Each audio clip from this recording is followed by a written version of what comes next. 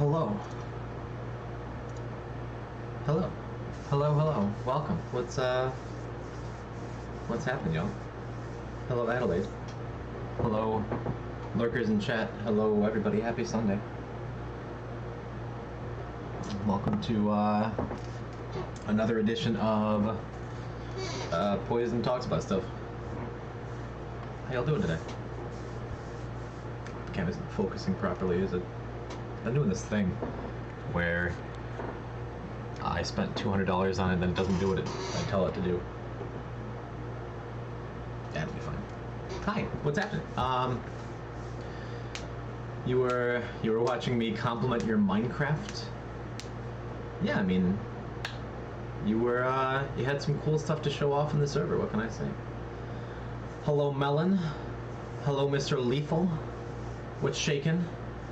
Yeah, we're doing our weekly edition of Poison Talks, and boy, we got some stuff to talk about today, huh? It's been a week. I don't know. I'm feeling good, Melon. I had my first, second, maybe, my first real brush with fame. This past week, like real fame, and I say fame And it's not as tongue in cheek and as it is usually. It's a couple of you were here, and maybe some of the chat lurkers today are here because of Friday afternoon. I got a raid from one of the big boys, one of the big Spelunky players, Twiggle, at Twigglesoft. Let me tell you a little bit about Twiggle. He's a fella who has been playing the Spelunky games for some time, but only recently had like a real come up on Twitch, as it were. I remember finding him on YouTube. I have a lot of background noise. Hold that thought. I think I might know what it is.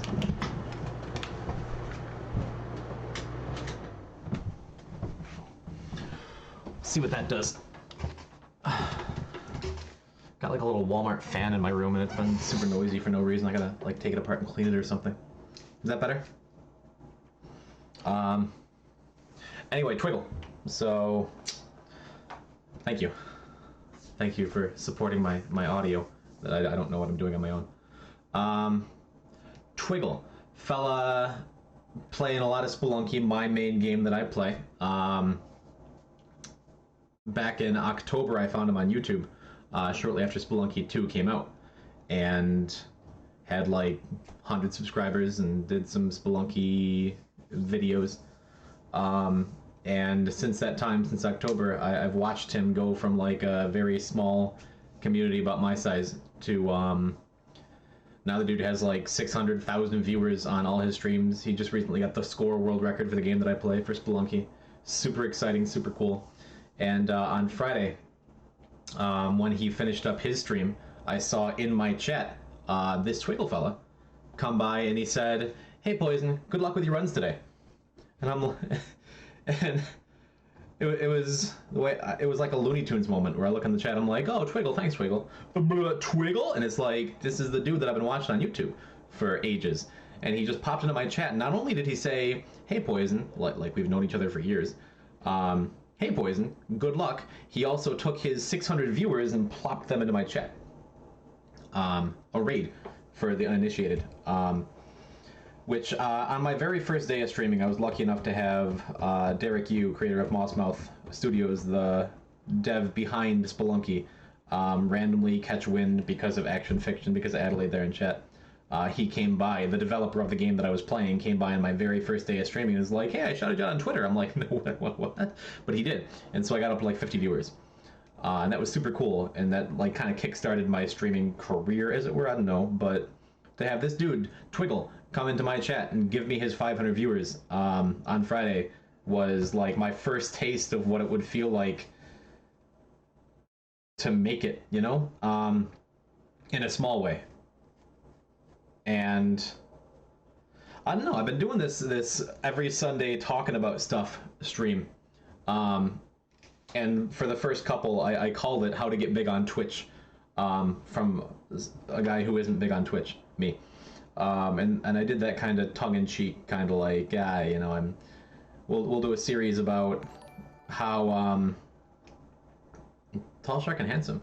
It's been so great to know you for the last 2 months. Oh, you were one of the guys who came in from the Derek Yu Twitter shout out. Thanks, man. Thanks, Tall, Shark, and Handsome. I appreciate your 2-month streak. Golly, where does the time go?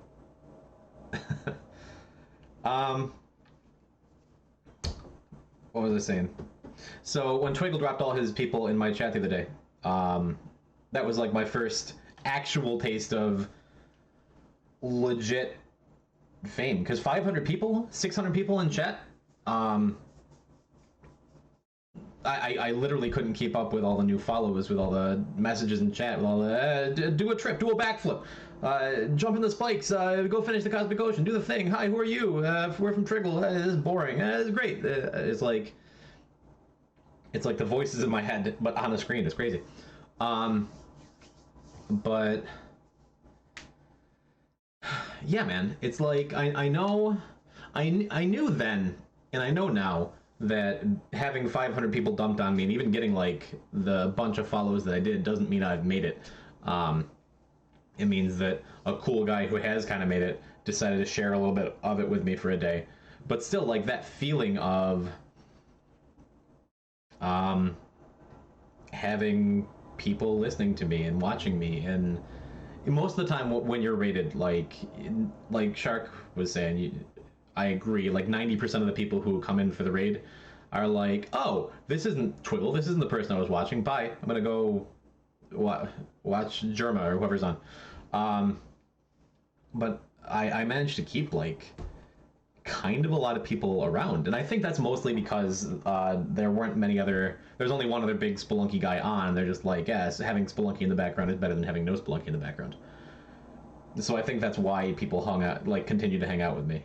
But it was cool. It was super cool. It was super cool. I had on Friday for the Spelunky portion of my stream 100 average viewers over 4 hours, and that's wild. That's a lot of people.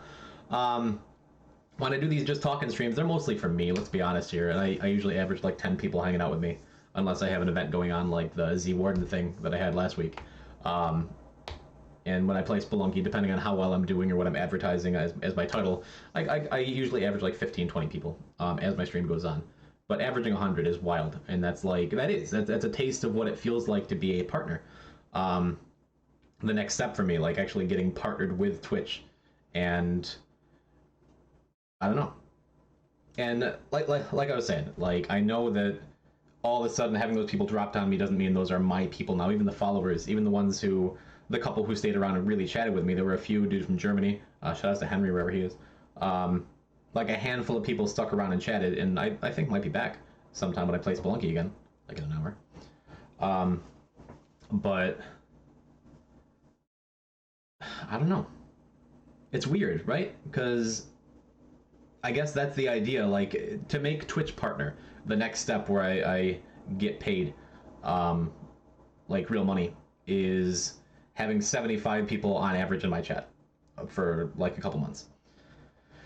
And I'm not there yet, even though this feels like a big taste of like, this is what it could be. Like I don't see that happening anytime soon. Unless I get a raid from someone big every night, which no. But like, is that where I wanna be going? I think about fairly often, like, is that what I want to be doing? Do I want to make Twitch partner? Do I want this to be a full-time thing? Now that like the path in front of me to where that's going is on the horizon, like this streaming thing, this is tiring, dude. Like taking what 20 hours a week like I do, where I just sit and talk to people nonstop in addition to my customer service job where I'm full-time talking to people, and then like I haven't had like a day off since last year, and I mean, that doesn't seem like a lot. I'm not complaining about it, but like it's with the path laid out before me, I guess, like what am I looking to do? Am I looking to continue grinding, continue growing, continue taking time off my day job and like going for this partner thing? And after, like, that was a question I asked myself before the Toil raid on Friday, before I got all the people dumped on me, and my answer afterwards was like, I don't know, man, that felt pretty cool. That felt really good. And my favorite part of most of my streams has been at the very end when I go and raid other channels like my friends or acquaintances or other streamers that I like, and being like, here's my viewers like Twiggle did to me. That's so cool. And I got to go to my buddy Z Warden, who I interviewed last Sunday, and I got to dump off 60 viewers on him at the end. And he's a full-time streamer who just got to be like, what's going on over in Poison Stream? What did you do? I'm like, I just took my top off on stream. It's all right. But having that little taste of what the next step could be, you know, really reminded me like that if I do find some way to continue growing my community like I have been, it felt right. It felt good, you know, and it felt like it's something I'll probably keep pursuing. And part of that is like continuing to do what I've been doing, like grinding 4 or 5 days a week, just playing the game I like, finding more people who like the game I like, who come in and talk to me about the game I like, and we share the game I like. Felt Felt like some tasty bacon. Oh man, were you there on Friday, Septua? Because that was wild. Adelaide, I know we talked about it, and thank you. But yeah, it makes me double down and think like, what have I been doing that's working? What plans do I have to like find new avenues for growth and for success, and what do I want to borrow, especially from other streamers who have already walked this path, you know? Septua, to catch you up, I got raided by one of the big Spelunky guys on Friday, and I wound up getting 600 viewers dumped on me, and maintained 100 for the rest of the stream, and it was wild and cool, and I have a lot of new friends. But for now, I mean, you're just looking at what's next, like I said. And I'm a pro now? No. I've spent the last like 15 minutes explaining why I'm not a pro. But why it felt good to get a taste of what a pro might feel like, you know? And when I think about it, it's like I was saying, what am I looking to borrow from other people to get to where they are, the people who inspire me? And I kind of put it to like the ideas that I had. I thought of like, okay, what are like the 5 streamers, content creators, YouTube guys, internet people who inspire me more than anyone else? Because on the one hand, I'd like to try and figure out what it is about them that inspires me, what it is about them I can learn from and adapt into my own stuff, and I guess on a more selfish level, if I keep doing this interview thing that I've been doing, who would I want on my show most? Like, who would I want as a guest on my stream more than anybody else? And I came up with, my answer was, I guess I came up with 5 different people that I'd really like to have here. And on that note, I'll talk about it a little more at the end of the just chatting portion of today's stream, but my interview with Z Warden will be up on my YouTube channel, which is going live on Wednesday. I've decided Wednesday at noon is the day I'm finally going to stop messing around with the editing on my videos. I'm going to finally stop like dirtling back and forth. Like, okay, Wednesday at noon, my YouTube channel is going live. And I'll have a link to it on my Twitch page here, and on my Discord, and on my Facebook, and on my Twitter, whatever else. But for sure, my first 2 videos, in an order I haven't decided, are going to be the January poison type highlight video of all the dumb stuff that I got up to, and my cut up, trimmed down interview with Z Warden. So look for that on Wednesday at noon. That's the big announcement I was talking about. I'll talk about it more later when the regulars show up, I guess. But yeah, now you can get that tattoo of my face on your back. Probably not that particular picture you put up, but yeah. So let me see. I figure, what's the best way to do this? I'm still kind of upset, by the way, because it's like my first 3 emotes were all like approved like that, like immediately, and then I just can't get this last one set up properly, you know. But let me see. So talking about like I was saying, if I really think about it, who are the 5 people that I would most like on my stream? The big news I just said is my YouTube channel, Wednesday at noon. Check it out. I'll put something on the screen a little later. But does this work? Yeah, that's perfect. Okay, we're gonna test that. Why does it look like garbage, I wonder?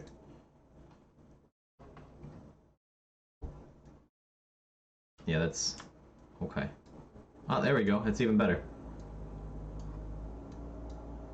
Yeah, that's it. That's exactly what I want. See, this is the professional streamer business that I was talking about. Just get Get that out of here.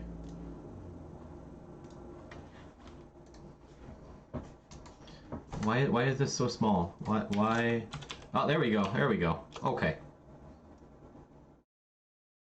So hold that thought. We're getting there. I need large font size, not resized to be large. Well, I put in a larger font size and it shrunk down to nothing. Oh my god. Stream sucks. How's that? Yep, that's exactly what I'm looking for. That's perfect.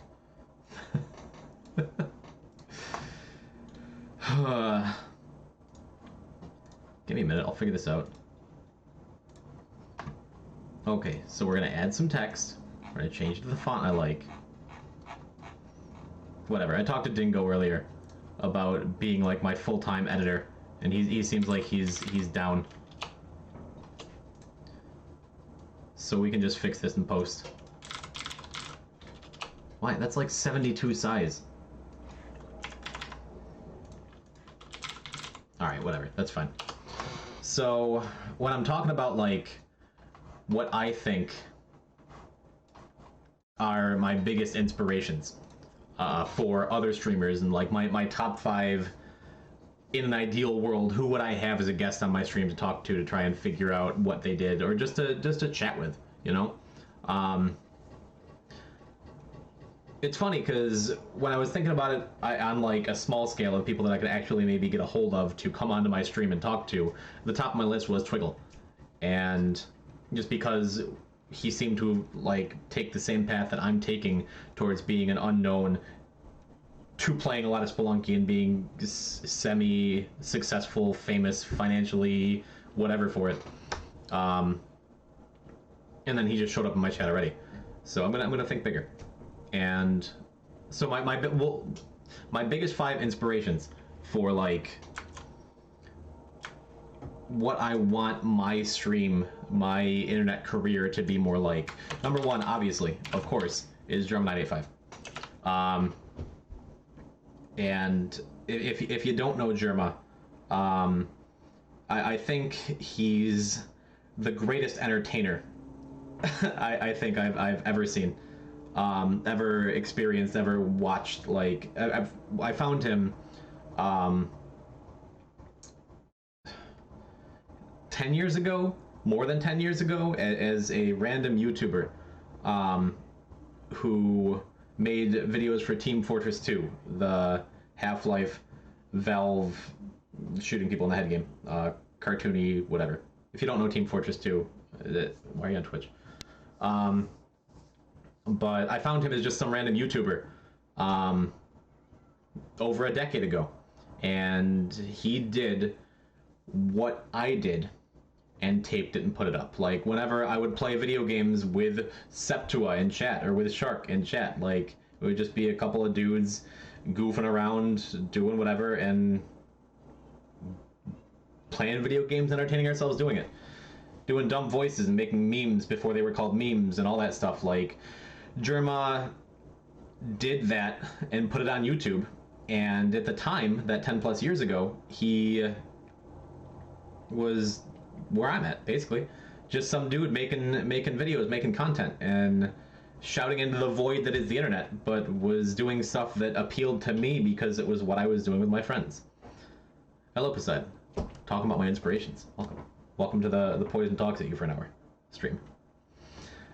But watching Germa985, so at the time, that 10 years ago, he was just a dude playing a niche video game. And then he and Star, his partner in crime at the time, and fellow Team Fortress 2 player, became like 2 of the biggest YouTubers in the Team Fortress 2 community and on YouTube in general. And wound up getting like millions of views on their videos, and then taking that to Twitch and kind of diverging the path. But Germa took the path of like variety streamer, play whatever he feels like playing. Like, he'll go and buy a Dreamcast at a garage sale and play Crazy Taxi for an hour, and make like these crazy narratives and create characters and just do on the surface is like, yeah, just funny, irritating, childish voices. Like, he's in his mid-30s like me, and he just goes on stream and acts like a teenager, you know. But what the thing that inspires me about Germa is the way he can take anything at all, and make it into like a funny, entertaining experience. Like some examples, like one time he bought a birdhouse at like Home Depot or something and built it and painted it on stream. Does that sound funny or interesting to you? No. Like a dude with just like a hammer and some nails and some watercolor paint, whatever. Built a birdhouse on stream on Twitch and made it one of the most entertaining things I'd seen that month, you know? Or he rented out a whole carnival one day. He put up like a Twitch carnival. Like Twitch chat was in charge of playing the games, like shooting the frogs into the on the lily pads and like doing a crane machine and stuff like that. It's wild, and I feel like the thing that inspires me most about Germa is the element of entertainment, you know? And that's the thing that like when I watch him, it makes me want to focus on that in my own streams, because it's just like everything he does is for the content, is for the entertainment of his chat, of the people watching, you know? And the magic tricks. Yeah, he bought it. I showed you that. He bought a children's magic set and just did the tricks for Twitch chat for like 3 hours, just presto majesto, and it was amazing. And that's something I think of. Like, no matter what, he always has the focus in his mind of what's the most entertaining thing I can do, what's the best content I can create. And like that's why he's at the top of my, like, the first thing that comes to mind in what would make a great streamer, what I want to be as a streamer is Germa and the entertainment level that he brings to stuff, you know? And then kind of on a similar but opposite take. Number 2 for me is Hungrybox. If you're not familiar, Hungrybox is a professional Super Smash Bros. Melee player and professional Super Smash Bros. Ultimate streamer, known for playing Jigglypuff, and with a bit of a dotted past. He's known as one of the 5 gods of Melee, one of the 5 players of the game that from 2010 to 2017, one of those 5 players won every tournament that at least a couple of them attended. One of those guys, one of the 5 gods, won every tournament for years, and Hungrybox was one of those guys, known for being the only successful top-level Jigglypuff player in Super Smash Bros. Melee, and known for being kind of he was kind of the bad guy for a while when it came to like Smash lore, you know? And he went from that just being like a 16-year-old kid who played Jigglypuff in what's now a 20-something-year-old fighting game that was long since left behind by the developers and only had a grassroots community. And it's kind of a longer story than I care to tell, how he got from there to like being the Mr. 8K he is now. Dude has 8,000 subs on Twitch. But it's definitely, I count him as one of my inspirations, because whereas Germa looks at everything for how he can be entertaining, like what's the most entertaining thing he can be doing, Hungrybox on the other kind of side of that, like looks at how can I make this into something profitable for me. And I guess that sounds a little cynical, and it's not quite that level. Let me explain. Hello, EC Hollywood. Hello. I saw you followed, what, like an hour ago? Welcome. Welcome to the stream where I talk at you for a little while before I play some video games. I'm Poison, if you don't know me. Or if you do know me. Cool. Hello. Or if you followed when I'm offline, maybe you clicked on a link on Facebook or something, maybe you know me. We'll find out. Talking about the people who inspire me. And number 2 is Hungrybox, Smash Brothers player, who I think it's super cool the way that everything he does is with that growth mindset that I've talked about on here a whole bunch. You know, it's like you see it happen a lot with a lot of streamers. Like if they're gonna take a second or like go grab some water, go to the bathroom, if they're playing on an online game and there's like some downtime between games, a lot of streamers will like, I was at work and I know you on a personal level, you know my brother specifically, we look alike, as you're hinting. Oh man, these little guessing games for people that I know but don't know. I know your brother specifically. Hollywood. I'll think about it. I'll get back to you. But thanks for being here. I'll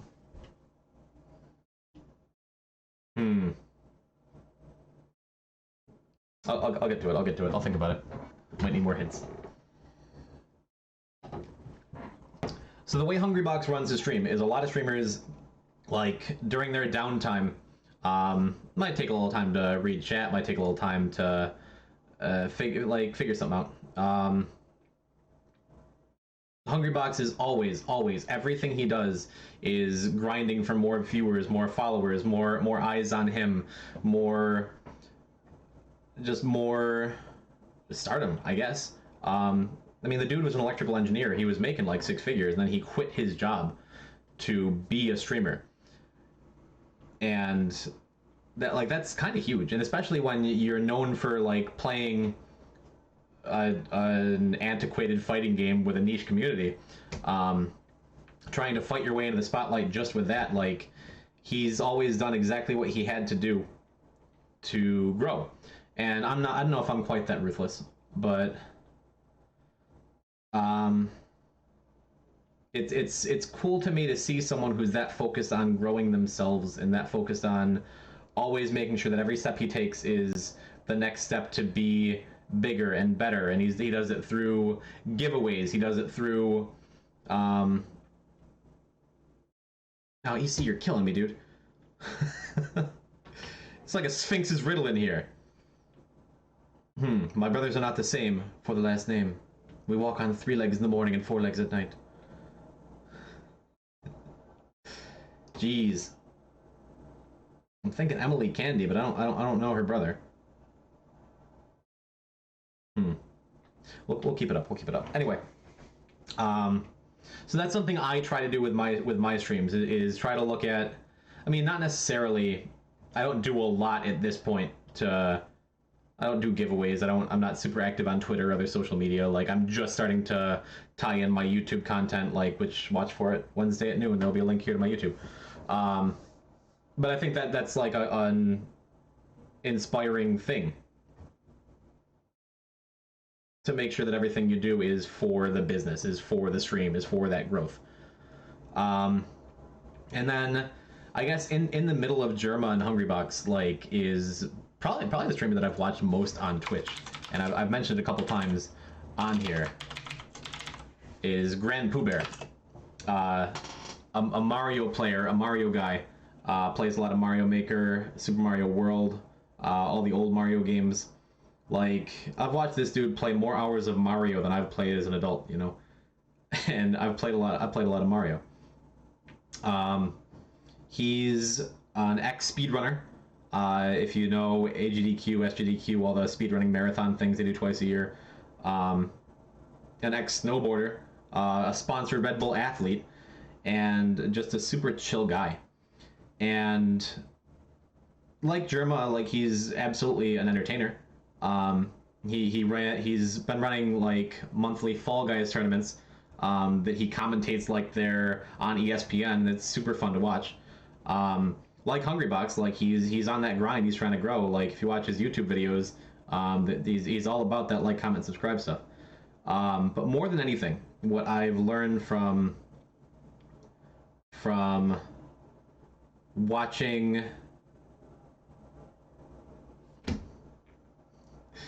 Oh man, this is distracting. EC, you're screwing with. I'm gonna keep going. Yeah, that's fine.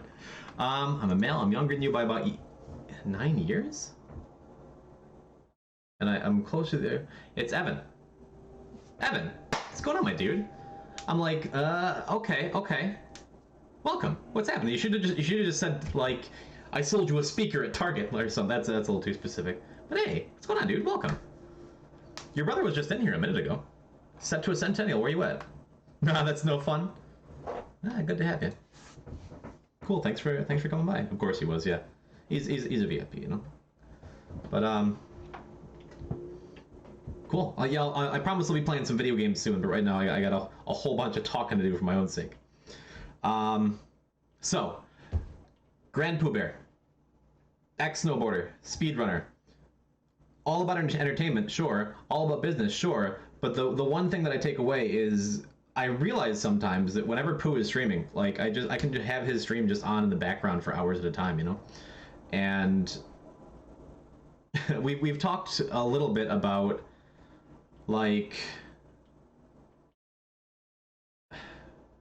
what's parasocial relationships, like the idea of watching a big streamer like Twiggle. Like I talked about Twiggle at the start of the stream, the Spelunky streamer who raided me a couple days ago, and I'm just like, yeah, Twiggle, he's a buddy of mine. Yeah, we've talked a couple times. He comes in, we're on like a first name basis, like, what's up, boys? I'm like, what's up, Twigs? Twig Daddy, how you doing? And that kind of relationship as a streamer or with streamers, it can be kind of weird. You see it the most with like female streamers who get hundreds of dollars a month from men who are like, yeah, she's basically my girlfriend. Like, no, she's not. But at the same time, if a streamer's like goes out of their way to create that kind of atmosphere where you do feel like it's a place you belong in chat, where you do feel heard, where they do have conversations with you, like it's a fun, friendly atmosphere to just hang out. Like Grand Pooh Bear embodies that feeling to me more than anything else, because I've had this dude on for hundreds of hours in the background of my life, just chatting with Pooh, like watching him let his toddler son play Mario, or talking about like his times with the boys at GDQ or whatever else. And I feel like the one thing that I would take away from Pooh's stream for my own is the idea of building atmosphere. And I'm gonna get out of the way of my own text here. I think that's such an important quality for a stream to have, that like you can just chill with it. I do that with Twiggle too. Like just have on a stream in the background, and it's like having an old friend in the room talking to you, but not really. As I say that, I guess it's kind of sad. I'm not that lonely. I have friends. But the idea of Pooh providing an atmosphere that like it's welcoming, it's chill. Chill is the best word I can think of for it. Like in the other, there's overlap here. Like I've also done this with Germa. I've also done this with HBox, but that's like the biggest element from Pooh's stuff that I would take for myself is the idea of just having a chill place to hang out. And I think out of anything so far, I provide that pretty well. It's Spelunky especially. It's a game where I can just sometimes there's like tension and sometimes there's stakes, but most of the time I'm just kind of grinding out runs, running around, whipping bats, and Pooh exemplifies that for me in my mind more than anything else. And there's a lot in common that Pooh has with my fourth inspiration, I guess, which is Harblu.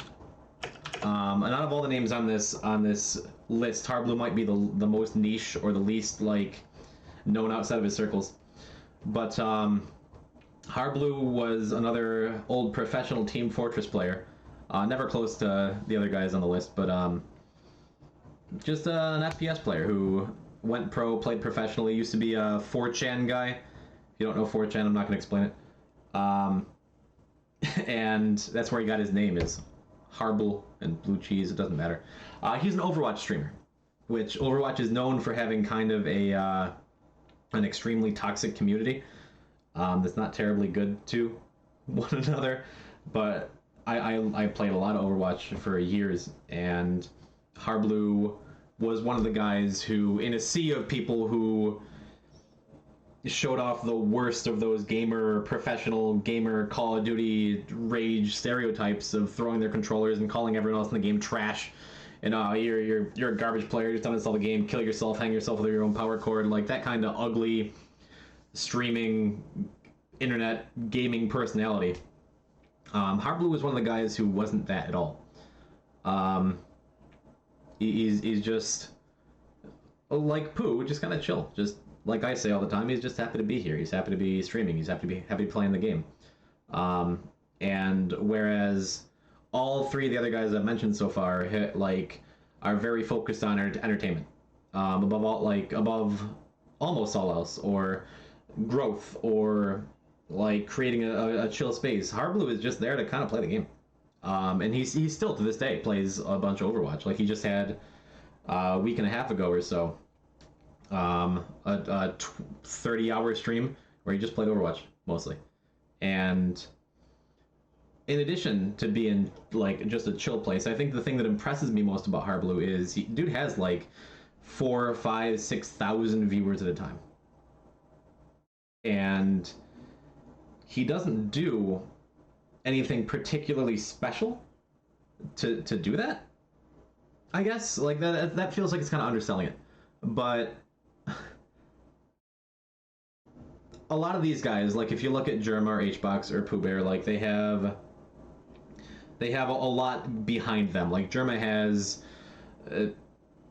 2 extra YouTube accounts that catalog everything he does and can share all of his content all the time.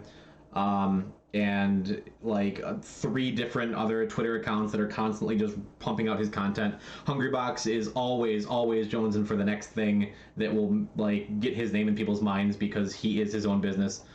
Pooh Bear is excellent at like cross marketing and working with other big streamers and collaborating. And Harblue is just a dude who goes on and plays Overwatch. You look at his stream layout. He doesn't have like all these different social medias to click on. He doesn't have all these look at this here. He doesn't have like a ton of stuff. He just goes on and plays the game. And it's so his layout is so minimalistic and so like easy on the eyes. Like, and that's a huge thing to me. Like you watch a lot of the bigger streamers and it's so busy. Like there's tickers across the top of the screen saying like, oh, biggest, like this is the donation, this is the biggest this month, and this is the stream goal, and this is the sub goal, and this is what happens if you click on my Instagram, and here's the current contest, and this is like this. It's like a lot. And Harblue has like his win-loss record on screen, like a little ad from his like the sponsor of his team like in the corner, and that's kind of about it. And so like the simplicity, the minimalistic style of everything he does like really appeals to me, and it's why most of what I do is like as little clutter on the screen as possible. You got my face cam, you can't get away from that. I think face cam is more fun to watch streamers who have it, to kind of connect with them and what they're doing and experience what they're experiencing with them instead of just watching them play the game. But I would say like for Harblue, it's the form, like the minimalism, the simplicity of what he does. And I don't know, I can't decide if it's because he's incredibly good at what he does, at the characters he plays and the game he plays. I can't decide if it's just because he already has that established community that's followed him as a pro gamer for such a long time, so everyone just expects that from him. But to me, it really is what draws me to his stream and his style is just that it doesn't feel like it's some over-prepared, over-rehearsed crazy thing. It's just like, this is him playing the game, and he's really good at it, and it's fun to watch, you know? I don't think being a streamer, you need much more than that. And I prefer not being assaulted with 100 taskbars and things to click on and Twitch add-ons, and it's just easier that way to me. And I think that has a lot to do with just that's the way he likes it, and that's important. I think a lot of streamers, especially newer streamers, get caught up in the idea that more is more, that the more things you have, the more integration with other like social medias or other things to click on, like that's better. The more you have, the more cross-pollinating you can do. Like the more you can click on my Twitter and my Instagram and my Snapchat and my Pinterest and my MySpace, and I don't know. I think that's one of my issues. I got lots of stuff. It's tough to keep up with for me, and maybe that's just me being a boomer, you know? But I think it's... I don't think there's exactly a wrong way to do it, because even as I say that, like Hungrybox has a ton of that stuff on his screen at all times. He has the sub goal and the donation goal and the next plan, what's going on here, and his win-loss record, and like he has a big layout, but it all works because he's taken a lot of time to perfect every step of it, you know? Whereas Harblue never did and never wanted to, so he's just like, it's funny when he if he leaves for a second to go to the bathroom, he just types BRB in big white letters like I have on my screen. It's just like, oh, that's his layout. Oh, 6,000 viewers. I guess I'll argue with it. but that's his vision for what he wants his stream to be, and I think that brings me to my last point pretty well, which is the idea of vision, of having like an idea of not just what you want your stream to look like, but or what you want your content to be, or what you have in front of you. Like the idea that whatever you're doing on Twitch or on YouTube, or whatever content you're creating, is exactly what you want it to be. That feels like kind of a vague way of saying it, but I guess to explain, let me talk about the number one content creator person, internet guy that I would love to talk to have on my stream, to be pals with, I don't know, is absolutely Stir. The once great Star underscore, the currently great Stir, YouTube personality, Twitch streamer, haunted by the specter of Team Fortress 2 until the day he dies, current creator of tabletop games and teller of Dungeons and Dragons stories. Stir is a complicated fellow. His name is forever permanently linked to German 985 that I talked about before. But he was probably the first person on the internet that I started like following, and I'm like, I want to watch everything this guy does. And he liked Germa. He started off playing Team Fortress 2, just an old shooting game from Valve in like 2008. He started making videos or something, which feels like a crazy long time ago. But I found him because of a silly video he did called Sniper Stomper, where he played a character in the game Team Fortress 2 that, like, without going into too much detail, because if you don't know, it doesn't really matter, but the goal of his character was to shoot himself with rockets to fly around the map and land on people's heads and like bonk them like Mario, but in a shooting game. And it was just like a silly thing, and he did silly voices like, yo, sniper, or like in the early meme text over the videos that's now like a big thing. He was the first person I saw doing that thing. And like I said with Germa, it was just like the kind of thing like, this is what my friends and I do. This is what I love about gaming, is yo sniper, like that dumb stuff. And the difference between Star and Germa is, as Germa evolved as a content creator and just played whatever he liked, because of his focus on being an entertainer before anything else, like he found success doing literally anything. And Star put it best himself when he talked about it. Like, it was hard not to get jealous of Germa just watching that, because Star didn't want to do that. Star didn't want to have a birdhouse stream where he paints a birdhouse, because he didn't feel like it. He didn't, like, if... the comparison I have in my own mind, like, if Germa is the birthday party clown that everyone loves and everyone wants there, Star is like the alcoholic comedian that closes the club every night and is bitter about the clown's fame. But Star is more than that. The reason that he got bitter with the community and the content that he was making, as far as I can tell, and some of it is from his words, but I don't want to put any words in his mouth, was because as he kept doing Team Fortress 2 content, he got kind of bored of the game. He just didn't like it as much as he wanted to. But if he would try to make other stuff, it wouldn't get half the views, and people would be like, go play the other game. Dance for me, monkey. It's like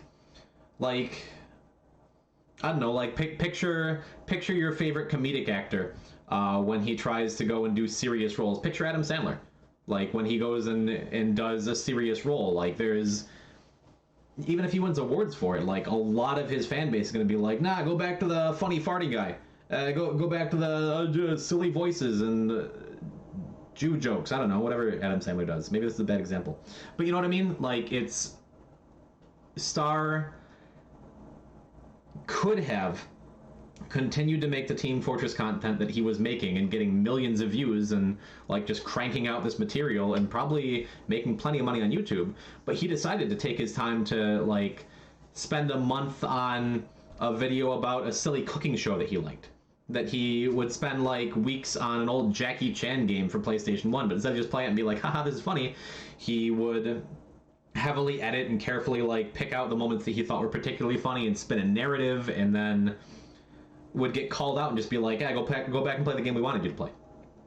And he's been in the shadow of this for such a long time. But why he's so inspiring to me is not because of the old Team Fortress 2 stuff that I loved. Like, I love those old silly videos that he eventually grew to hate making. And it's not even because of, like, the purity of, like, the hard work that he put into the stuff he did. But it was the idea that, like, what you are doing on your stream, in the creation of your content, whatever you're doing, you want to be true to that vision to the end. You know what I mean? And I think that's what it inspires me most about him out of any content creator I know, is the idea of, like, never compromising what you're doing to jump on whatever fad is big, you know? Like, I think of, we were talking about Overwatch with Harblue.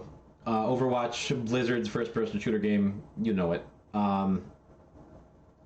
Came out in 2016, was huge, and then had some difficult growing pains because Blizzard had never made a shooting game before. And as a result, like, it was big enough that I have an Overwatch League jersey in my dresser that, you know, does anyone even watch Overwatch League anymore? It was on ESPN once, and then it died, and all the cash they dumped into it couldn't fix it because there were, like, intrinsic problems with the game that it never got back to where it was supposed to be. And a lot of the Overwatch creators, like the people who played Overwatch for their jobs and, like, all that, as Overwatch started to dwindle, a lot of them, like, were just like, oh, I'll just play Fall Guys, I'll just play Among Us, I'll just play Phasmophobia, I'll just play Minecraft, I'll just play Fortnite, I'll just play Apex Legends, I'll just play what's the one, Tarkov, Escape from Tarkov. And you can kind of tell when you're watching someone stream if they're not having a good time with the game they're playing. And so many of these Overwatch creators, like, went on and played a different game because theirs was dying and they just didn't care for it. And then you have someone like Star, who, when he got sick of Team Fortress 2, and Team Fortress 2 was still this giant, hundreds of thousands of people playing it, he would do things like play Strike Vector, like a plain combat game, and like, oh, I love this game, so I'm just gonna make like 3 videos on that. And they tanked comparison to his Team Fortress 2 stuff, and he kept doing it because that was, like, his vision. And that's for, like, what, not even like in some grand, like, this is my calling, my destiny, but in, like, the idea that if I'm gonna be making content, it's gonna be for stuff that I care about rather than just putting stuff out to put it out. And I understand that, like, as a content creator, if you decide to pursue this as, like, your job, your path, your income, you know, that there's a temptation to go with whatever the biggest thing is. But I don't know, it, like, for me at least, I feel like if I wanted to take that route, I wouldn't have picked a game like Spelunky. Which, is it awesome? Oh yeah. Is it popular? Sure. Is it going to be this popular in like 6 months? No. It's going to turn back into a niche thing with, like, with the top creators. Like, I feel like this is the golden age of Spelunky, where everyone's playing it. It just got some attention, the speedrunning marathon. But if I wanted to play a more popular game, I think I could have grown faster by now. But maybe it's something I picked up from Star. Like, I guess that after years and years of watching him and watching him go through his process of playing a game he loved and creating content for a game he loved, and then not only, like, switching over to continue doing things he loved when he could have been making more off of what he didn't love. Like, he played Overwatch for a while and really didn't like it that much. Like, I remember watching his Overwatch streams and thinking, dude, you're not having a great time, are you? And so he stuck with it for a while because it was his job at the time, but moved on when he didn't feel as though it fit him anymore. And that's why I say, like, the vision for what you want your work to be and not compromising that for anything. For me, I'm having a great time playing Spelunky. I'm having a great time with the community that plays Spelunky. I'm having a great time with my chat as I play Spelunky. And if I get to the point where I'm like, I don't want to do another Cosmic Ocean run or whatever, I'll play something else. And if I if Spelunky dies off, but I still haven't finished the Cosmic Ocean, I still want to keep playing it. Like, if all of a sudden the views for Spelunky are 10% what they were the month before, I'm gonna still play Spelunky. It's fine. But it's something that I try when I think about. Like, I want to try to balance with all of these things. All these guys that I've talked about here are like, there's things to take from each of them. Like, I would like to make sure I have in my mind the focus on entertainment that Germa has. Like, everything I do, I want people to enjoy watching, because this isn't just for me, you know? And for Hungrybox, I want to also think of that growth and how I can, what my next step for the stream is. And for Pooh, I want to make sure that while I do it, it's like a chill place to be, that everyone's happy to be in chat and happy to be watching. It's why I watch my mouth a little bit. I'm not as obnoxious as I am in real life. Like, with Harblue, it's why I keep everything kind of minimalistic, and I don't go crazy with extra prompts and tie-ins to social media and stuff. And through it all, I want to make sure I'm just doing what matters to me, you know? Does that make sense? But I list all that stuff off for the same reason that I talk about any of this stuff as I go. And that's because the more I talk about this, it's like it's keeping me focused towards what I want to build towards what I want this stream to look like in 3 months, at the end of the year. I don't know how long I'm gonna do this for. Like, as long as it feels good, I guess. And thus far, it's been working out pretty good. Like I said, on Friday I got a raid from Twiggle, and it was my first taste of what it means to actually be famous. I don't know, in some super small way, but Ren the Goblin, thank you. Hello, what's happening? But yeah, all I know is, for the short term, gonna keep doing what I've been doing, and maybe I'll get another taste of what I had on Friday. Maybe that'll be the peak of my career, and the rest of the time I'll just chill with my 15 to 20 people, or less, depending on what I'm doing. Like, if I'm talking, I see my viewer count drop because people are tired of listening to me, but I get it. But whatever any of that success is or isn't or might be, that's pretty cool. I would hate being famous. Well, that's why I'm always trying to talk about it and keep perspective on it, you know? Like, because I don't know if I would like it either. I got rated by 500 people on Friday, and at the end of it, like, when I closed my stream for the day after having 100 average viewers for like 4 hours, I was exhausted, dude. But to this point, I've talked about it to keep myself focused, to keep myself like in place, and as long as I have full control over this little Twitch machine that I have behind me, it's fun. It's a fun journey. And hello Kate, hello Ms. Grenade. I talked about that at the beginning of the stream, and I'll talk about it a couple times throughout. I'm still tweaking. I wanted to have my YouTube stuff done by today, but I'm still like adjusting like my first video I've made, because I want it to be perfect. Like, I want the editing to be just right. I want like the clips to be the best. I want everything to be, and I'm getting to the point where I'm like, I feel myself, I could do that forever and then just never post anything and keep talking about, hey guys, YouTube soon. So I'm saying for sure, Wednesday at noon, I'm going to be posting the link to my YouTube on Twitch or in my Discord. That is the date, that is the time, it is happening. I'm going to have my January highlights video, and I'm going to have my cut-up interview with Z Warden, and I'm going to post it. But all I want to do is live a slow life with a perfect amount of money, but not too much. I could do with too much money, I don't know. But like I said, and like I've been saying, whatever, I've said this like once a week, every Sunday, whatever success is, like when it comes to Twitch and content creation, internet fame, whatever, this especially, fame is how you define it. Success is how you define it.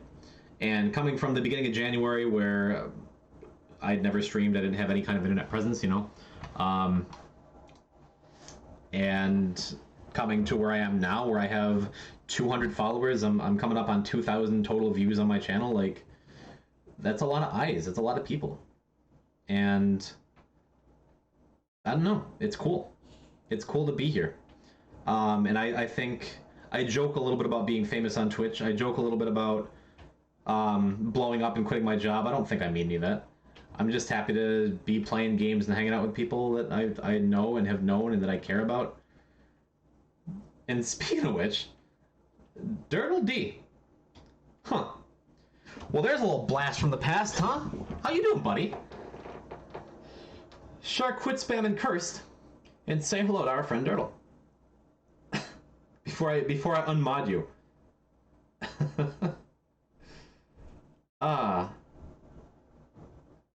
Hello, Tidepole.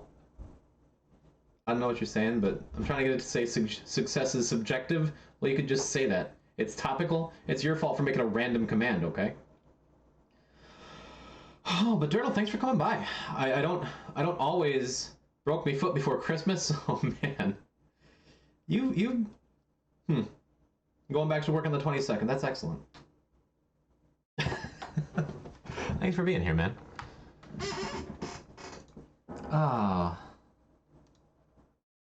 Let's see. So with that, you showed up right as I finished up my just talking about stuff portion of the stream, and now I think I'm actually gonna play some video games, because isn't that like, I think that's what Twitch is for, I'm pretty sure, right? And Tidepole, I don't speak that language, but welcome. Video games are banned on Twitch? I mean, I think that's music. Video games are next, but might as well enjoy it while we can, huh? So let's get some Lunky going. What should the clickbait title of today's stream be? Something about $7.99 or True Crown or Eggplant Crown or daily runs or killing myself with a teleporter?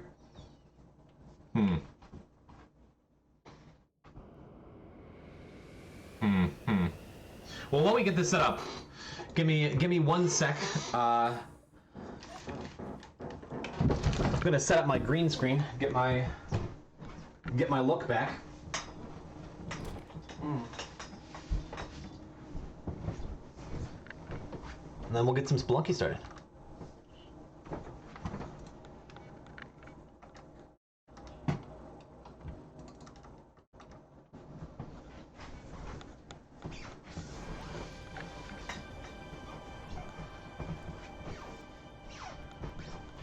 All right. How's this looking? So my green screen is almost correct. That makes it worse. That makes it better. Okay. That's better. That's more like it. That way you don't get to see my messy room. Let me see.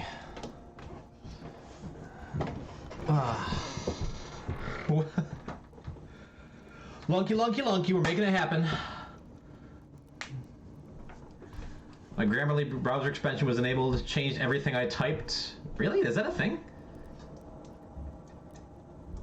I forget we live in the future. There's just instant translation going on. But let me see. You guys didn't answer me. What's the clickbait title for this stream? $7.99? More like 7-Eleven hot dogs. That's terrible.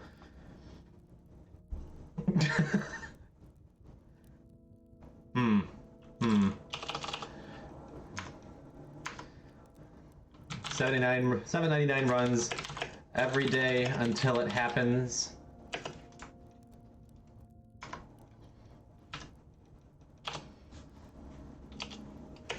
And we'll do exclamation point TP, that's fine, because I'll be killing myself with teleporter any minute now. Kansas City Chiefs are gonna win? Oh yeah, dude, isn't it? It's like the Super Bowl or something, isn't it? Jeez. Any football fans in chat? Are the Kansas City Chiefs one of the teams? I don't even, oh man, I'm bad at this. Jackie May. I know a Jackie May. Hello, thank you for the follow. Nah, that couldn't be who I think it is, right?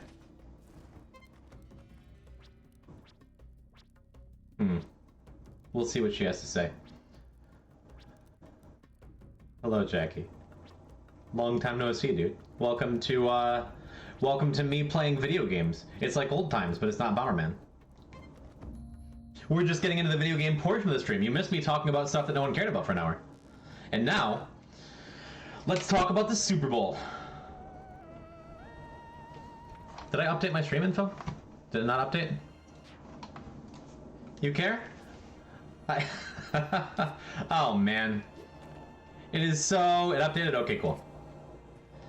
It's so odd having like a mishmash of everyone I've ever known from the last 20 years of my life randomly popping in and out. You enjoyed it supremely, but you're also building more furniture. Furniture building stream when? I miss you too, dude. Thank you for being here. Thank you for popping into my chat. Or are you just here for the Spelunky? Audio was weird for a minute there?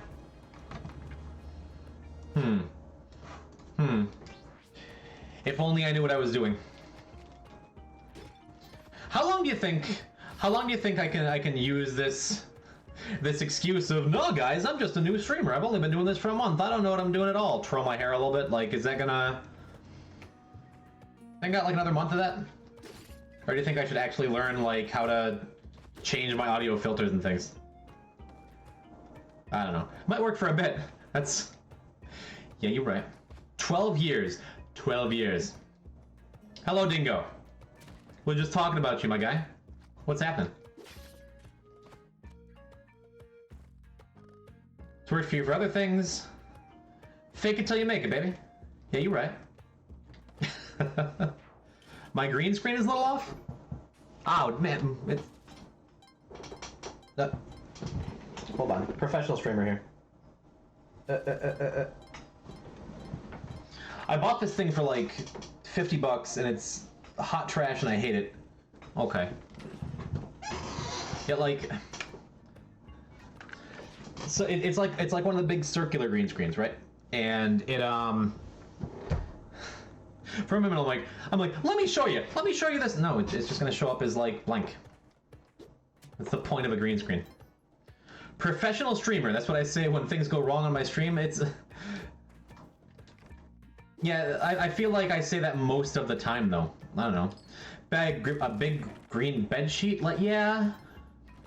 After I bought this thing, so again, it's like one of those big circles, and it's got like a metal ring around the outside so it keeps its shape, and you're supposed to be able to fold it like a tent.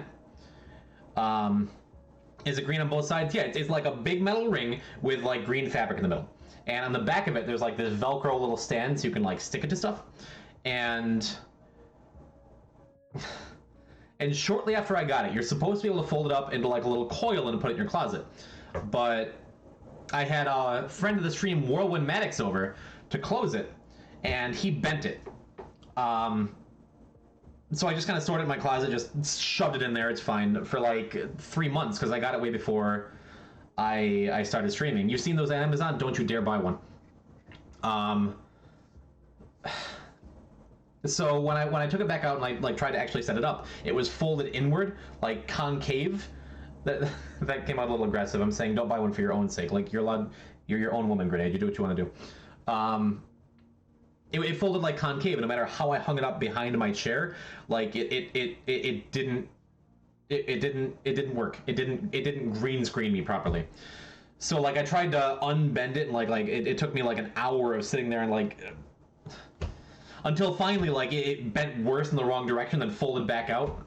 So I like cut it open and pulled the entire thing apart, and like I had to cut off the Velcro on the back. So right behind me, you can't see it because it is a green screen, but it is shredded. It is a destroyed green screen. I cut the Velcro off the back. There's like a giant hole in the bottom where there's just jagged metal sticking out. It's garbage. Do not buy one of these stupid circular green screens. Just go to like Joanne Fabric and just you won't feel as cool. You won't feel like, oh, I'm a professional streamer with my professional streamer green screen. But at least you won't cut yourself open and get tetanus on a piece of okay. Relax, Poison. I am not completely satisfied with my purchase of this particular green screen, but it's fine. And also, I blame Whirlwind Maddox for ruining the green screen, but it was ruined in the first place. I don't know what I'm talking about. Paint yourself green to become one of the green screen. Okay, I'm gonna get a bunch of green. I'm gonna get like one of those the Green Man bodysuit masks, and then cut out my lips, so I have just my lips on screen. That's all you can see. We're going back to the ASMR streams. So we'll do just zoom in real close again, like, hey everybody, and welcome to Poison Type Stream. It's awful. No. I did that once, never again. Yeah. No, this is not a kissing stream. We have an altar over there. Was the dog at the very beginning? I think I was. Nah. I think I was distracted talking about green screen stuff and paying attention to people I like showing up in chat. I don't know. But Kate the Great, thank you for So after my big stream the other day where I got raided by Twiggle and I had my 600 viewers for a minute, the moment where I got the notification like Twiggle is raiding your chat with 600 viewers, Kate the Great was there to take a screenshot and send it to me on Facebook like, haha, your stupid face. And thank you for permanently archiving that memory for me. I appreciate you, I suppose. I was gonna make it my profile picture, but I try. Okay, it's hard for me. Well, dude. Okay, I was saying this before during my just chatting portion of the stream, like. On my very first stream, I was lucky enough to get rated by the creator of the game. Not rated, but shouted out on Twitter, so I had like 50 people watching my stream the very first time I streamed. So I had kind of a brush with, like, people paying attention to me. But I don't think there's anything that prepares you. Like, it's like one of those weird high school nightmares, where all of a sudden you're naked in the auditorium, giving a speech, like reciting Shakespeare, and you didn't learn your lines. Like, there's nothing in life that truly prepares you for that feeling of like, all of a sudden I just finished my Minecraft portion of the stream, and nobody watches my Minecraft streams except for the people on my Minecraft server.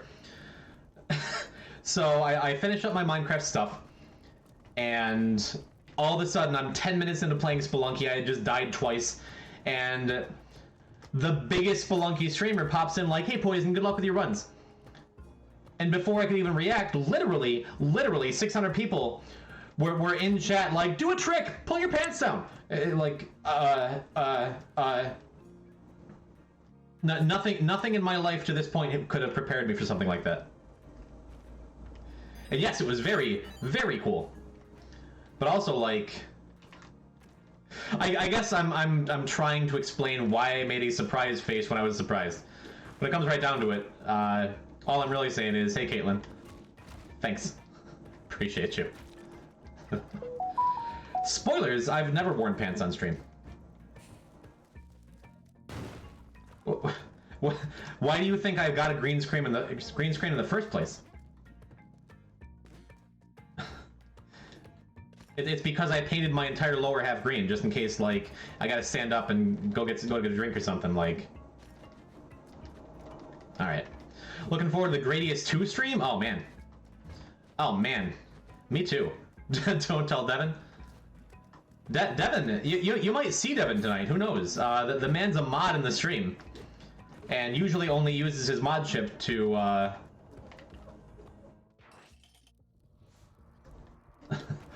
usually only uses his mod chip to create polls as to whether I'm going to die very soon, with the answer being yes or yes. Green Man Group? I mean...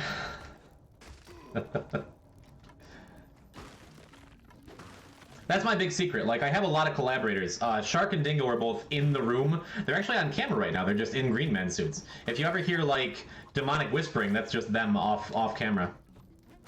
Just off camera. Also, anyone who came from my social media is like, wait, Poison, where's the big announcement? And you missed it while I was talking earlier. It's, my YouTube is going up on Wednesday at noon.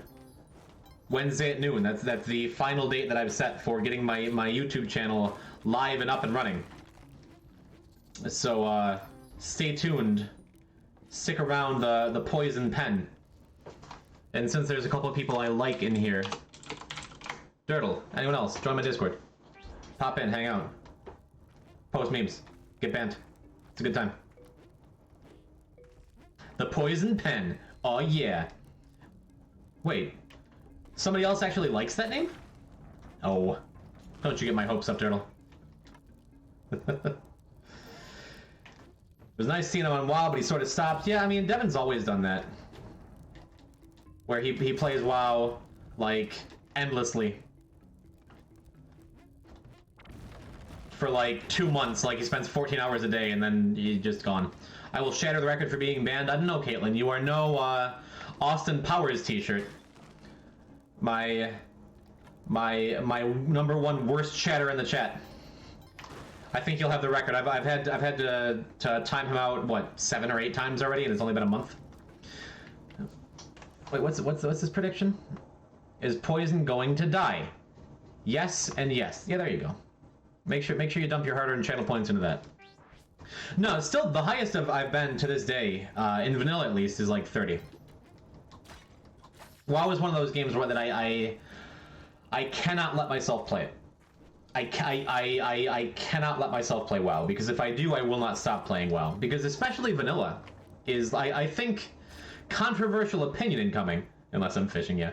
Controversial opinion incoming. I think WoW, World of Warcraft, is one of the greatest games ever created. I think it is such an imagined world, such a fully fleshed out, like Magic the Gathering and collectible card games. It is like the first and the pinnacle of its kind, I believe. RuneScape greater than WoW? Okay, that's a hotter take. But I'll log on, do a classic WoW, then I'll log off. I can't do that. I can't do that. And that's what I'm saying. Like, another Dark level, 2 back-to-back? Why does this always happen to me?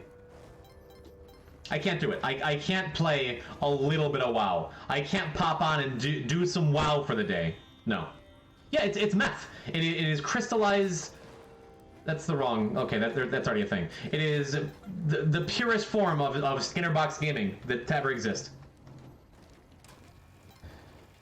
I have the attention span. Oh boy. Dirtle there wasn't kidding. I used to spend like hours a day just getting my fishing up in classic WoW. Like, I'm a Minecraft player. I can click on that. You hadn't played for a long time, then Salt City Slayer, friend of the chat, got you back into it, huh? Tragic. Yeah, man, it's a game. A game among games. A gamer's game. I've played WoW. I've played WoW for like 3 months of my life, on and off, you know.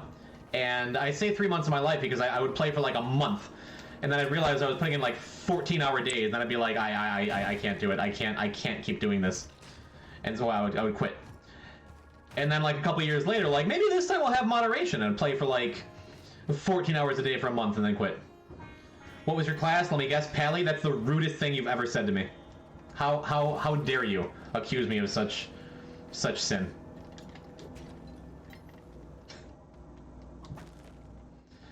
It's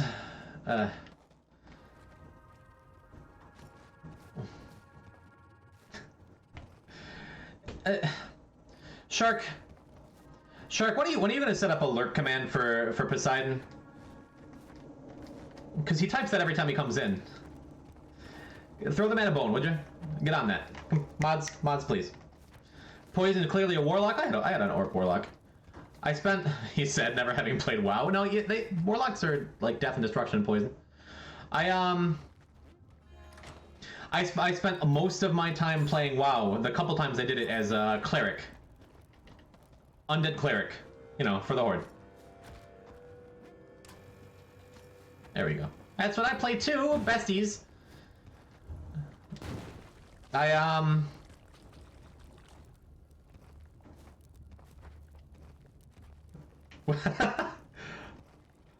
Oh, now the lurk command is just for Ian? Yeah, that works too, I guess. Look at that, Poseidon. You got your own command. What a... Now you're a real VIP. And he probably doesn't know it because he would probably already went to lurking before you typed it in. Tragic. But no, dude, I think in addition to cleric, I also played warrior for a while because it was cool. I liked tank and stuff, but also having the option to DPS because as a cleric, until you get to endgame stuff, it's tough to be a DPS cleric, and I never got to endgame stuff. The only time I ever got past level 60 was when Mists of Pandaria first came out. And I played I played a panda monk for a bit, and that was cool. Like I feel like Pandaria was a maligned expansion, perhaps, because I don't know, nobody liked the pandas or something. I thought it was super cool. But then again, I had nothing to compare it to. Everyone said like Burning Crusade and Lich King were way better. I couldn't tell you, or maybe. Rob, maybe you remember because I don't. Like, I think I played for a little while right near the end of Vanilla, or right at the beginning of Burning Crusade, because that's when, like, Devin brought his computer to my place and just left it there for a while. I don't know. But... this is always sketchy here. I might have played during Burning Crusade, but either way, I played the most. During Vanilla, and then when Vanilla was called Vanilla or Classic, and then Pandaria.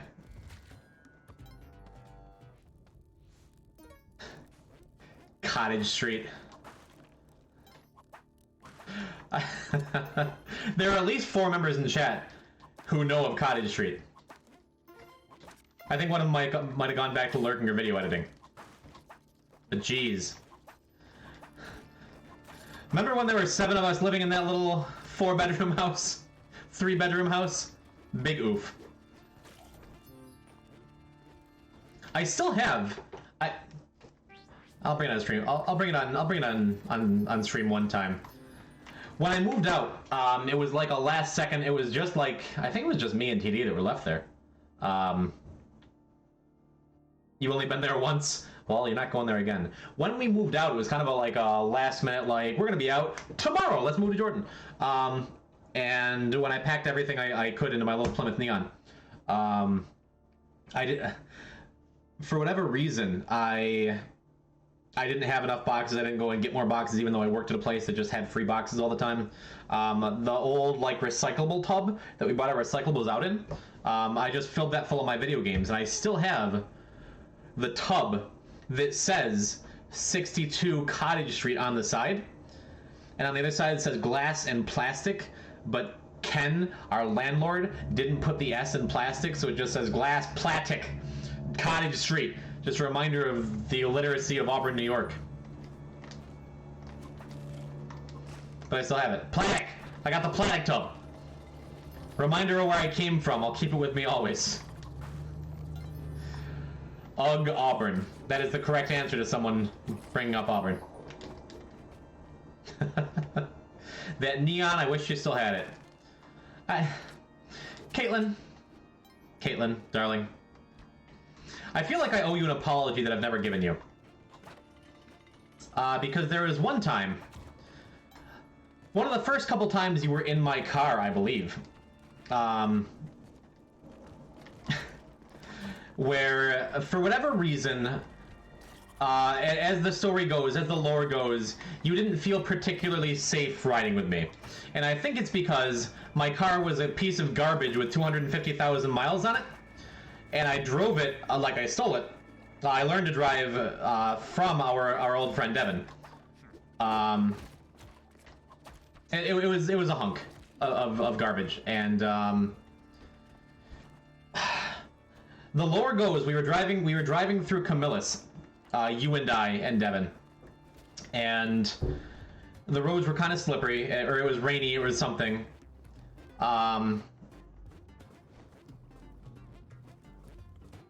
Sorry, I want to make sure I made that jump. We were going down a hill, and you were at the time a bit outspoken, a bit young and loud, as we all were. And why are these dudes just jumping here? Sorry, I'm getting distracted. Devin was irritated with you, and as a result, you were irritated with Devin. So the two of you were shouting back and forth at each other for no reason for a while. And then you turned on me, like in mostly a joking way.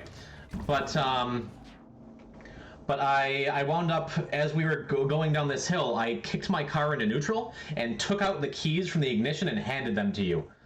As we were going like 55 down this hill in Camillus.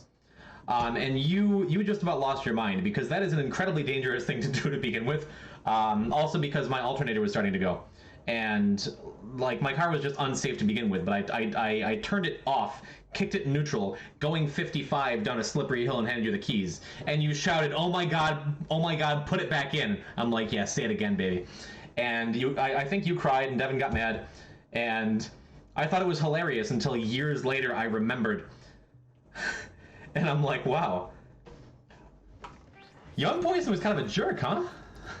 So, Kate, might be. Sorry, dude. Thanks for still coming and being a founder on my stream after all that. We all were jerks, weren't we? Weren't we? What a bunch of jerks we were at the time and now still are. I feel like I was mostly good and kind and respectful to you to the best of my 20-year-old ability. And I still treated you better than I treated Nick Rayon. May he rest in peace. We've mellowed with age? Well, maybe. Well. He's not dead? No, but I almost killed him a couple times in that same neon. Yeah, I don't think he's actually dead. I shouldn't say that. Because now if he, like, dies in the next couple days and I see it on Facebook, I'm gonna be like, I killed him. Oh, Jesus. I remember the scavenger hunt road trip is the most terrified I should have ever been. Yeah. So one time, in a similar place, because apparently all of my almost near-death experiences... Dingo members! Apparently all of my almost near-death experiences occurred in Camillus, New York. So Shark and I took part in a scavenger hunt that one of his coworkers put on. And it was like one of those... It was a cute idea, like, instead of... It was like a ARG real life, I don't know how to describe this. It was a scavenger hunt, where instead of going in and like finding...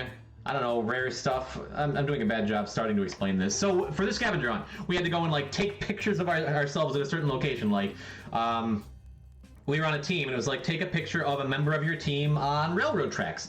Take a picture of a member of your team on the roof of a house. Take a picture of a member of your team in their underwear, playing Twister. I don't know. And then there were some things you had to go and find, like, oh, a grocery store receipt with only a cucumber and lube on it. Or, a bunch of stuff. And most of the people who went on this scavenger hunt lived in Camillus. Yeah, this was quite a hunt, Kate. Not nearly as sexual as I've perhaps made it sound from the outset. But, oh, rip. So, Shark and I were a team of 2, competing against several teams of 3 and 4, and we lived outside of this city, whereas almost everyone else in the hunt lived in that city. But I was young and reckless, driving my old 99 Plymouth Neon with 250,000 miles on it that we've just been talking about, and...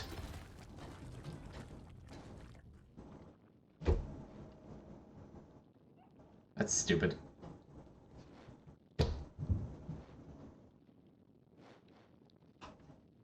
By the way, I'm playing a game in addition to these stories, and I took the idol and it blew up the walls around the explosion above me, and one of the explosions triggered. I won the prediction. Shut up, Evan. We try again. F indeed. So, scavenger hunt, Camillus. Shark and I did not live in Camillus. Almost everyone else lived in Camillus. We had fewer people on our team than most of the teams. And so we had like, what, 2 hours, 3 hours to finish this stuff? And we were just way behind. So on the way back, one of the rules of the thing is, like, you for every minute or so, every 5 minutes you're late, you get docked points on the scavenger hunt for the stuff you're supposed to find. And we didn't want that. So we were getting back to Camillus with like a few minutes left on the clock. And we were still like several miles away. So I had the bright idea to, instead of like saying, oh, we were never going to win anyway, let's just enjoy the experience and make it back and see how many points we would have gotten. I said, heaven or hell, pedal to the metal. If we die winners. And so I went down 690 at about 120 in my rickety old Neon. With Shark in the car, for some reason, completely trusting me. Literally fast enough to like rattle the entire windows and like the foundation of my Neon, which was not at all prepared for this.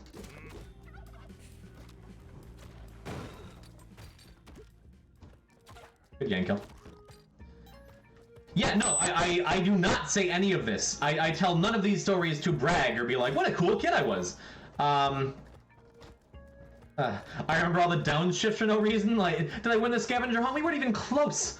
But we got back in time. We made the journey from Jordan to the center of Camillus in a little better than 10 minutes.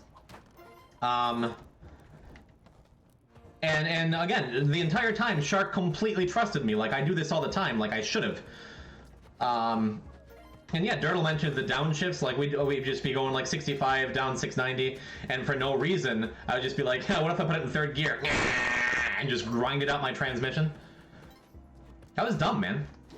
I can't even say I was like a dumb kid, because I feel like I did this stuff like well into my 20s. Try to do that and have a Dodge Avenger try to race me. But yeah, but were you driving like a non, like that Neon wouldn't have been road legal if I didn't know like a guy who ran an inspection shop. Shout out to Matt Lopez. Like, geez, all terrible ideas. Oh, Septua EC. I feel like you guys know each other. You remember him? Yeah. Oh man, Shark, finish the prediction thing. Give EC his points, huh? Can we get a Dodge Neon emote up in? No. Nope. Sorry, kid. Look, I was talking about this. I submitted several more emotes than you see right now. And Twitch just will not. No, you're not getting that. Twitch refuses to what's the word I'm looking for? Verify, whatever. I just want the emotes that I and Shark, that Shark and me, that me and Shark and I worked so hard on. Look at that. You see that? You see that? Shark is so desperate for my emojis to get approved. That's the word I was looking for. That he had to go on his own channel and make me into emojis on his channel. Come on, Twitch. I'm don't you know me? I'm poison. I'm too important to have to wait for this stuff, okay? I have let my one raid go directly to my head. I don't know. An 01 Saturn was my first car, then an 07 Pontiac Grand Prix with right rear structural damage. But now, ooh, you on that Subaru life. Okay. Amazon likes money. Okay, I'll donate to myself. I can't even, oh, Cool Milk. Hello, Cool, welcome back. Hey, you know, you see that? Twiggle has shared his lovely community with me, and now you are my community. Welcome back to the Poison Pen, cool. Good to have you. Thanks for coming back. The Grand Prix sounds like a dream. Yeah, I mean, well, I mean now for driving beaters for so many years, like I drove the paint off that Neon. I drove it until I had like 270,000 miles, and the transmission like literally fell out from underneath it. Evan's here now. You're big time. I know. I had no heat. My wipers didn't work. My AC didn't work. My windows didn't work. Like that thing was a death trap. Whoops. But I drove that, then I drove a yeah, I did not want the dog to die. That was a mistake. But I drove that, then I drove like a 99 Chevy Silverado, also with 200,000 miles. Just a big old truck, and now I did well enough at my day job where I could afford a new car, and I drive a 2019 Honda Civic. Yeah, heated seats, sunroof. What you gonna say about it? Hondas are cool, right? Please say Hondas are cool. I mean, it's no Ford Mustang. Shout out to Whirlwind Maddox, but you know, it is a really nice car. It is by far the nicest thing I've ever owned. Yeah, the 2019 Honda Odyssey. Yeah, that's pretty cool. That's very cool. Your girlfriend wants one of those. She can. Y'all can come and test drive mine if you'd like, so I can brag about it. Is this the daily? This is not. This is just me getting a couple deaths out of my system, Felix, before I get back to the big time. Shoutouts to Whirlwind Midix. Whirlwind Midix. Let's go jungle.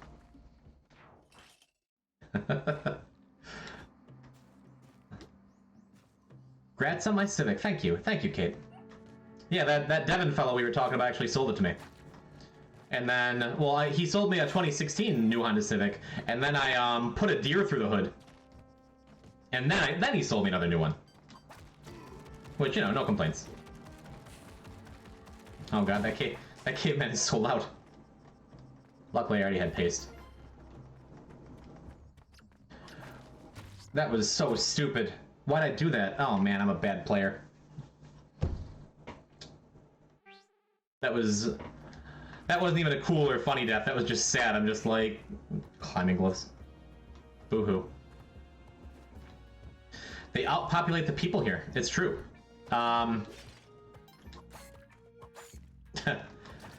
So yeah, I hit a deer. I was actually coming back from Shark's Place, which is like a 6-hour drive. And at the time, I was not in a particularly good mental state. Let's be real. I was on my way back from Baltimore to Syracuse to save my horrible abusive relationship, and I left his place at midnight to arrive back in Syracuse at 6 a.m. But then again, like, as I think back on it, like, if I wasn't in a sad mental place, and if I was completely with my wits about me in the same situation, this deer still would have hit me, because I was coming down Route 81 towards New York, and for the uninitiated, through Syracuse, which is where I'm in the greater Syracuse area. You got this main highway that comes through, and then on one side there's like a big divider, plus the other side of the highway, one going one way, one going the other. And like on one end there's a bunch of forest.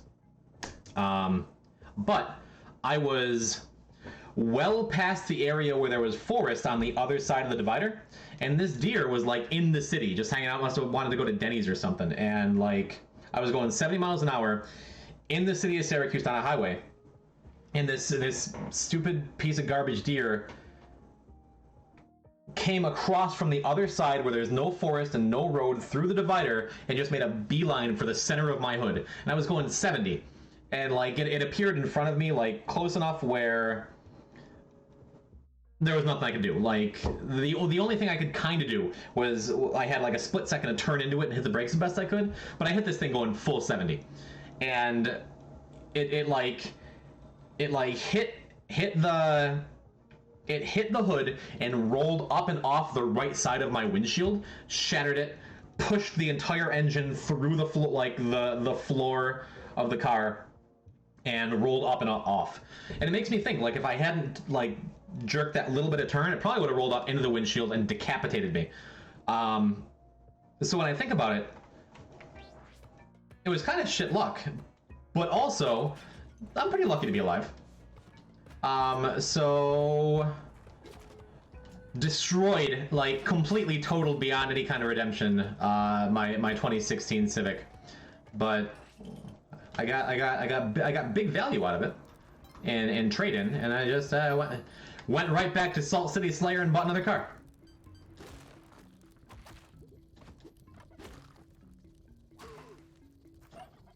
One of those things. I lived through it, so it's hard to complain, you know?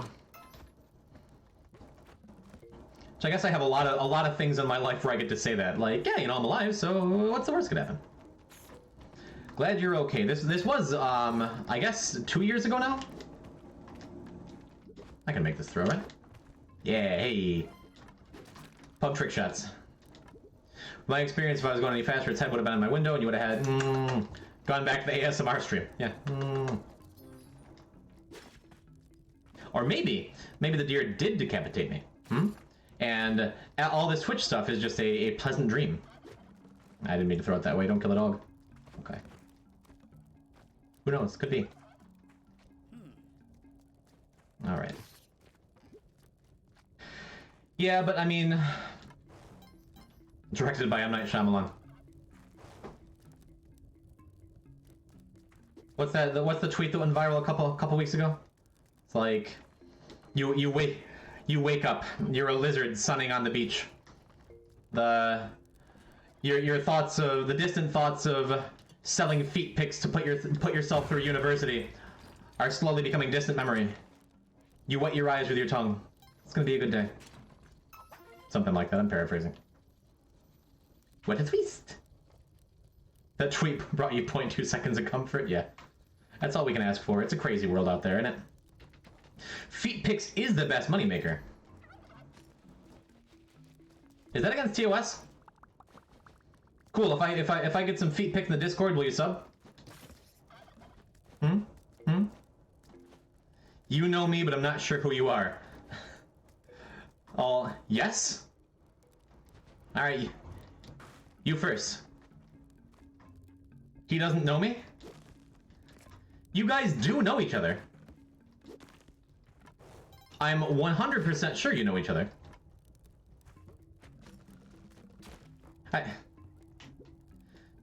Look, I'll give you a hint. You're siblings and neither of you are Elena. How's that? Is that too big a hint? Jesus, you're right. At the same time, cool. I've been fool me once. Fool me once with feet pics. Shame on me. Fool me twice. Still shame on me. That's how the saying goes. Ah, jeez. Shoe on head. You can't tell me what to do. I want this. Okay. Okay. Shame on the both of us. I mean, ultimately, that's correct. Yeah, you're right. I thought that was against TOS though. I thought you couldn't do feet pics or something. Not that I. Okay, I'm really not trying to start a feet pics enterprise. Okay, let's make that totally clear. I came back for the turkey just to get this. Come on. Ah, jeez. Okay, everything's fine. You can definitely do shoe on head. I don't have any shoes in my room. If that's what's gonna bring in the subs, the law is under feet pics. Really? So I can't show the bottom of my feet? Is that... What do we live in the 1800s? Get one? Hollywood, you have Twitch Prime. You could just give me your sweet Prime subscription here. If you've already given it to someone else, take it back. The law can't stop the feet. Well, jeez.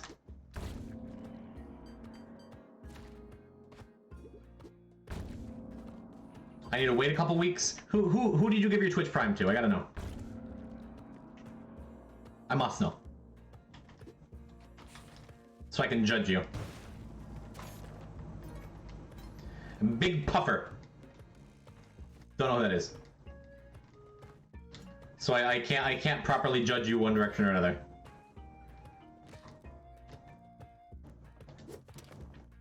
I'm not actually jealous. None of y'all owe me Twitch Prime subscriptions or any sort of subscriptions.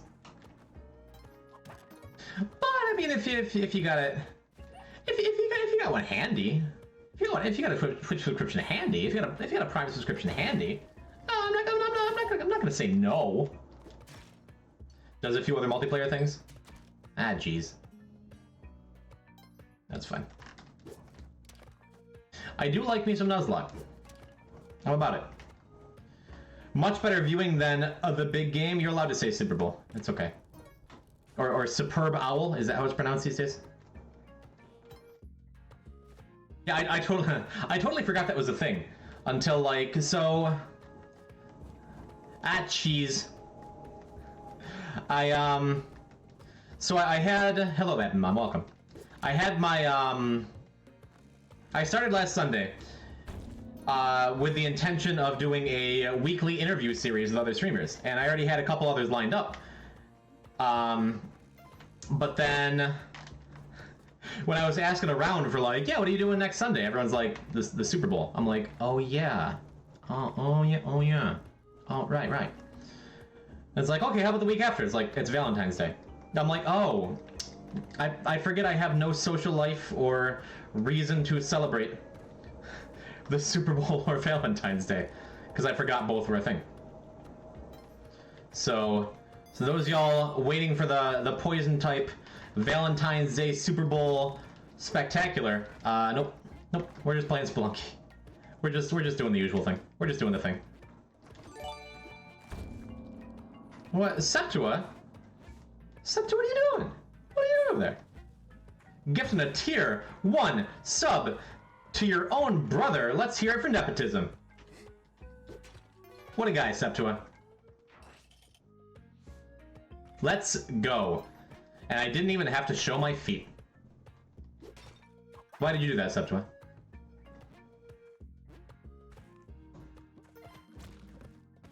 Am I dead? Great.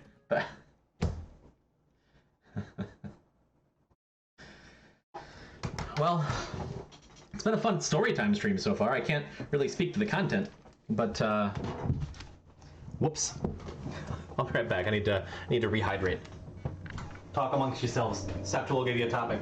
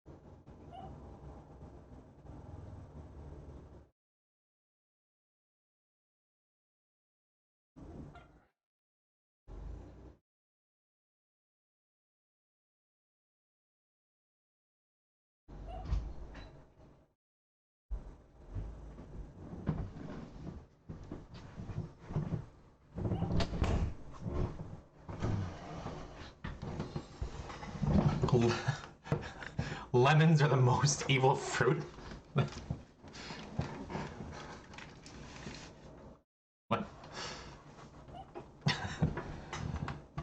Okay. And now that he's gone, let's send feet pics now, right? That's what the Discord's for, Caitlin. Mindy, however you say your name. Hello, welcome back. Cheers. Welcome back to the party. To the what? I was asking earlier. What's the clickbait? Tell me how to pronounce your name, Minetti. Give me a phonetic spelling. Because if you're gonna hang out, I don't want to go back and forth and call you 3 different names every time. Mindy. Mindy. Simple. Minecraft player? Dwarf? When I was talking about clickbait titles, how come nobody suggested? Oh, hold on. Super Bowl Spelunky.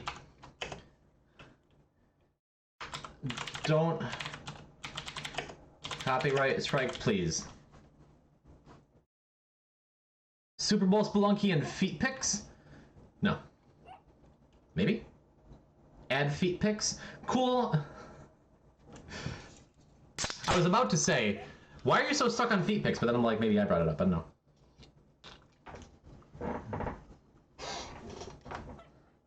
You'll never guess what happens when Poison gets the teleporter. Yes, you will. Feet pics before Spelunky, pearls before swine.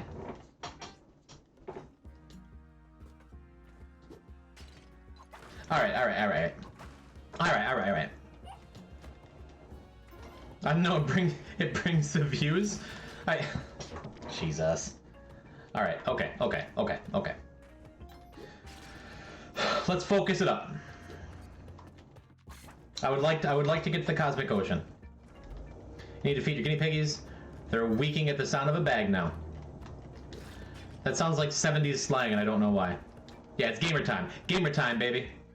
Gamer time with Mindy. Now that I know how to say your name. Weak. You'll be back? Okay. Tell the rodents I said hello. Ooh. It's always a good feeling when you break a pot with an arrow trap and you see that it's poisoned, because that means there was a scorpion in that pot. Pretty good. Look at that! Immediately post a clickbait title and everybody comes in. We're up to 22 viewers and all of them are like, are we pirating the Super Bowl over here? And they say, no, we're not. And they're going to leave immediately. Thanks for stopping in. Sorry to disappoint you. I was poisoned. Once. Mindy redeemed, choose the path. Where are we going, Mindy?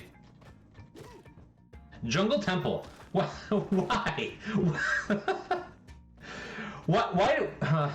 Every time anybody redeems that, they're like, hey, Poison, go the worst path. Make sure you go to the temple without the benefit of getting the alien compass. But you know what?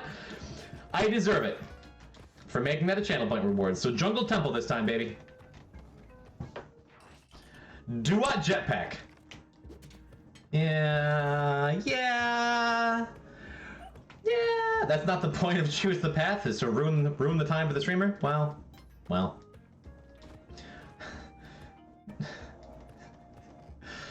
You are the only person forcing or appreciating that meme that you've created. And you know what? I can't hate. You keep doing what makes you happy, Septua. After all, the viewer is always right? Like, we don't have a skeleton key, but no, I just keep dying.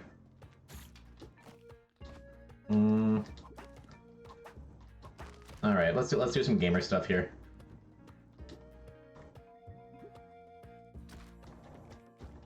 I'm gonna use the horn lizard twice for 2 boosts. Look at that pro business. Delicious.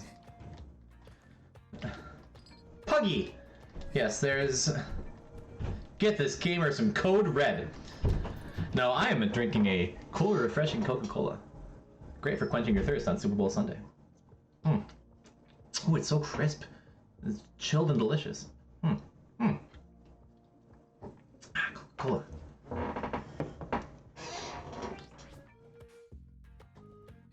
Oh my god, Coke Gaming! When are you gonna come in and give me 100 subs? You burned those images into my mind with all those Twitch ads you used to run. Get the ASMR cam up?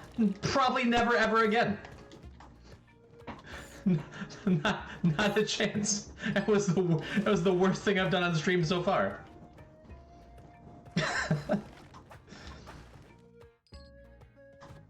I mean, don't get me wrong. It's making the Poison highlights for January 2021, but I'm embarrassed when I go back and watch it.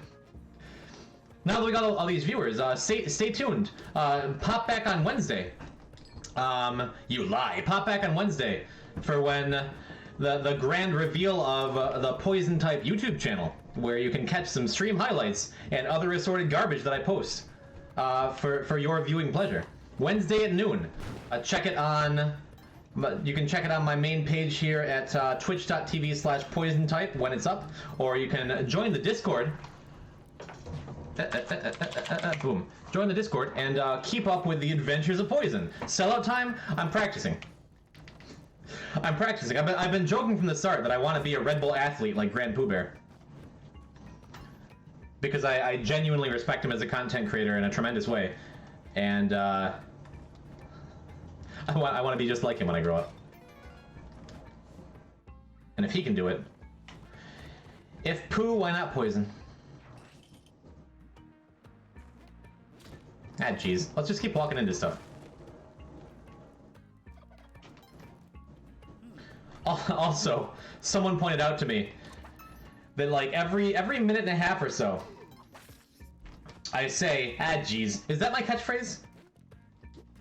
Because it's not something that originally I consciously did. What was avoiding cursing? Because I mean, if I curse, it's whatever.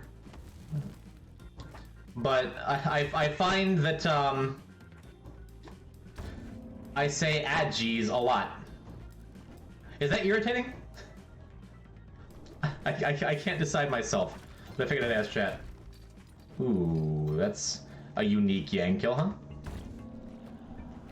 There was another Red Bull athlete we know had his nipple bit off. What? I'm gonna need a little more information than that, Turtle.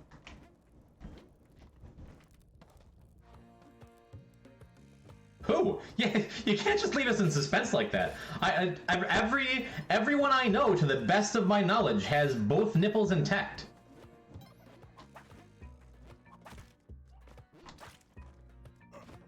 Express Mart. The plot thickens. No, not. That's. Oh yeah, I forgot about that fella. I wonder how Kenny Allnut is doing. The old MMA fighter. He protected my life more than once when I got threatened with physical violence working at that horrible gas station. I feel like he didn't particularly like me, because I know he didn't particularly like Devin. And I think it's because every time Devin saw him after figuring out his last name was Allnut, he'd be like, yeah, it's No Shaft. Good old No Shaft. And for anyone who doesn't quite get that joke, I'm not gonna explain it. But for whatever reason, after that, like, wasn't Devin's biggest fan. Classic Devin. True. Alright, we're gonna blow up this Kali altar again. We're gonna go for True Crown. Let's get some True Crown business going. He used to label the regular coffee as regular. Yeah, that he did. And he would drink at least 2 gallons of orange soda per shift. How can he dry his clothes without a... Okay. I don't know, man. But the dude was a legit MMA, like, he was a legit MMA fighter. I remember Dirtly and I, we watched his debut fight on, like, amateur UFC, MMA, whatever. And the dude, the other guy,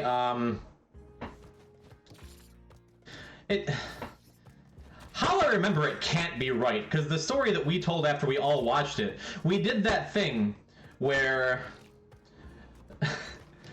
Devin especially, whenever he tells a story, like the first time he tells a story, it'll be like, yeah, I don't know, it was the craziest thing, like, what's a good example? Like, if Devin were a Spelunky 2 player, he'd be like, yeah, I did this really cool thing in the Cosmic Ocean where I threw a rock through the, like, up and then bounced it off a wall and whipped it. And the next time he told the story, he'd be like, oh, I threw the rock and I caught it with a baseball mitt and threw it down as I landed and it killed Olmec. And the next time he told, he'd be like, I have the world record for rock throws in Spelunky. And the next time he'd be like, I created rocks. And I feel like my memories of Ken Allnut are tainted by the way Devin tells stories. Got it. And so in my mind, Kenny Allnut's first fight was the dude was way bigger, and like they got into like what's the word when two MMA fighters like get all on top of each other? Like a kerfuffle. They got in a kerfuffle, and this other dude who was like twice the size of Kenny, in my mind the story goes, like tore off his nipple or something, citation needed. But now that I think about it, I'm like, that literally, that can't be how this went, right? So I don't know, maybe Dirtle, if you remember the story better than I do, then by all means. But as it is, I don't know. All right, but anyhow, we had a channel point request. We're going back to the jungle. Back to the jungle.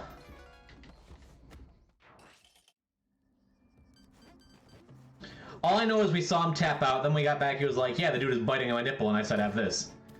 That might be kind of an excuse. But did he lose a nipple? Kate the Great asking the real questions. I don't know, man. It was so long ago. Oh my god, I almost just died again in the same way as the last time I was here. But this time because of hired hands. Exceptionally dangerous, but we live in. No lost nipple? I just don't know. I don't even know what to believe. Clovis? Hello, darling. Welcome. Welcome back. Welcome home. Clovis, I have a question for you. So when I'm offline, sometimes I'll go and like load up my Twitch mod view page, and hello. I'll load up my Twitch mod view page just to see like if there are any recent new bots around or whatever. And I feel like every time I load up my admin page when I'm offline, there's like a couple random Twitch bots in chat, because there's always Twitch bots in chat. And do you just have my stream running on a loop 24/7 or what? Because you are always in my chat. Is it a bug? Are you just like Nightbot's favorite viewer? What's going on with all that? Either way, I'm happy to have you here. Oh, I got your Facebook message also, and I don't have Messenger installed on my phone. Clovis is the friendly ghost. I don't have Messenger installed on my phone, so I can't respond to you on my phone. But to answer your question, my YouTube channel, it's going live finally on Wednesday at noon. I've been doing that thing where like I put together a January best of like newest streamer, newest Spelunky streamer, streamers Spelunky.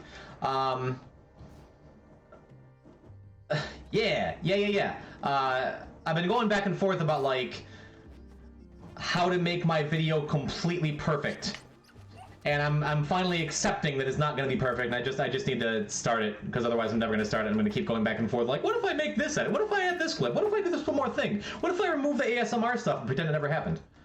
But Wednesday noon, you'll be able to find the link to whatever the link is, because I still haven't actually made the channel.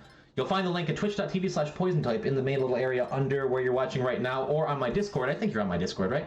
If you're not on my Discord, join my Discord. Join it. Do it. Get in there. Do it. Join it. And, yeah, check out all the fun clips of me dying in horrible ways and basically nothing else, because no one clips anything cool. And that's fine. That's fine. Spelunky is a game where you die a lot, and most of the really cool things I do that I get really excited about are because I know the inner workings of the game and I manipulated them in a crazy way.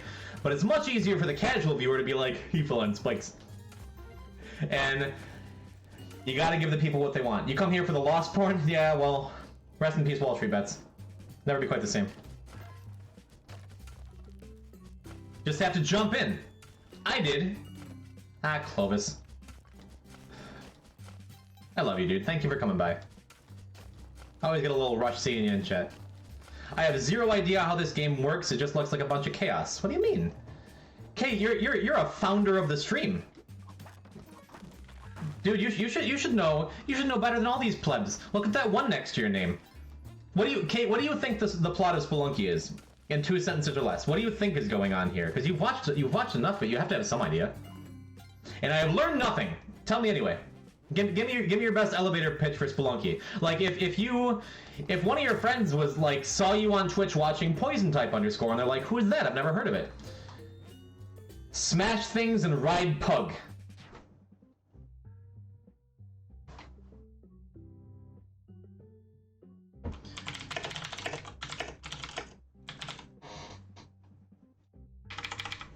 Thank you for the new stream title. Okay. Looks like a better version of Lemmings. Well. Okay.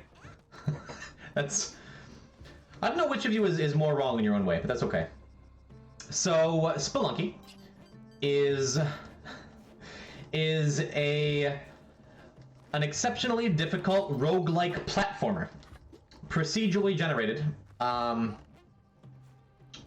Where your goal is to play as a little Indiana Jones guy, and you want to get your little Indiana Jones guy from the top to the bottom of each world.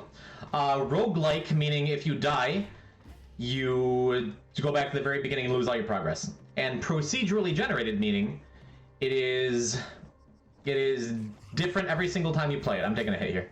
That's okay. It is different every single time you play it. Not completely different, like not randomly generated. You get the same beats every time. Like it always goes from the dwelling to the jungle or the volcano to Olmec's lair. Like you get the same general path.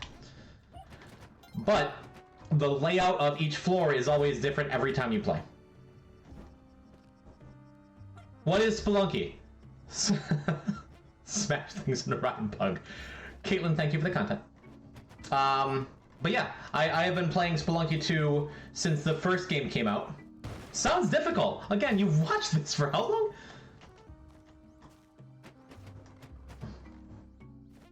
Yes, well done. I hate where that witch doctor is. Wait a minute, Niblet. Niblet390, thank you. Thank you for the prime. Good to have you. By the way, that reminds me, chat. Anybody who has Twitch Prime can subscribe to Poison Type _, the new up-and-coming Spelunky streamer, for free without having to spend any of your own money. Just click on whatever the Prime Gaming thing in the corner is. I don't know where it is. Niblet, you tell them.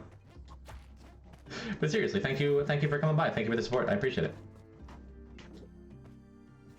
Watched is a strong term. Yeah. Not the pug, it was for the greater good. Yeah, I guess there are a lot of little things that happen all the time in Spelunky. It's kind of a complicated game. Picked up one of the subs you gave to Twiggle. Thought you deserved my free sub. My man. Thank you. Thank you. Twiggle, the homie. Oh my god. Shark, since you're in chat, we should actually use the SO command for something worthwhile. Give my boy Twiggle a shout out. He's at what? Twigglesoft? It's at Twigglesoft? Twitch.tv/Twig Goblin? No. Twigglesoft? Is this even right? Jeez. Oh, he's live now. Why are you guys not watching Twiggle? Good. Seriously, like you have my permission to shut off my stream and go watch Twiggle, because that dude's awesome. But Niblet, thank you for paying it forward, man. I really do appreciate it. Twiggle is such a cool guy. Has already done a ton for me in my short Spelunky career. What happened to Minecraft Friday? Well, you see, no, you're not. It's not Friday. I don't think. Yeah, anyone with Twiggle emotes, spam them in chat right now. Let's get some of that. Let's get some of that Twig love in there. Wait, am I not subscribed to Twiggle? I am. Okay, let's go Twiggle. Shout him out there.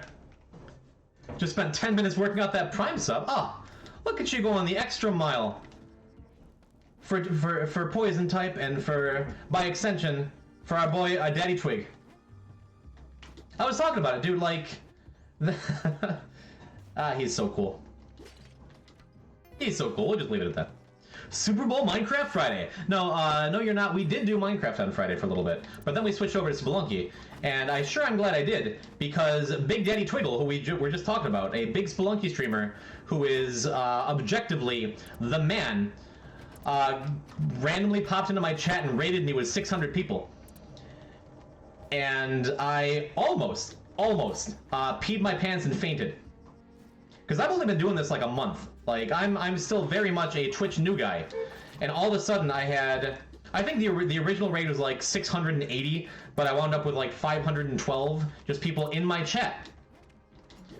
Just being like, hey, new guy, follow, sub, follow. And I'm like, I didn't know what to do with myself. But he stopped in, he stayed for a while, he chatted. Twiggle is, like, if he wasn't a personal hero of mine before this, he absolutely is now. Twiggle is the homie.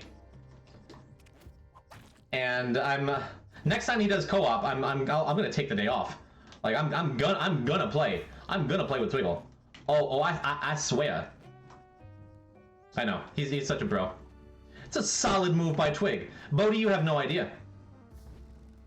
And it wasn't just like, oh, here's a smaller streamer, like, yeah, I guess we can have it. Like, he stayed and he chatted and he commentated on my run. I talked to him about his stuff and that was so cool. He's so cool. Man, it's one of those things. It's a weird thing that I'm figuring out.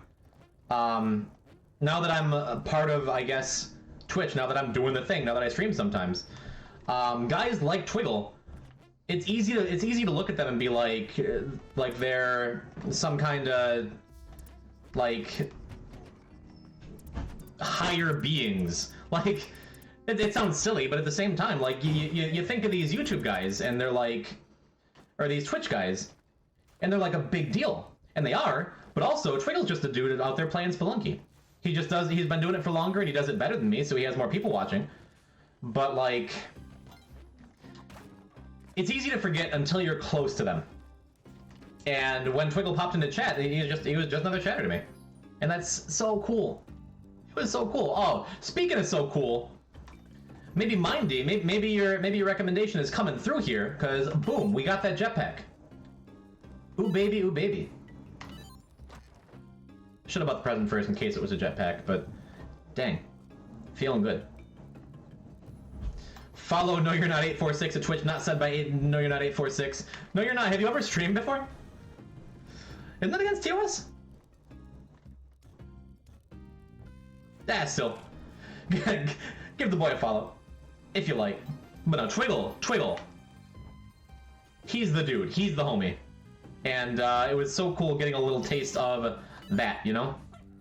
I talked about it a lot during my just chatting portion of the stream earlier. But what a man. What a man, what a mighty good man. So here we are in the black market. I feel like I was explaining Spelunky a little while ago, but I got sidetracked by like 8 things, because that's kind of one of the hallmarks of my stream. Spelunky is a game where you get your little Indiana Jones ripoff guy from the top to the bottom of a procedurally generated world. And the items, the power-ups, the enemies, the everything you find along the way, totally different. Wait. Chat, someone who's paying attention, I got Beg on this run, right? If so, we're gonna get ourselves cursed and ruin this run. Okay. All random, all the time, close enough. Procedurally generated, like I said, means that, it is kind of a little bit mostly different every time you play. But not really. But kinda. But a lot. And it's making the most out of what you have. It's a lot of improvisation, handling what you're given on the fly. And to me, it's like just an endlessly cool game, because every time you play it, it's so different. In the same way that, like, Diablo 2 was one of the greatest games I've ever played, because it's random. It's in, like, your experience. My runs today are all going to be different in a lot of ways from like D2. Yeah, I think you typed that before you heard me say it. That's procedural generation. Everyone who plays it today is going to have a different experience. And I know, because of that, it never gets old to me. And also, I mentioned it's an extraordinarily difficult game. I have almost 1,000 hours in this, in the Spelunky games 1 and 2 put together, and I still haven't completed the most difficult challenge this game has to offer, which is what I'm trying to do. more on that in a moment. So the main game has 6 worlds. We've already seen the dwelling and the jungle. The jungle has a branching path. You can go to the volcano, and I think you were here for the volcano too. Cookie Clicker Monday. I'd be so down. Ever played Diablo 2? What?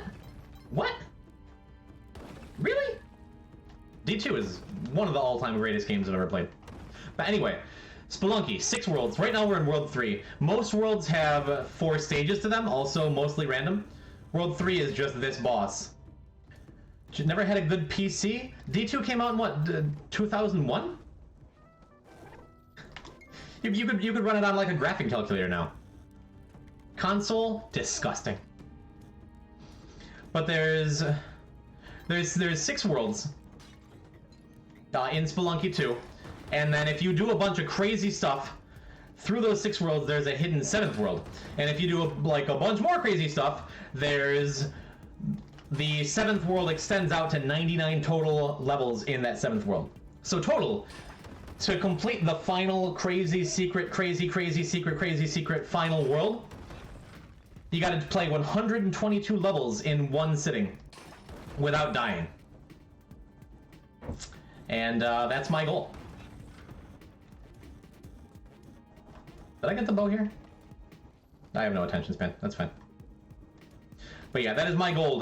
When you see 799 or Cosmic Ocean or CO in my stream titles, that's what I'm trying to do, is get through 99 levels of Spelunky torture. Spelunky 2 got me through some bad times these last few months. Dude, it's... I've talked about it on my stream before. Can it be frustrating? Yeah. I mean, dying all the time doesn't exactly feel great all the time. But you can't say disgusting when you played Super Smash Brothers? What? What do you mean? What do you mean? Super Smash Brothers is a great game.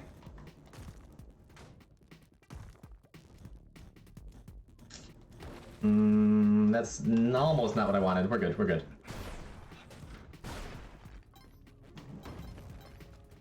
Okay, boss dead. Anyway.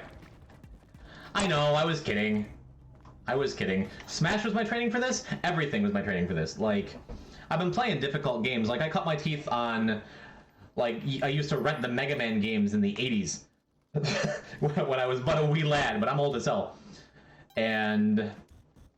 I've been playing super difficult games all my life, like, and so I feel like I have the credentials to, when I say, like, this game is one of the toughest I've ever played. Like, yeah, except when I used to cruise AOL message boards and download MIDI files of the Mega Man music and play them back to each other. Mega Man and Final Fantasy. Crash Man theme, you know it, dude. Do do do do do do do do. You know it. But I feel like I have the credentials because I've always played games like that. That I have beaten. I had a top 10 score record for Mega Man 9 back when the scoreboards were online in the Wii. I used to speedrun Super Metroid. I've finished very hard mode and I want to be the guy. Like, I've played some difficult games. So when I say Spelunky 2 is probably the hardest game I've ever played, I can back that up. This game's tough, man. But again, there's so much to it, and so many secrets, and so many different accomplishments and things. There we go. Like, it keeps me coming back. It really does. And this is a pretty dangerous Tide Pools one.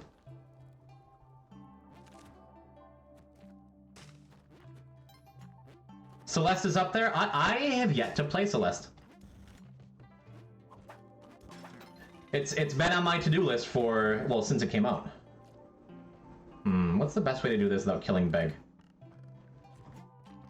Any love for Souls types? I was just talking to a friend of the chat. Oh boy, we did it. Friend of the chat, Imploded Grenade, who I was talking to and saying I've never played a Souls game, even though I know they'd be right up my alley. I just never got to them. Remember the Mario music you made? Yes. The Seaside Hurt. I watched Carl Sagan 42 play it, and yeah. But I would like to play the Souls games sometime because I feel like they would just like I just said, I think they're right up my alley. Just haven't gotten to them yet. Ah, geez, wait, I wasn't paying attention. Shark, were you paying attention to my timer when the True Crown went off? I think this is a safe teleport. Okay. Alright, so the item I have right now that I went way out of my way to get is an extremely dangerous item called the True Crown. That's okay, I'm okay with dying. Because I have the Ankh. The True Crown makes it so every 22 seconds you teleport. Randomly 3 to 8 blocks in whatever direction you're holding. And gain 22 bombs. So I have essentially infinite bombs, but this teleport, if it teleports me into a wall, I'm going to die. Yeah, I mean, I've always been a big fan of platformers more than anything else, I suppose. There we go.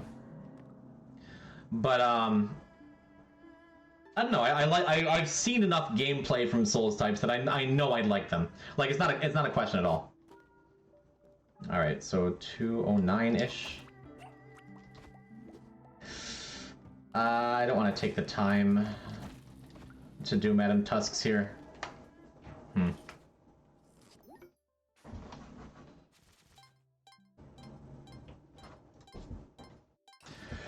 Okay. Yeah, as I was saying, I have the True Crown, so now every 22 seconds for the rest of the run I'm going to teleport randomly, and it's probably going to kill me sooner than later. But for now, we need to win it.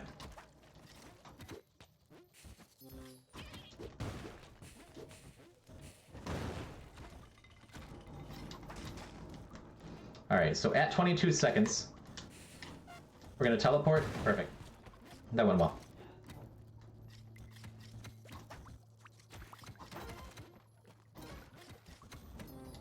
Now at 44 seconds, we're going to teleport again. But first, we're going to go down here and grab Excalibur out of the stone. Alright. Poison's still stuck in the ice cave. Man, I finished Final Fantasy IX. Didn't I tell you that? 106 is next teleport. Cool.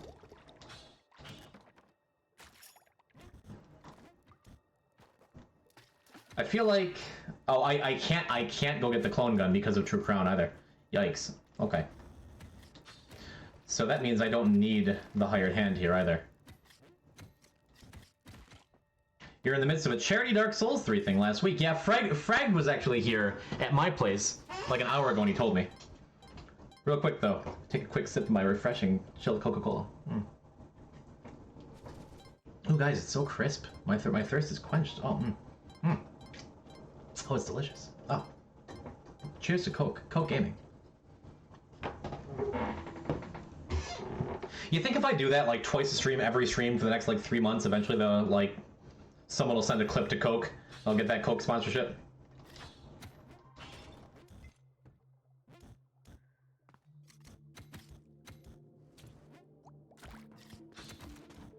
Wait, no, you're not. You're not supposed to say my name backwards. I turn into a goat or something. Isn't that like a Superman villain? Need to label the face towards us a little more. It's like. Oh, I can't drink out of it like that. Like the hole is facing towards me like that. I could. I'm gonna yeah, I'll hold it like that. Ah, crisp, refreshing Coca-Cola. That's a good Coke. Yeah, I really like. Yeah, it's not gonna happen. I don't even like Coke. I much prefer Pepsi. Where's my sponsorship?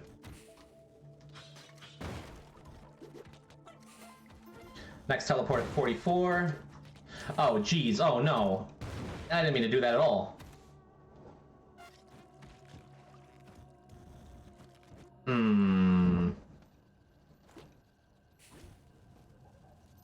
Ah, gosh. Oh, no. So this might come down to a great deal of luck. I did not mean to activate the ghost so soon. This is not good. I forgot about the True Crown. Oh my god, what am I doing?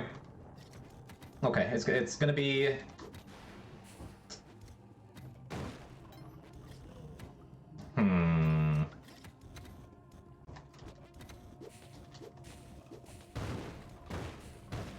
Next teleport is happening like right Okay. Guys, I've made mistakes here.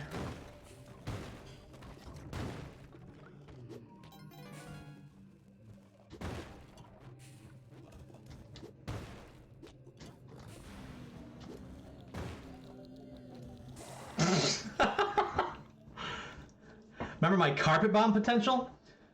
I mean, sure, but I really shouldn't have... I shouldn't have, It's because of the carpet bombs I just started whipping bombs to the ghost pot. Oh, wait, Mindy. Mindy, I was supposed to go Jungle Temple anyway. Oh, your poor channel points.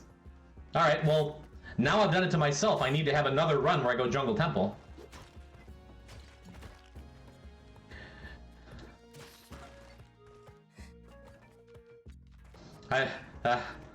All these mistakes. That's alright. That's alright. These are warm-up runs for the daily. That's what they are.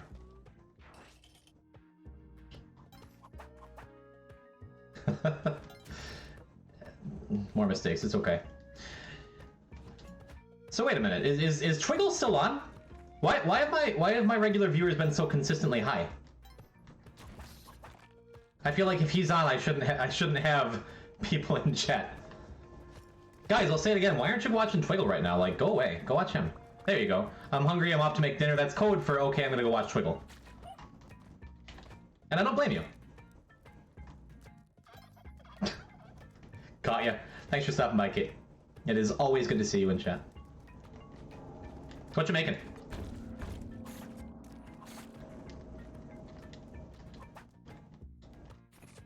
I like you better. Oh, you're only saying that because you're related to me, but it still means a lot. Got a pork roast? Ooh. Since no one's actually posting feet pics in Discord, feel free to post a pork roast pic and say that several times fast. Thanks for coming by, Grenade. I appreciate you. Oh, we clipped the crisp, refreshing Coke. He sponsored me? Coke Gaming.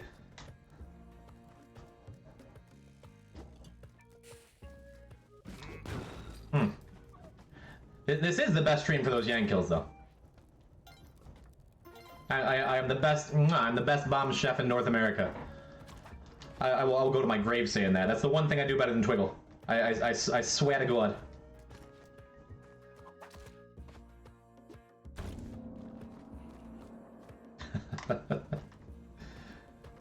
It's tough though. I don't know Twiggle's schedule that well because I don't want to. I can't even finish that thought with a straight face. Like, God, I don't want to take away from Twiggle's viewership. It's like if I made a soda this week and I'm like, I don't want to take business away from Coke, you guys. Like, come on, dude.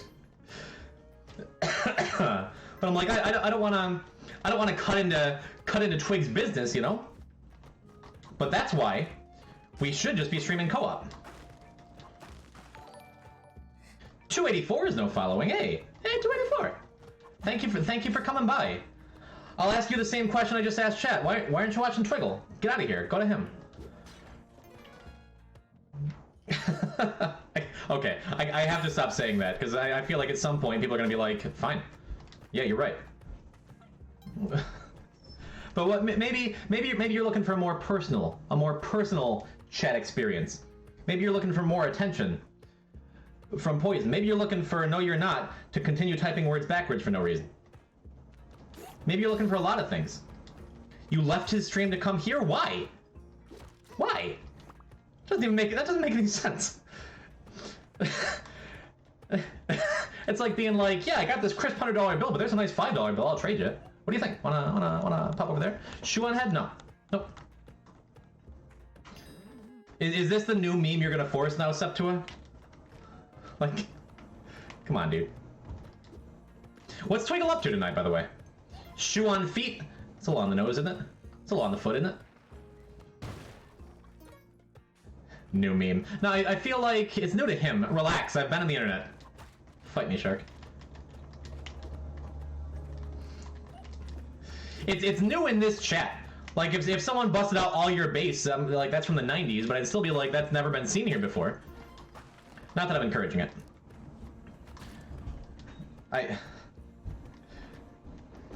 This was a mistake. I'll propagate that meme. Are you taking credit for all your base? Might as well do coke. Ah, jeez. Well, wait a minute. Am I gonna die to the ghost again here? Well, wait a minute. You can do this. Wait a minute.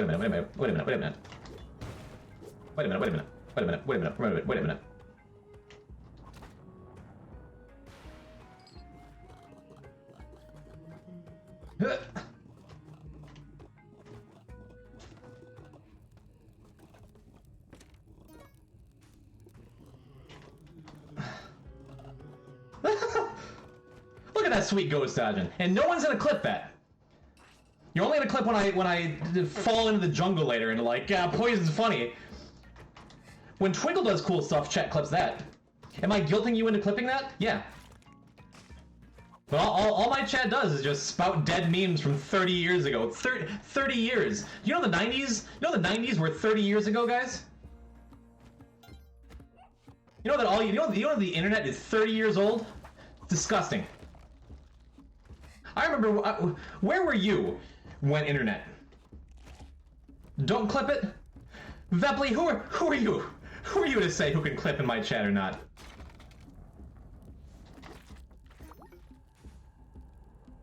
Ah, jeez. Oh no. I'm 30 years old, time to die. Yeah, all these boomers on Twitch.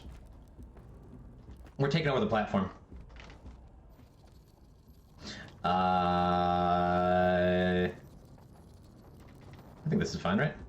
Why do I keep breaking the ghost pot? Well, that time it was for a good cause. That time it was to kill the Quillback faster. It's been 20 years since Dr. Dre released 2001 Chronic album. I don't... Is that... Why'd he kill me? I was standing still.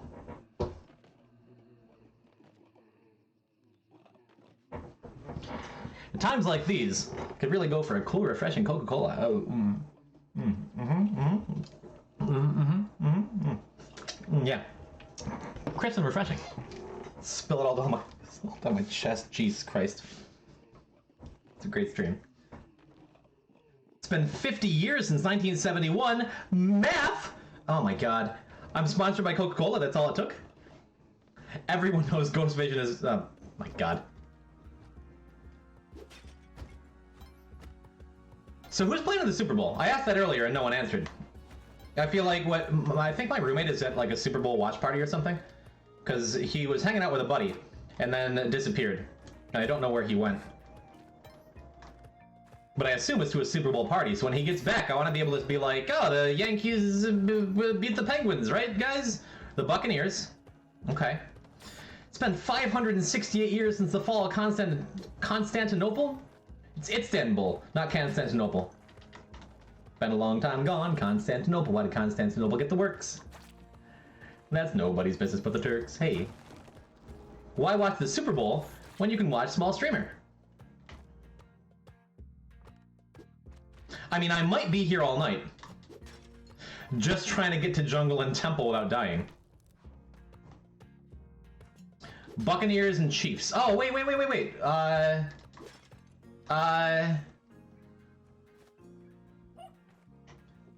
Patrick Mahomes, right? That's a name, right? He's the dude. Yee. Okay. Yeah, he's from Kansas City, which is in Missouri. You're asking the wrong crowd. Well, I figure Pat M. Holmes. Yep.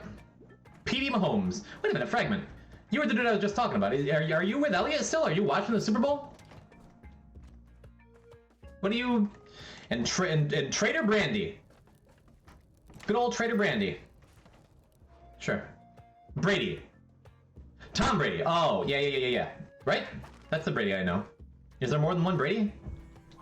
Good old Peter Brady. Marsha Brady. Cindy Brady. At home watching you and playing on my Minecraft server. Hey chat, do you like Minecraft? Do you have a Minecraft server? Would you like a better Minecraft server? Pop into the Poison Pen, the fastest growing Discord on Discord. Do Discord. There it is. And come play on my Minecraft server with a bunch of the people talking in chat. They seem pretty cool, right? Most of them kind of are. Do it. Join my Discord. Do it. It's been 69 years since 1952. Get out of here. Wayne Brady. Bodie was Shark was Wayne Trader Brady trades fine silks and linens. And also is gonna have to choke a bitch. Oh man. I was just telling that story, the Wayne Brady story, the casual racism story. I haven't decided if that's like an appropriate story to tell on Twitch yet, but maybe I'll tell it someday.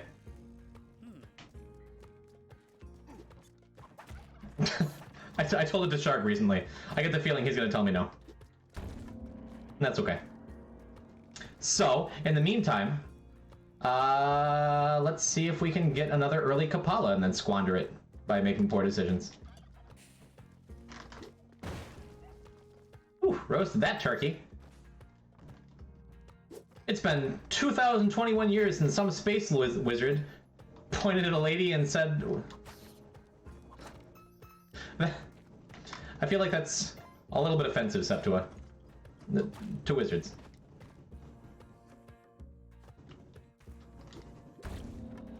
Ah, men. Ah, women. He said it. Oh, I said the funny number. Get him. Okay, cool. Offensive? What are we in high school? Well, it's not okay. It's not an issue of being offensive.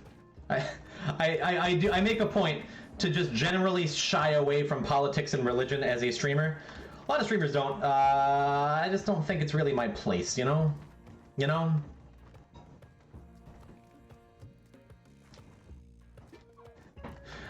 Outside of Twitch, I stay away from those things. That was not a sweet Yankill. Just, okay. Okay. We're going to go and do a jungle and temple run for Mindy. Who may have left because they're disappointed that I'm not fulfilling their wishes. But we're just gonna... Sweet Yankill, bro. He is still here. Good. I'm gonna make it happen, okay?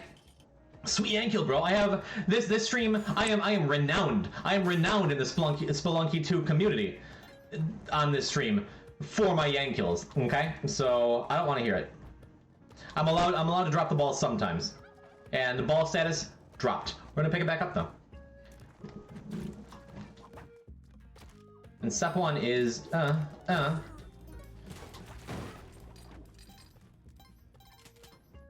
was better, right? F you and your feelings is your mentality lately? Yeah, that sounds like someone from upstate New York. Sounds about right. And I get it. But I'm a public figure now, you see? You see, Hollywood? And because of that, I need to be careful that I'm scratching the right backs and not the wrong ones. I want to scratch. I don't want to scratch. We're scratching. There's a lot of scratching going on. I'm just really itchy, and as a result, I don't talk about politics. What was I saying?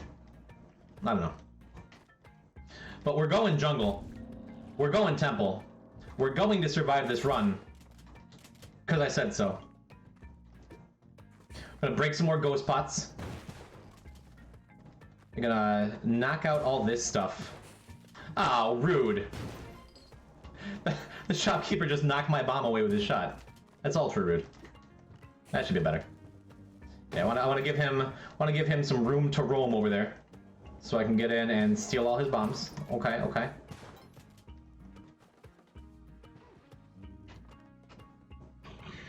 Excuse me. Oh, all that Coke Gaming is getting to me.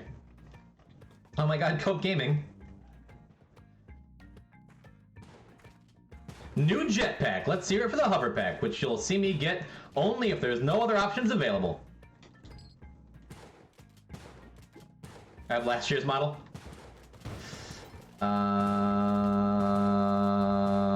Okay. You know what? Let's just commit to killing the shopkeepers. What do you say?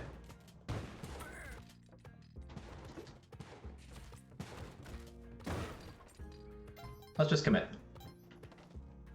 Try not to die, BT dubs. Okay. I mean, the bright side here is everything is free now.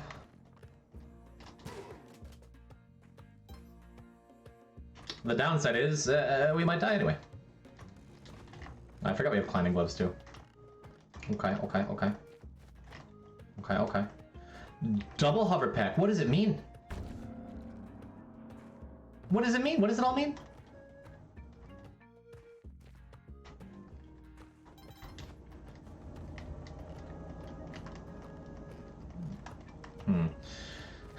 No, you're not. You keep redeeming kill the hired hands. There are no hired hands around. I'm worried about. Carry a hover pack. It's way better than the shotgun.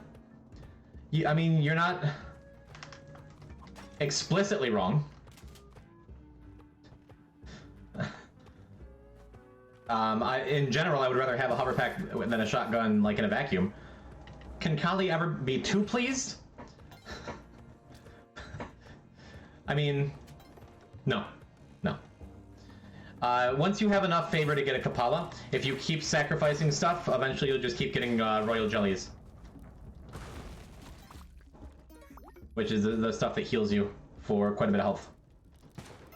Pretty cool. Okay.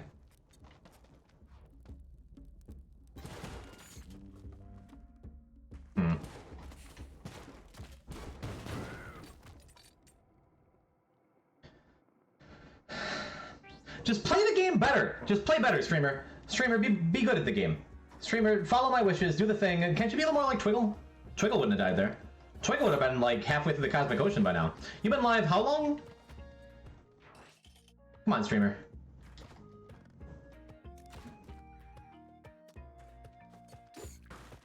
Okay, streamer. It's gonna be okay this time. We're gonna do better. Keep talking about letting you out of the basement. That's, For the record, no, you're not. Has never been to my basement that I'm aware of. And it is most certainly not there now. Just so we're clear. And we gotta redeem ourselves with these Yang kills, right? See? That was a reasonably cool Yang kill. Feel free to clip that one. Didn't go entirely according to plan, but yes, these are the sick Yang kills we've been talking about.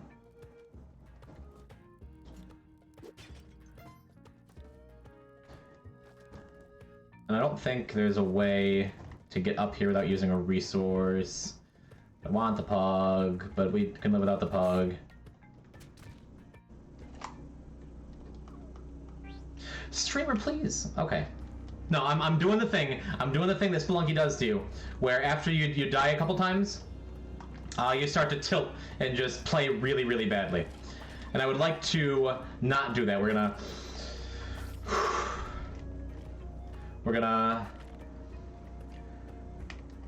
take a deep breath. I'm gonna take a sip of our Coke. I'm gonna drink some Coke. Get that Coke gaming energy. Yeah. Take a moment to reflect on your situation. Okay. Gonna get an early Kapala again.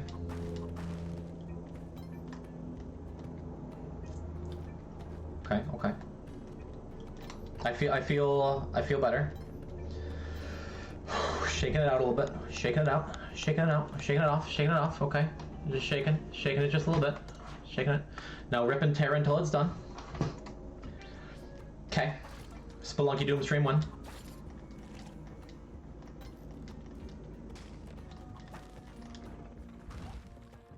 Okay.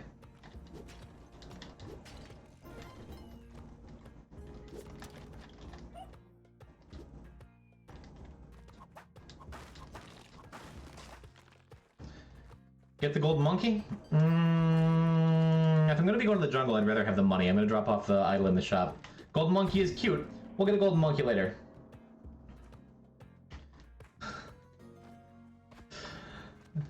No, you're not. You are free to leave the stream at any time. You can just click that little X in the corner. I like having you around, but if you feel trapped, maybe I'm not the streamer for you. You could always watch Twiggle. Shout out to Twigglesoft.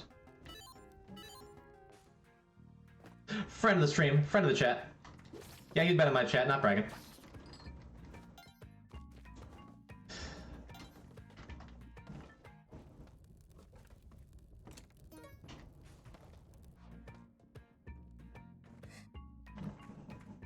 Alright, alright, alright, alright. Still making bad decisions, but nowhere near the magnitude of the poor decisions we were making before. So, you know. And we got paste. Can't be a bad run if you get early paste. Right? Okay. Okay, okay. Okay. Let's see. If I have the opportunity this time, we are not going to do a true crown run. Not gonna happen. Ah, jeez. Ah, jeez. Ah, jeez.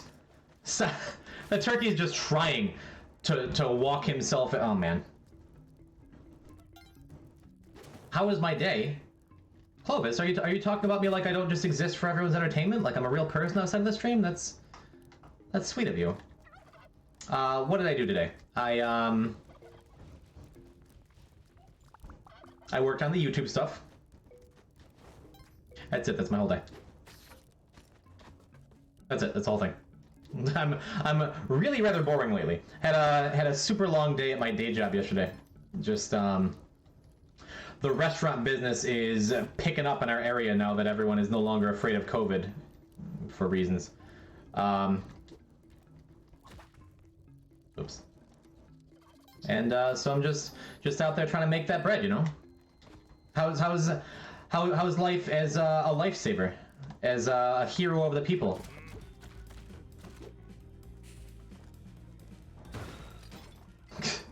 Of course, Yang ran his fat face into the ghost pot and broke it, because this is just a ghost pot breaking stream now. And I think that means we're very likely not getting a Kapala here. But let's see if we can not die. Okay. Ah, Yang. If I could take you with me. Isolating, yeah, that's a thing. I feel like I haven't. Well, I can't even say that, because one thing I did do today. Did the 22-second thing kill me? Yeah. Yep. Mm-hmm.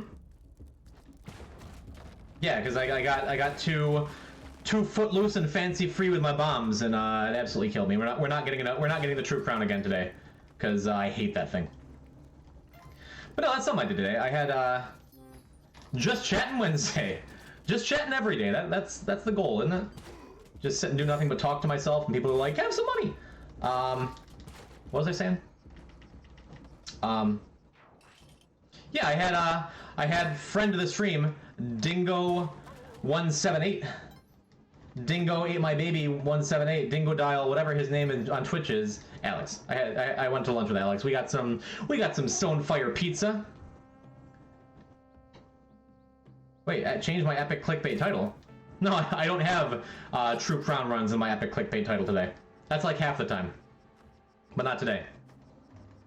Today it is struggling to get through the jungle because I've never played this game before. That should be the stream title. Right now the title is just Super Bowl Spelunky. In other words, Spelunky, for those who really care about the Super Bowl and are showing up like thinking we're going to talk about it, or who don't care about the Super Bowl. I don't know. Again, it's for some reason just a Twiggle refugee channel here.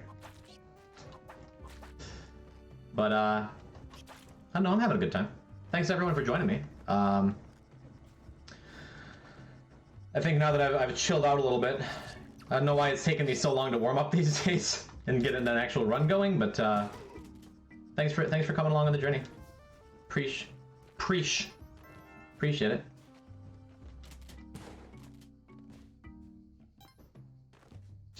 Let's see. We didn't die to the previous floor where we had the Kali altar out of reach when the ghost showed up. because Yang broke the curse bot. So we're looking for another Kali altar on this upcoming floor. Okay.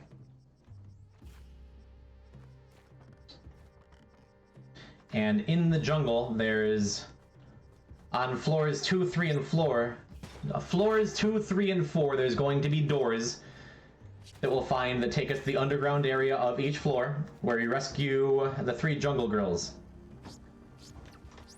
Mindy redeemed. Okay. That's safe, right?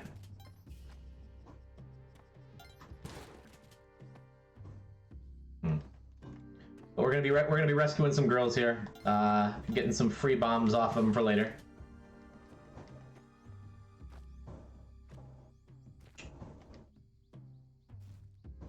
Yeah. And it looks like one's probably not up here. This is gonna be a larger underground area. Let's see what we got. Oh, wait a minute. This is the black market floor. I didn't realize.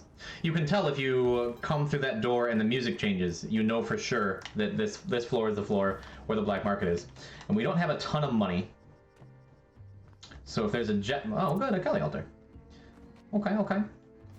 So if there is a jetpack in this black market, then we're going to have to make some tough decisions as to what to do.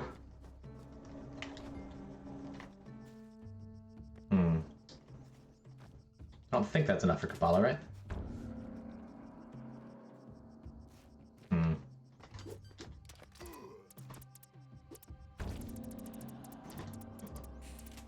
Okay.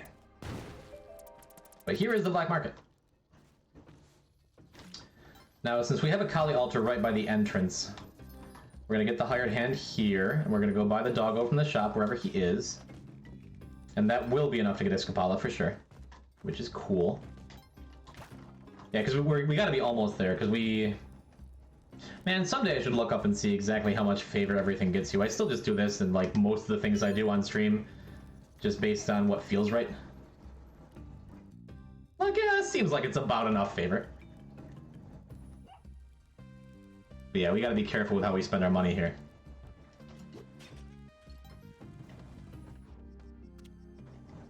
Gonna pop over this way just to see if there's any extra money. It's not worth it.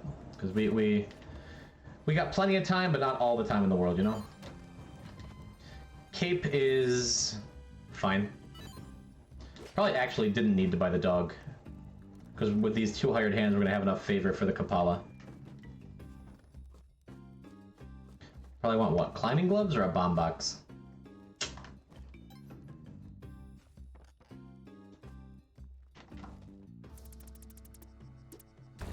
Yep, there's our Kabbalah.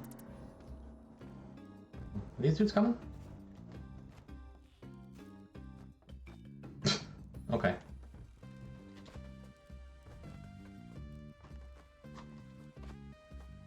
If we drag one kicking and screaming, the other should come with us. Okay, come on now. Come on, come on, come on. Come on, come on. Come on. Dude. Where'd they go? Yeah, come on, guys. You can make it. You can make it. Come up here.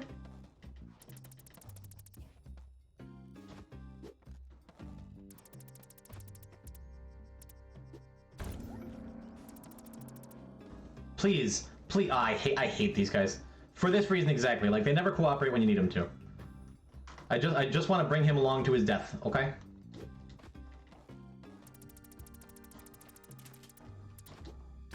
Cool.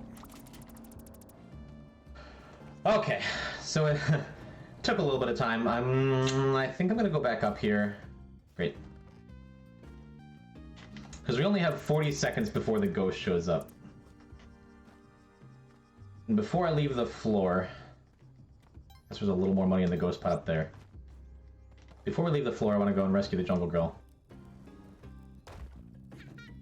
Okay. So girl rescued.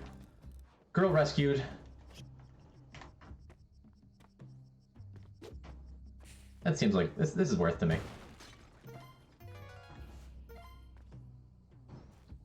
That puts us on a much more strict time limit, but it's also a little bit of extra spending money.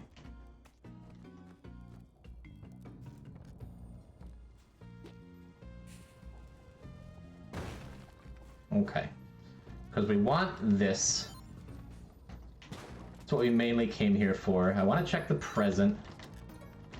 Bombs is fine. Were there spring shoes here? We already have paste. We'll take climbing gloves and we'll just move on.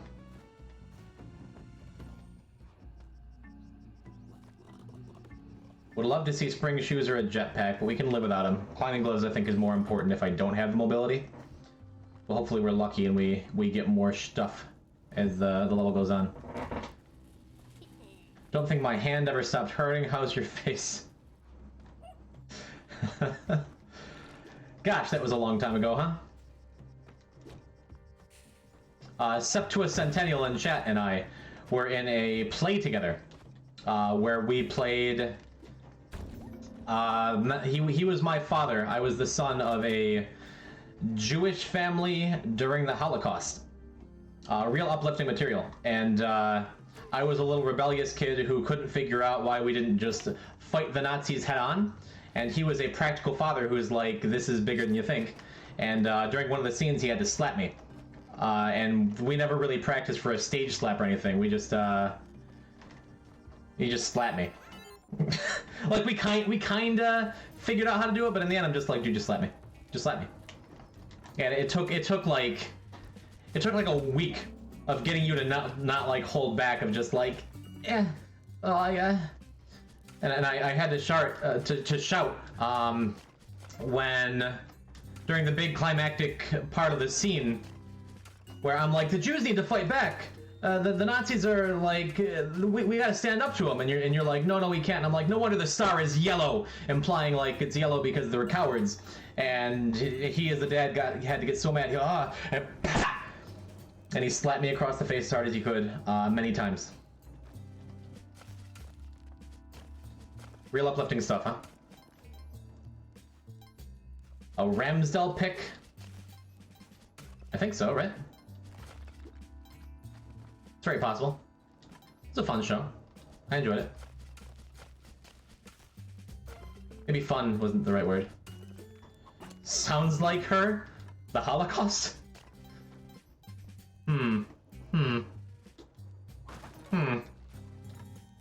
Might be right. Yeah. It was very, very heady stuff. I got to take part in a Jewish wedding. I got to stomp the glass, Mazel Tov. Like, that was an uplifting part of it.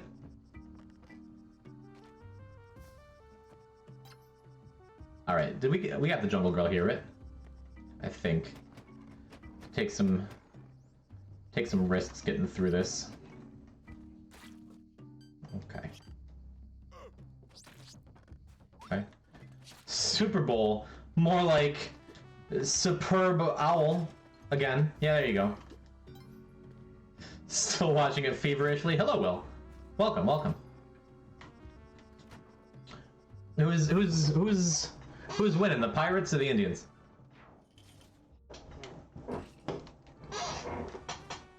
Man, all these Kali altars. The game wants me to get the True Crown again. I can feel it. Can feel it in the old bones here.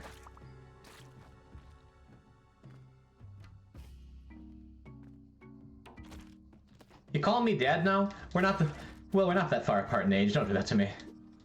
Oh, Septua. Okay, yeah.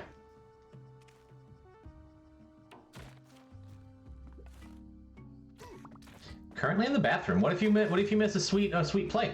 What if something awesome happens and you're like, oh, you get to watch it on ESPN reruns for like 2 weeks. And you're like, I could have seen that, but Buccaneers are beating the Chiefs. Okay.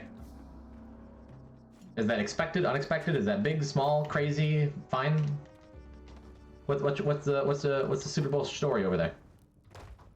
Huh? I'll get an update on my phone. Thank you. Feel free to co-stream the Super Bowl with me. This could be my last stream ever. Could be a good time though. That feels like a waste. Like Honey Pop 2 is coming out tomorrow. I'm gonna get banned from Twitch permanently. I feel like I want to deserve it the right way, you know? What? That's a weird throw. Did I throw him downward? Because I landed? That's fine.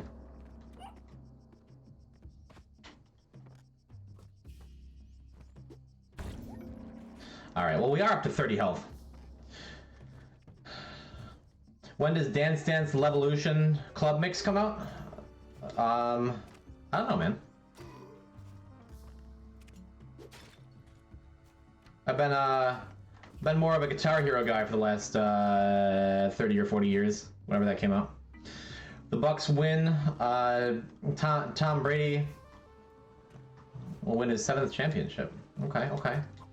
Be back shortly. I forgot. No, that's Poseidon's command now. Maybe we should change it back because more than one person uses it. It's funny though.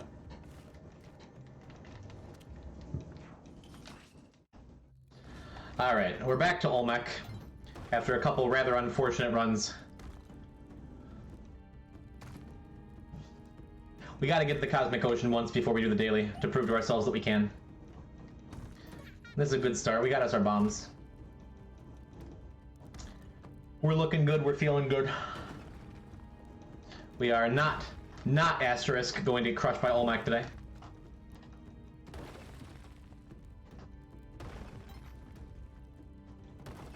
Okay, okay. But I'm not particularly good at this fight without some kind of increased mobility. Supple Lips? Yes, that was almost my Twitch name. I went with the Poison type instead. That was sketchy. There we go. No, no more ASMR. We're not going to talk about that anymore, okay? Okay. Now that I'm down one, I can just use climbing gloves, I guess. Yeah, that seems fine. I am glad I took the time to get used to climbing gloves, because I hated them when this game came out. But it really does make a difference in mobility.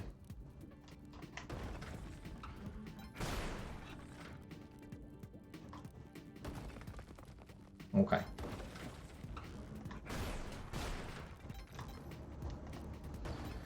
Gonna make a gravedigger emoji?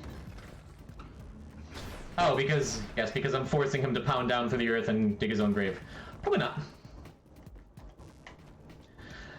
I've been saying all week, like, I can't wait. I cannot wait for my new emotes to come through, because I have... Magic card? What?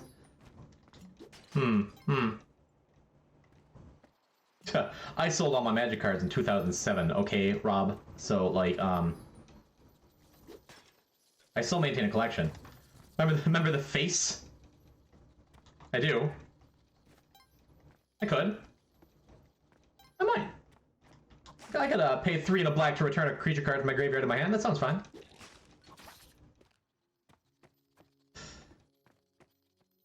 What was I saying though? Yeah, I have seven, count them, more than 6, less than 8. I have 7 emotes, Twitch emotes, waiting for verification, for acceptance, for whatever the word is. And they're just not coming through. But as soon as they do, we got all kinds of content for the fans. For the fans. Whirlwind Maddox? I know that guy. What's shaking, Macon? You playing Overwatch? You taking a break because you're salty? Hey, my man. I was.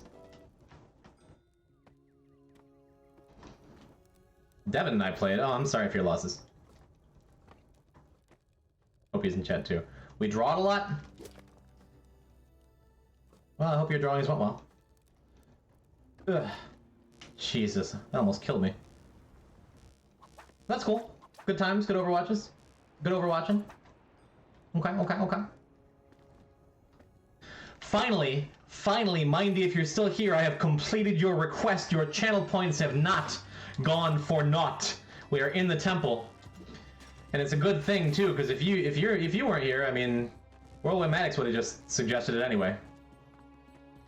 I have done it. It is true.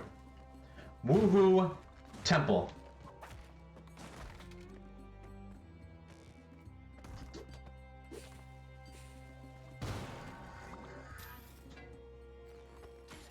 Okay. About time. It's my second time making it to World 4 today. That sucks. I suck. Everything sucks. Game sucks.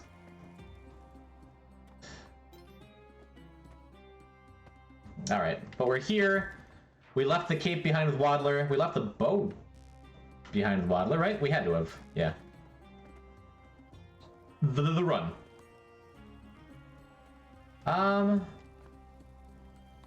Well, City of Gold is right below us. Gonna murder her. And the snake. Cool, cool, cool. Yeah, I'm waiting on my the run emote to come through. No luck yet.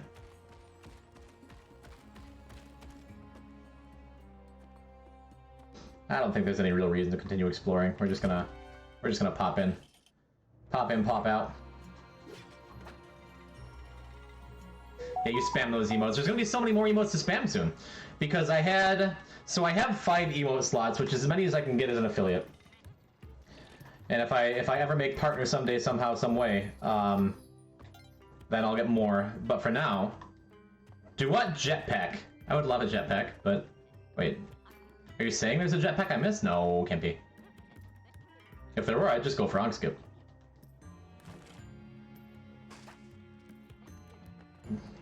Jetpack in Duat? That would be nice. There's no guaranteed jetpack in Duat that I don't know about, is there? You're just hoping for the best for me? Anubis 2 drops jetpack? He does? Since when? I've never seen that.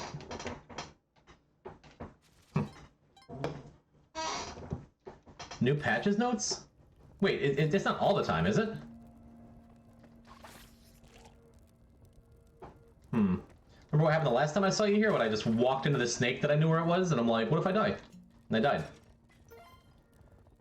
It's a guaranteed drop? What? Since when? Are you saying there's actually a reason to come here instead of tide pools now? Get out of town. Oh, I hope you're right. That'd be dope. That'd be dope. Well, let's find out, huh? Anywho, so I have 5 tier 1 emotes.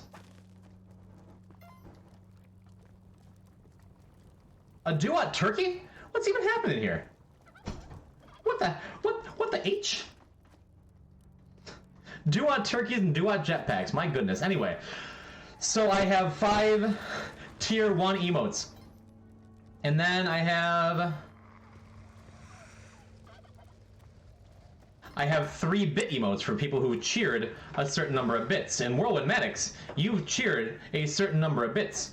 So when the emotes come around, oh boy, oh golly, you're gonna have yourself a real nice emote. And then there's my tier 2 and tier 3 emotes. So I'm gonna have 7 new emotes coming through any day, anytime now. That is not me baiting you into donating more bits. Like you've done enough, but thank you.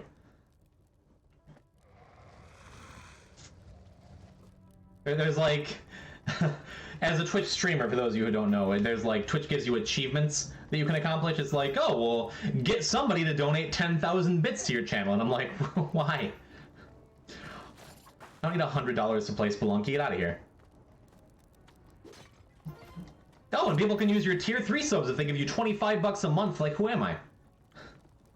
I strongly encourage anyone in chat, anyone listening.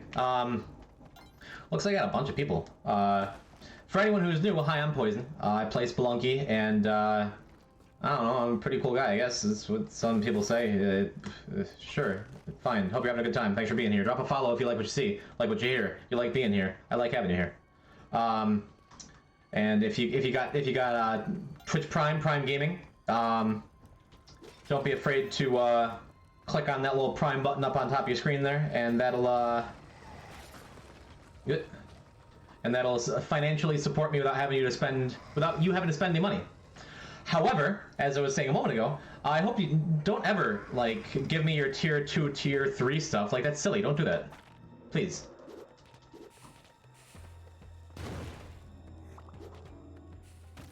Wait, is he one or 2 bombs? What? Since when, dude? So Duat gives guaranteed jetpack now. That's wild. I had no idea. Dagma. And now we just need to use this jetpack to get us a smiling jade vortex, and we're in a business. Get out of here! That's wild. I don't have to reset at 1-2 to grind for a jetpack. Bruh. That's excellent. That's what I get for never reading patch notes. HT Cat, welcome back. How you doing today? Good to see you. I'm learning things.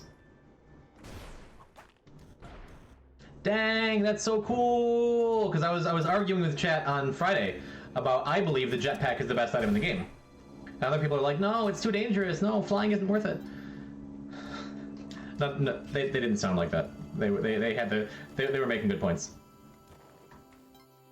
But now that I know every run I can get one, why would I ever go tide pools again?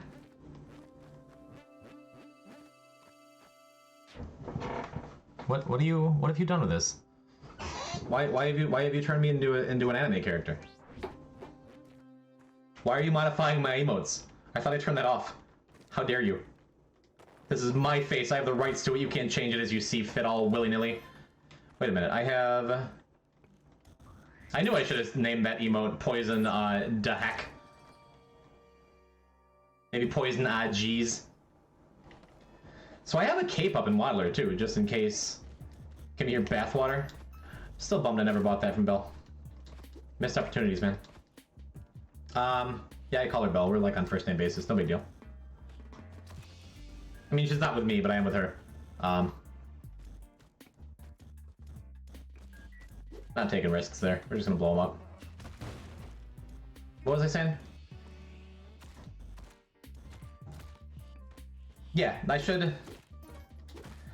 I should go back and name that emote Poison da heck. I like that better. Shout out to Armada. Alright, go get him, little guy. Get down there. Go get him.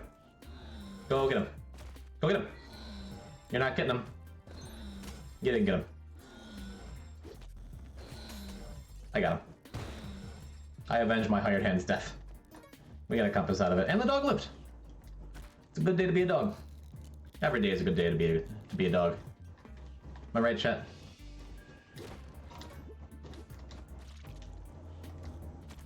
We kill a bunch of Yetis. I landed next to that Yeti and almost died. Forgot about that command. We had climbing gloves, so I could have just slowly and carefully descended down, but I'm not feeling slow or careful right now, so okay.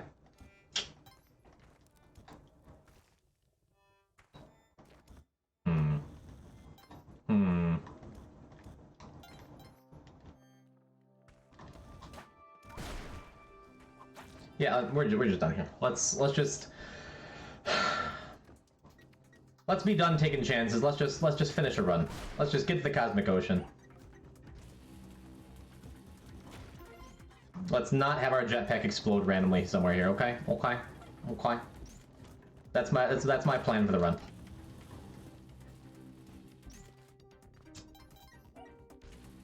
Cause I don't know, after having my run on Friday, which what's that? February 25th. Heretofore known as Twiggle Day, which I would like to make a national U.S. holiday someday. Twiggle Day gave me quite a bit of confidence in my Spelunky game that I was missing for a couple weeks, and it's gonna be back. Gonna be back. I don't know why I'm carrying this dude around. Like, just go fight those guys and blow up. Good, thank you. Just have a lot of explosions. Let's just, That's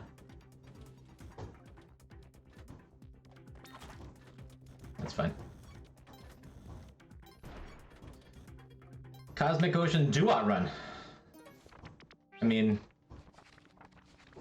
that is what this would be. Expect this a lot more often, though. Smiling Jade Vortex. Okay. Hey, look at that. Done in one. It's safe, right? Yeah. Got plenty of bombs. Do I just want to bomb down? Nah, let's just walk.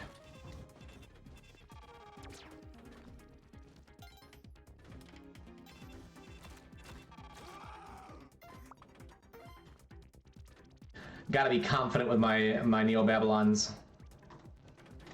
Otherwise, where will I be when I gotta do this in real time in the Cosmic Ocean, you know?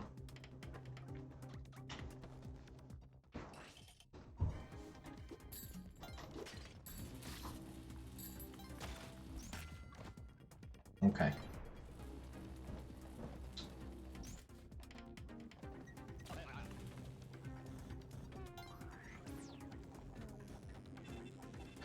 Nah. I was gonna say, do I wanna? I'll probably rob Tusk's shop, or yeah, probably rob Tusk's place later when I do the daily. Go for a big ghosty score run again, but not yet. Make sure we tread lightly around these flaming corpses that could fling at us and blow up our jetpack.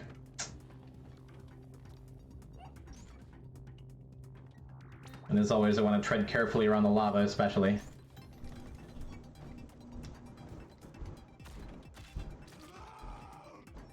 Alright, alright. So we got there. We done did it. I'm gonna skip that final boss. We're gonna get into the Sunken City for the first time today. Alright. Like I was saying, bit of a rocky start for quite a while there. But we in there.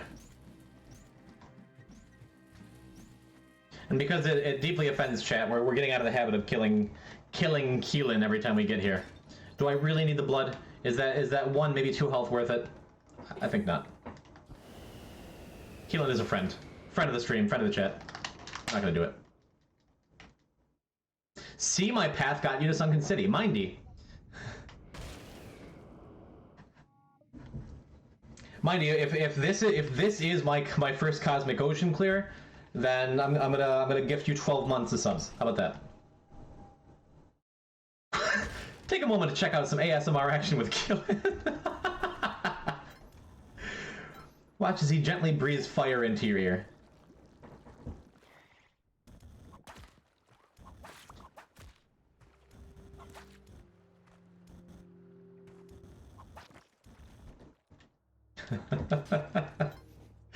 That's a good one. I know that's your favorite chat meme is the shutout command. So I'm glad to see it going to such a brilliant use. Okay.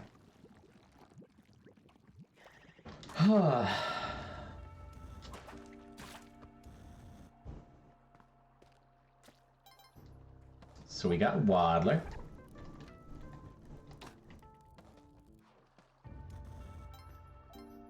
I'm still a little gun shy, like, about going into the Sun Challenge. After finding out for the very first time that having the True Crown means that Ton is permanently angry at you. Like, that jump scared me twice last week. And so now, like, I'm looking for the Sun Challenge, but I'm like, I gotta be careful going in. What if Ton just out of nowhere murders me for no reason? One of my brother's foolish followers.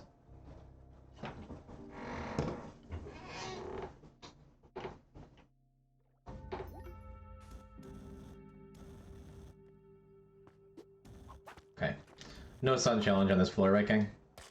None of y'all saw one?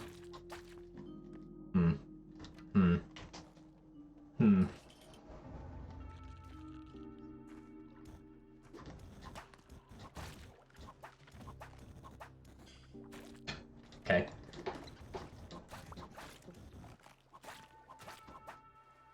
little bit extra blood over here. 15 health is safe-ish. It means I can take a hit from a flaming flying thing, have my jetpack blown up, and still survive. I don't know why I'd want to live in a world where I don't have a free duat jetpack, but, well, here we are. And there is our Sun Challenge. And the final Kali Altar, or second to last. And we're about to do the Sun Challenge, which is free. We're about to do the Sun Challenge and win it. Easy. First try, every time. Cross your fingers. Might not. Almost died to the Sun Challenge on my previous daily. It looks like we got an easy opening spawn. I'd like to go get that sorcerer's body out of the way in case a necromancer reses her and she starts taking pot shots, but if she gets res, I'll just go jump on her. I think it's okay.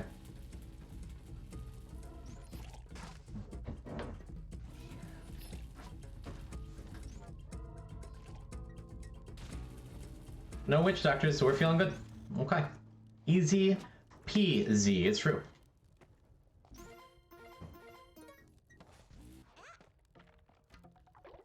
Oh.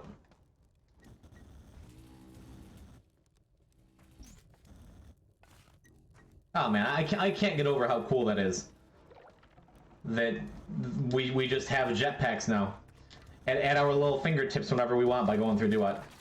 How cool. How exciting. I'm really feeling it. As they say in some other community. Alright. There's a doggo up there. For the sake of time and the sake of extra health, let's just bomb our way up there and go get it. For this is probably the last Kali Alta we're gonna see. Let's get some dog blood first. Okay, okay. Let's free that skeleton from his eternal torment. There you go. Cool, cool, cool, cool, cool.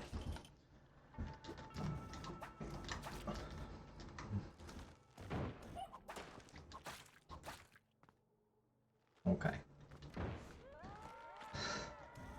I don't know why I saw that coming. I was about to say, okay, this is the last floor where we can cure poison, so I'm going to keep the dog alive.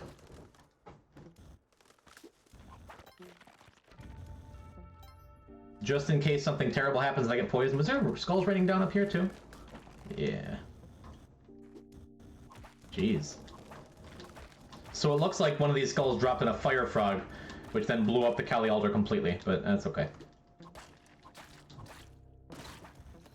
It's a good thing we didn't go for a true crown run here. Well, no, I guess it doesn't matter. You can get rid of the ball and chain pretty easy in the Sunken City. But just in general, it's always a good thing when I don't go for true crown runs because I die in them.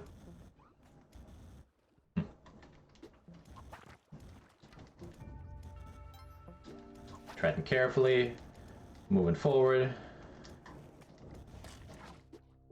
So I learned from watching one of Baby on Board's compilations that you don't want to, in that situation where you have a bunch of cocoons over the door, you shouldn't just make a mad dash for it, because if you bump into one of them while you're holding the bow, it can knock it out of the... It can knock the bow out of your hands when the cocoons pop. And that would be just real sad. The frog just eat the maggot? Yeah, that's a thing that happens down here. And if you wait long enough, the maggots eventually turn into the giant flies too. Because the Sunken City is a terrible place. That's...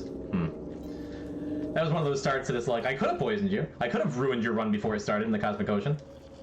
Hold on. Yeah, man. When you see, like, the big boys like Twiggle play, like, they move so fast through areas like this, sometimes you miss a lot of little interactions. That's why it's fun to watch a worse streamer who isn't as good at the game or as interesting or fun to watch. Because you learn stuff. This is a science stream, if nothing else.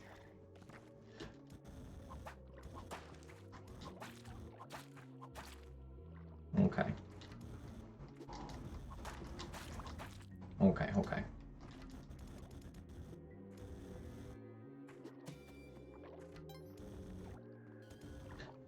Quandary, did you know? Are you coming from Triggle's place? Did you know that a jetpack is guaranteed to spawn from Anubis 2 in the Duat now? Because my wonderful chat just taught me. And that's incredibly exciting.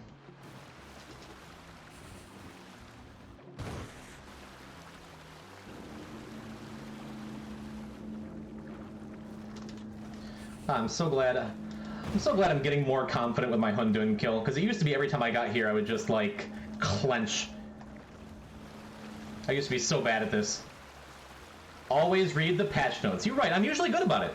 I guess I didn't think about it that there would be another patch so soon, because there was just one, what, a couple days ago? But let's go. Cosmic Ocean.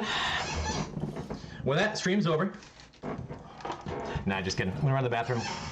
I'll BRB, and then CO time.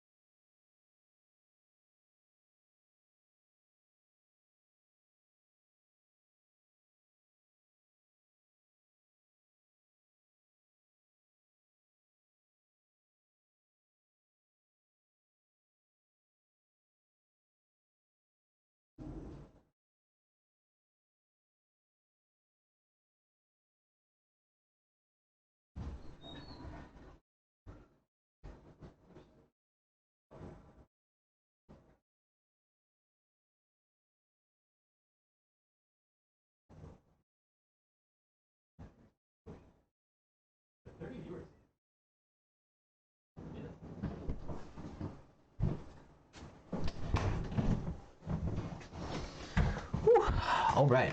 Okay, feet picks now. Look, Dirtle. I got better things to do than show off these beautiful feet of mine. I'm busy. I'm busy cosmic oceaning.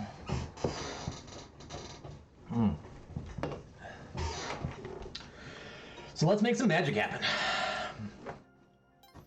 So, Dirtle, we were talking about this. This is the cosmic ocean. This is the final frontier for any would-be spelunker. This is 99 straight floors of procedurally generated pain. This is the final challenge that I have not completed in Spelunky. And this is gonna be pretty tough. But instead of going from top to bottom like you do in almost every other world. Cheers.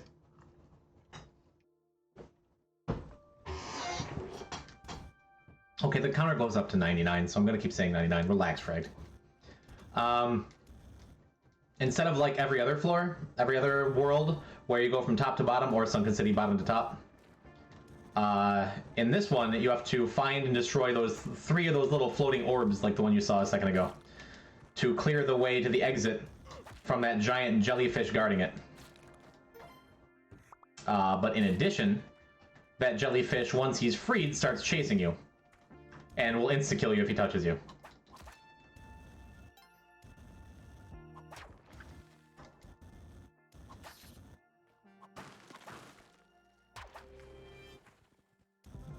We're gonna give it a sec. I don't want that mole. I don't want that mole or that arrow to just end this run before it starts.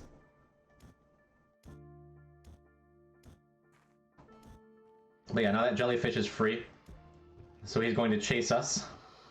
And if he touches you, he kills you. What is my COPB? 70 something, I think.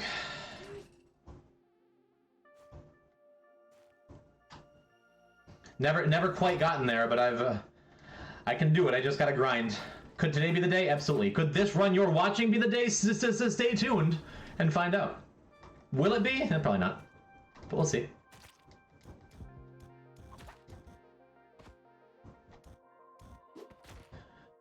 Yeah, Mindy, I feel like you have oh, please.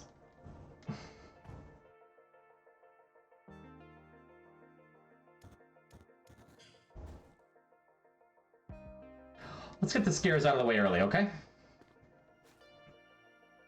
I was gonna say, Mindy, I feel like you have more of a reason than the rest of chat, because of a promise I made out of passion.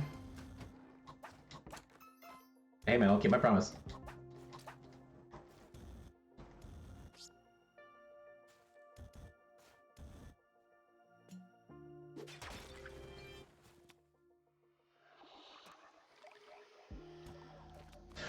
Woo! Oh boy, that actually made my heart skip a little bit. Get it together, Poison. You set down your controller for 2 seconds to go to the bathroom, get water, and now you're gonna give chat a heart attack on every floor? What are you doing? Okay, but I made a resolution to myself. Not quite for New Year's, a little late, but I'm ah, jeez. I made a promise to myself that I would pay more attention to how many orbs I have specifically. Like that's the plan for these CO runs. So that's 1. That's 2, that's 3. Cool. Always happy when a Sunken City floor ends quickly and easily.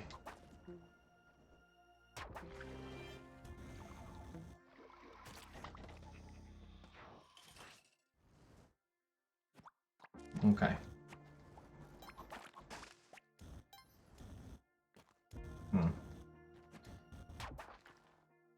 But yeah, that's the thrill of the cosmic ocean, isn't it? Like, I made it here. I'm good enough to do it. I'm a Spelunky pro. I'm in the top 1%, and yet any minute, any whip, any jump could be the final thing I do in this run. This game's so cool.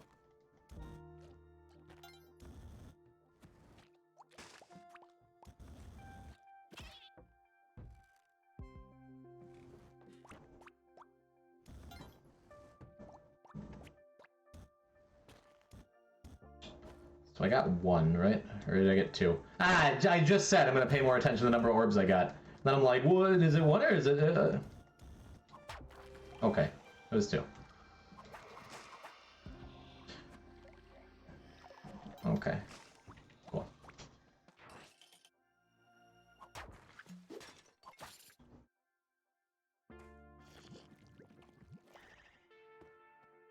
So yeah, having a jetpack is really nice because overall it is by far, it gives you more mobility than any other item in the game, by far.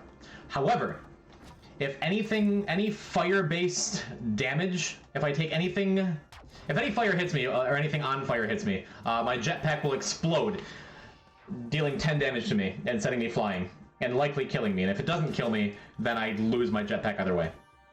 Compared to things like the capes that you can find, Vlad's cape or the regular yellow cape, the jetpack is by far the higher risk, higher reward item. But a lot of players, I get told all the time that for my first Cosmic Ocean win, I should really try with Vlad's cape, which gives me a double jump and a float, and doesn't just blow up. I will call you back after I'm in the Cosmic Ocean, okay? Okay? Okay. But yeah, I hear all the time that I should really try Vlad's cape for my first CO clear. But I'm like, dude, it's just better. That's 2, right? I think that's 2. I'm the worst. I'm actually the worst. All right. That makes 3, I think, maybe. So we're gonna go...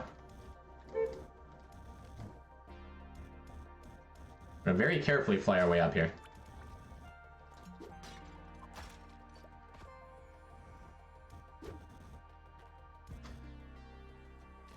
Oh, man. Well, thanks for staying up, man. Niblet, thank you for coming by. It is good to have you here. Feel free to spam my emotes wherever you go. And, if you make it back to Twiggle before I do, send him Poison's love, would you? Thanks for coming to it. I'll see you again next time. In the meantime, I got a Cosmic Ocean to clear. So I'm pretty sure the last orb is at the bottom. Oh, the other thing we didn't mention, Rob, is, this isn't the best time to show it off, is if you go all the way to the right, it loops back around to the left. If you go back around to the left, it loops back around to the right. And if you fall all the way down, it loops back around to the top.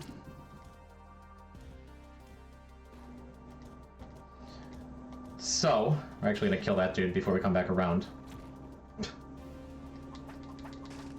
There you go. So with the last orb down here, when I pop that, the jellyfish is probably going to loop around from the bottom to the top. Yep. And so I'm going to loop around from the top to the bottom to get to the exit. Look at my emotes side by side with Twiggles. Makes me feel like I made it. Okay. And a very fast dwelling that we're not going to die to that bear trap like we almost did. I don't remember if I finished saying it either. If you take too long, after 3 minutes, a second jellyfish appears and starts chasing you. So, in the floor size, like how big each floor of the Cosmic Ocean is random. So you gotta be well and truly careful. Because if you you take your time too much, running around, not getting stuff done the way you want to, then all of a sudden you have 2 jellies on you. And on a super dangerous place like the Sunken City, like we're at now, that can be a very bad, no good day. Let's see, that was 1 orb. That's 2 orbs, I think. Unless it's just 3 again that I can't count. It's 2, okay. And also you can hear the orbs. So if I look down, I could hear that one's there even if I didn't catch it when I looked. So we're gonna... getting it done.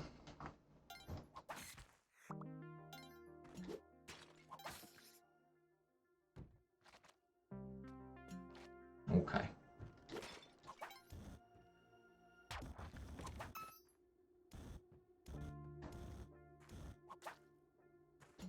Bit of a rocky start, but I feel like we found our feet a little bit. Just want to dodge arrow traps. Keep our wits about us. We keep getting these really small levels. This is excellent.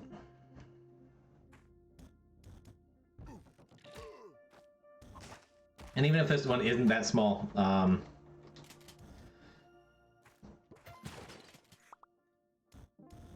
it's not that bad. Even if this one isn't that small, it's still the dwelling. You're refreshed? You're refreshed, and I started playing better.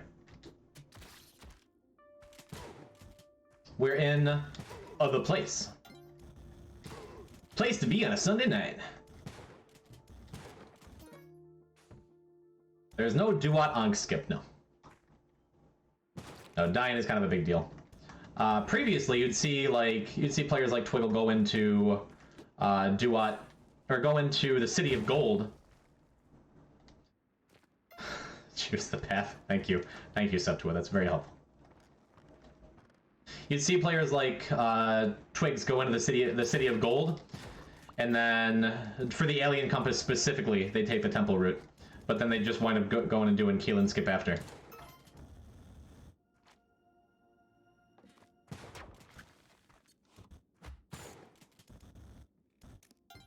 And we lost track again. I don't have a clue how many things we got.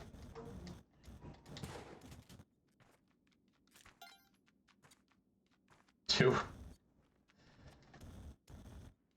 I've said it before. I don't know if this is way easier or way harder without chat.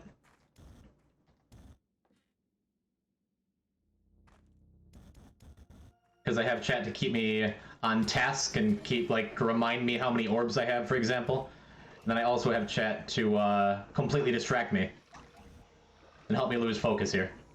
A little bit of both. A little bit of column A, a little bit of column B. Almost 3 minutes, yes. Oh, believe me, even on longer floors like that, I am acutely aware of my time. I'm gonna blow up some of these crush traps because the temple floors, I think, are, maybe not objectively, but almost definitely the most dangerous areas of the Cosmic Ocean.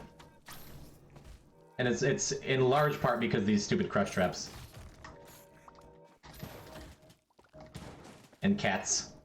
If one of those cats blows up on me, I'm just, it brings me down to 1 health permanently. I can't heal with the Kapala anymore, and I might as well be dead. And then if I get hit with a crush trap, I am dead.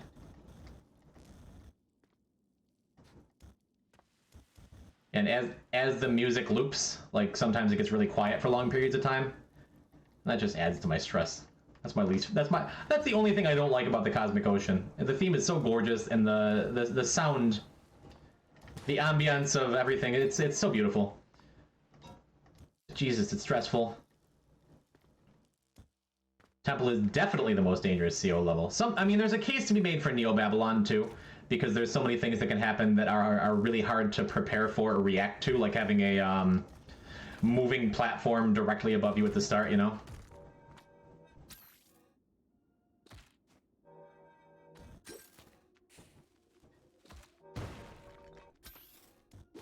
Oops. There is one way without Kapala to heal in the CO. That is correct. Get them Ice Cave turkeys, baby. There's a chance a giant crush trap spawns above you in Temple. Touche. It's true. You're right. You're right. Using a lot of resources out here, but that's okay.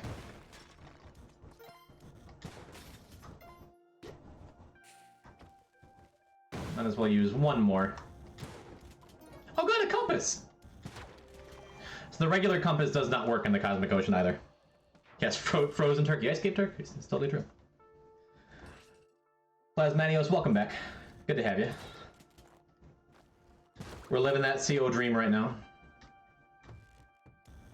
First good run of the day, but, you know, I'm feeling real good. Oh, I gotta be careful. There's a slim chance that my shotgun bullets could take the loop and hit me. I think. Slim, but not none.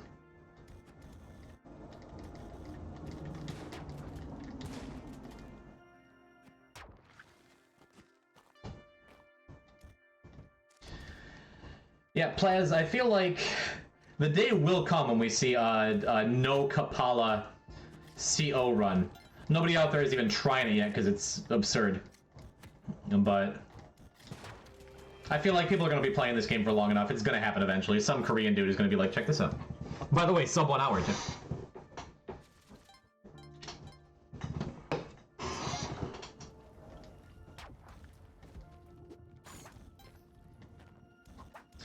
Volcano, usually I feel good about the volcano places, especially when Belted isn't here to tell me to whip out a TNT crate. Those torches have been burning for years. I don't know, maybe Anubis 2 comes back and lights them every now and then. I'm especially nervous in this area. I think that's fine to drop him down there. Yeah, it's not fine. I did not want him to unleash lava, but it's probably close enough to the middle.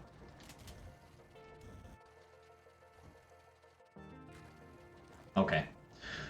This poses a problem. Let's see where this lava is dripping to, because if it takes the loop in an ugly way, okay. That's totally fine.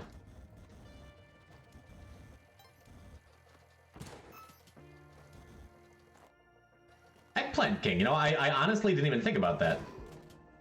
Not a bad idea.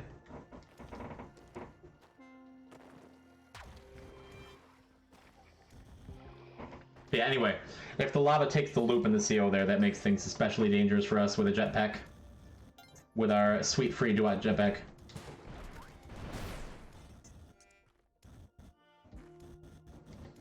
It's probably going to be the last orb we hit there, because it's right next to the exit.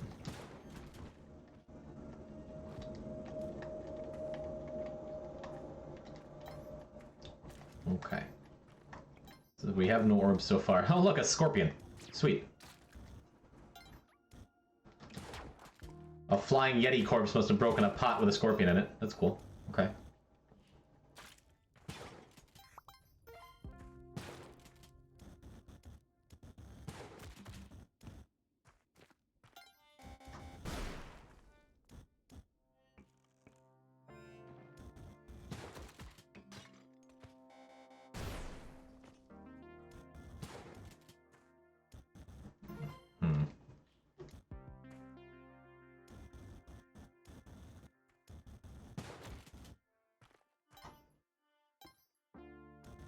So one more orb. This is a bigger floor than I thought it was. I'm gonna head down, get the crate too. I'm missing 2 achievements if you don't count finish the book and get all the other achievements. Which ones? I'm gonna take the loop just because I'm so scared of those spring traps.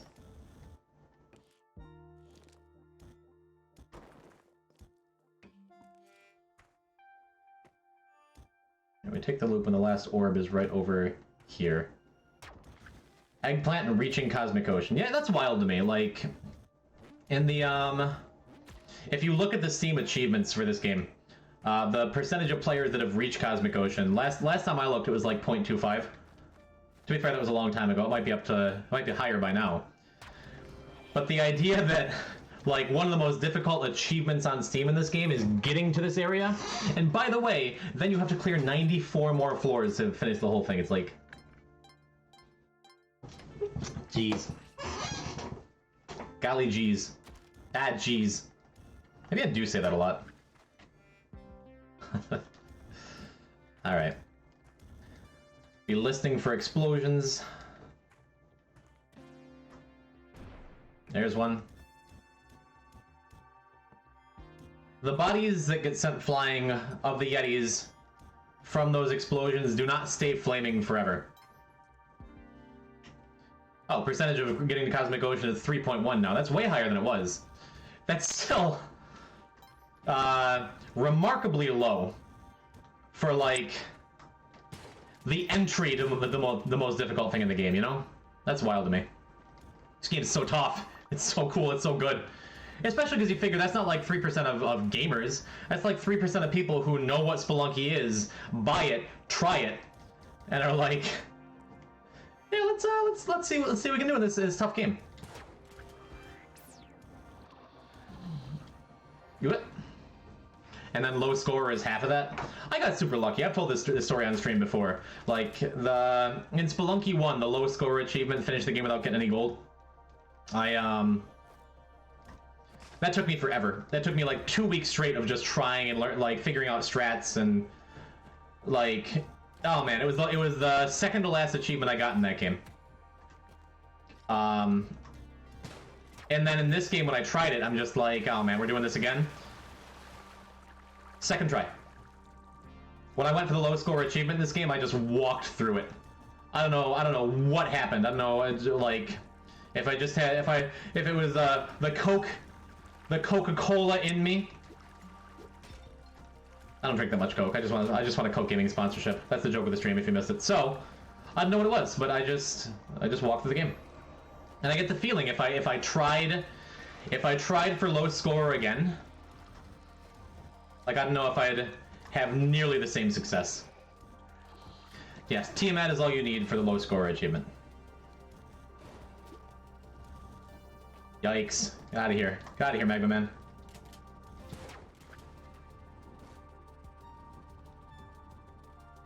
The good teamwork achievement isn't there anymore?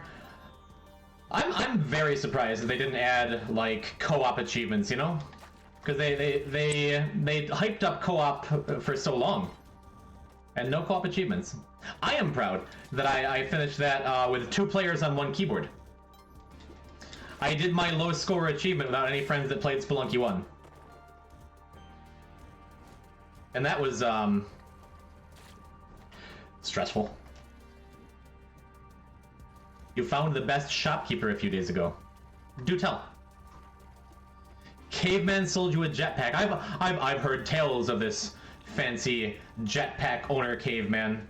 I don't want to be up here. I'm so afraid. Okay. We're gonna go back down.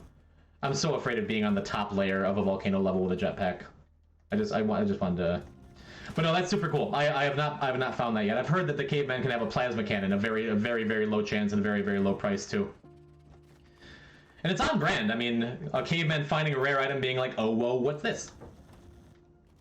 It's funny. I'm gonna get these out of the way before I hit that last orb down there. Alright, alright.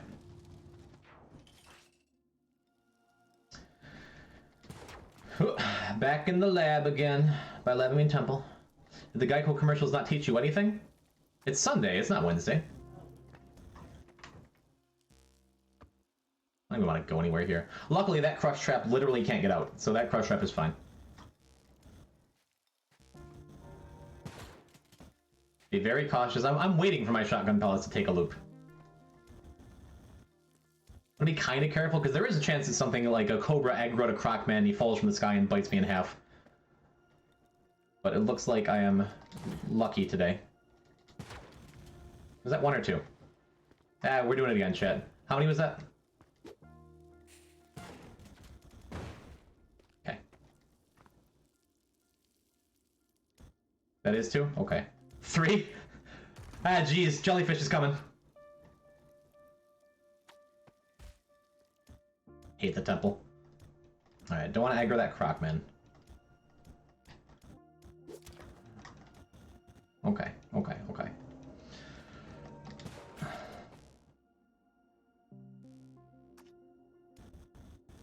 Path of least resistance is definitely just bombing up through there. Cool. Always happy to get through a temple.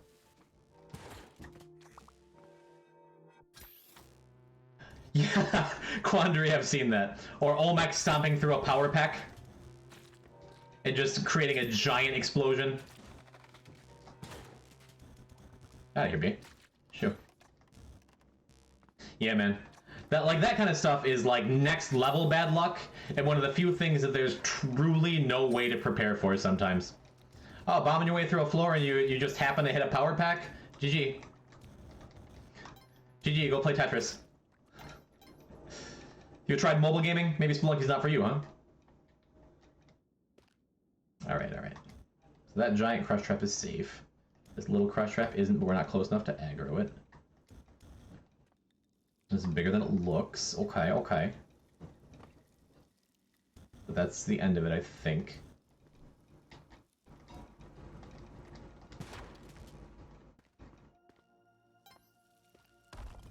So where's the exit? I don't want to think too hard about it. Is this the last one? I think it's the last one. It's not the last one. That's problematic.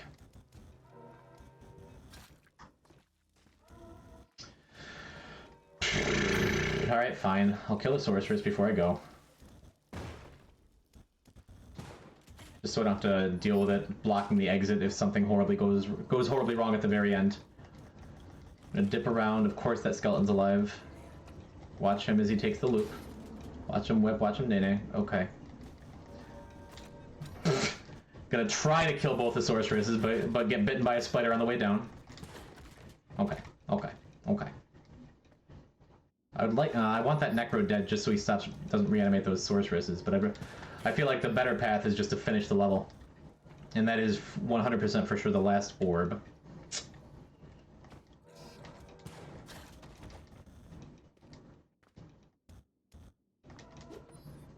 And that right there, what you just saw is the reason I typically don't take the catcher's mitt. Because being able to do, like, super nice angle throws is it's so important to me. Yikes.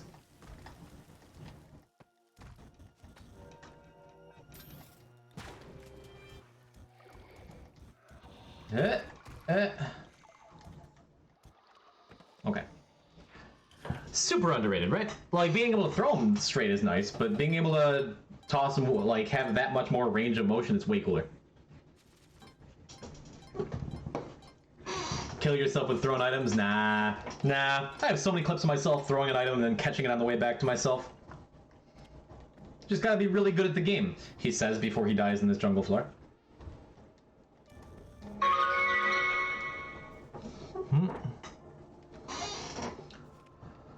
Okay. Play it cool, play it safe, play it chill. I once left Vlad's cape on top of Olmec. Yeah, I've done that too. I have left a jetpack behind on top of Olmec, then gone back through because I missed the Olmec door and couldn't get back in. It's no bueno, man.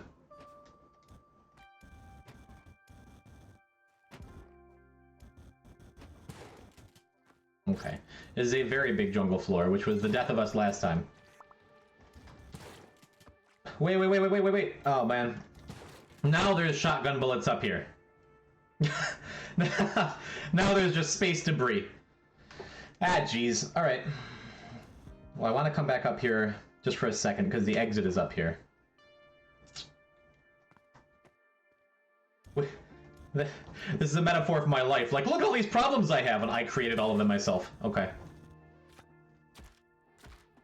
Everything is terrible. How could this happen? Well, if it isn't the consequences of my own actions. Alright, relax. It's gonna be fine. Was there an orb over there?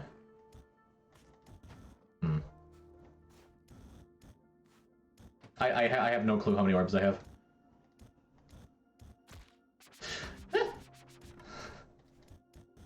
Quit being stubborn, just use a bomb. We're just gonna use a bomb. Stop. Hope I didn't jinx it by saying, oh no, a big temple floor, that's what ruined it last time. Just use a bomb. Don't use a bomb. You're good enough for this. Just walk through it. See? See, I'm good enough. I don't need no bombs. Come on, dude. Okay.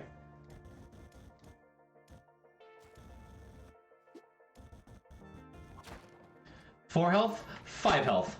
6 health, I think, totally spikes in this area. Well, it's fine. It's fine. I'm gonna break one of these, then take the weight. Okay, it looks like the pellets are gone. Right? There's still one pellet. There's still one pellet going around over here. Okay, it's gone.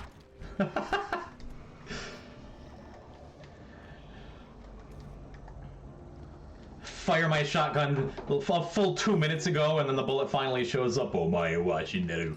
All right, let's just move on.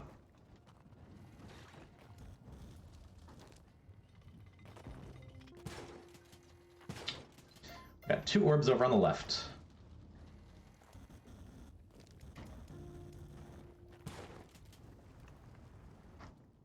Let's get max range of vision over here.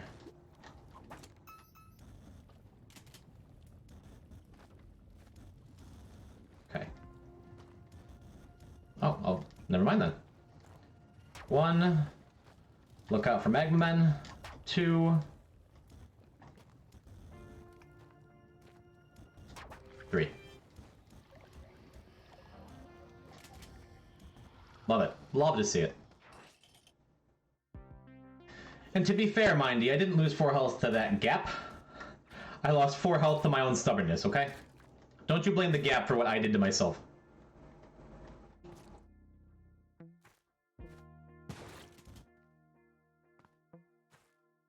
Gaps don't kill spelunkers. Spelunkers kill spelunkers. Okay, 1. No.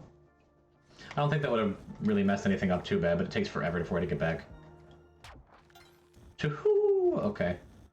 Last one. Right there. Nope. To be fair, the orb generated through that gap. Yeah, you're right, it is the game's fault.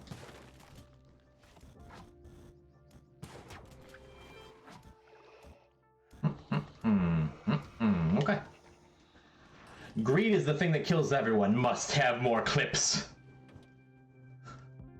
Alright. This is the first Neobab level we've had. Which is pretty cool. We've had our fair share of temple garbage, but first Neobab. No. Stop to itch my head. Don't kill the Lamasu. Okay. 1 orb, right?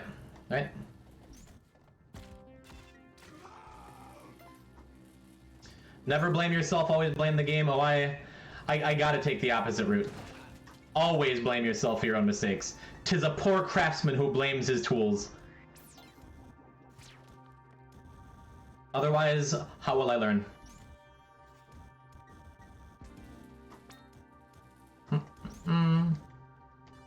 Well, let's just stand in a force field because we can. Sure.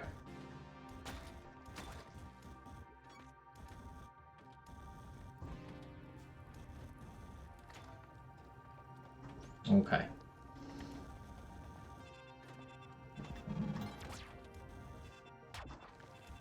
Two. I hate being on the top level. Please don't let anything just fall on me randomly that's out of my control. Okay. Okay, last one.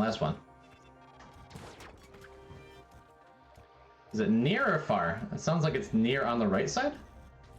I already forgot where this thing is. Oh, I see it. Just want to trigger that laser. Oh look, a burning all might out of nowhere. No. The anti-Criparian? I don't know who that is. Educate me. Some tools are downright crap. Yeah, you're right. You know, I saw Twiddle do that yesterday. If you hug a wall and climb down it in front of a laser trap, it does not hurt you. Yeah. Hearthstone. Well. If you're a Hearthstone streamer and you always blame RNG, maybe try a different game. I love him in spite of this. Yeah, that's fair.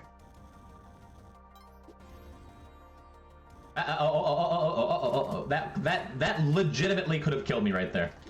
Like if I had taken a step closer to that witch doctor before noticing he was there, and he targeted me, that could have killed me. Because if I'd gone left, I would have gotten flung off the ledge when it hit me. If I'd gone right, I would have gotten flung into the spikes. And if I flew directly into the witch doctor and missed my whip, then he would have cursed me. That was almost the end, boys. Now let's fire more shotgun pellets at ourselves. Look at us.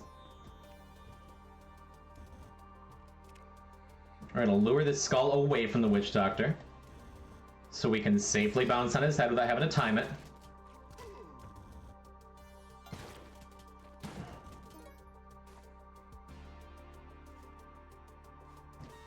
I guess there's no real reason to mess with that witch doctor in particular, though.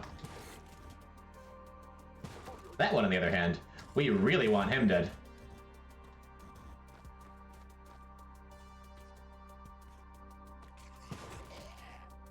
This place is lousy with witch doctors.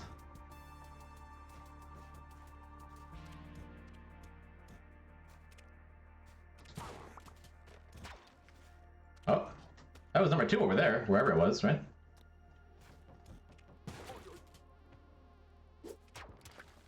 No. Count better, Poison. Learn to count, streamer.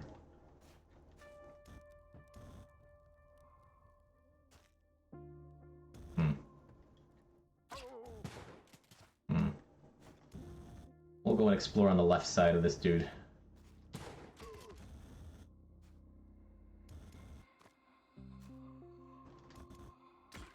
What a jerk. What a big jerk. All these witch doctors are big jerks. Alright. I feel like the fastest way is to get over here. Find it weird that the wooden shield can't reflect bullets. You ever try blocking bullets with a little flimsy wood shield like that? Because I have not. But it seems easy. Alright, we're 1 orb short, and this is kind of a big world. But I hear it, I hear it, I hear it, I look down, I heard it. The last orb is right here. Ooh yeah, ooh baby.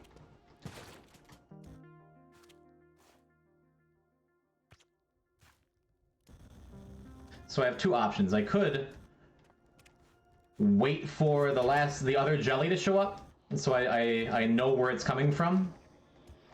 Or I could just go. And I decided just go. Let's see if that was a bad move. I just have to very carefully not get stuck in that little gap. It's fine. It's fine. It's all fine. Yeah, with big levels like that, sometimes you don't have much of a choice. Like, you gotta take the extra time. Okay, that's 1. That's 1. Start counting out loud and making a big deal out of it, Poison. 1.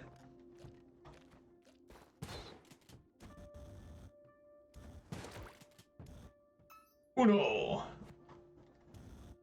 Be careful of poison falling here. I hear number 2.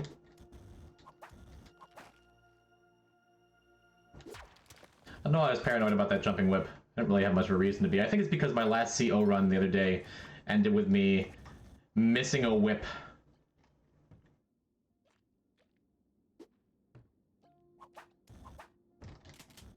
Alright, dude. If that treasure box hits me, then I could get knocked out and maybe die. I'm gonna try not to do that.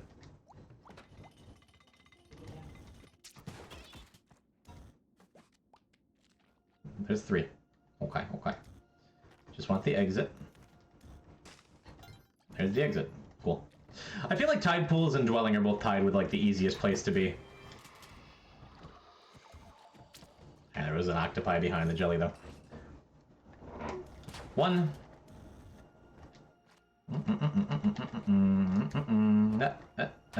2. Did I hear 3? No. Just tinnitus. Just a bunch of mosquitoes. So we got 2 for sure.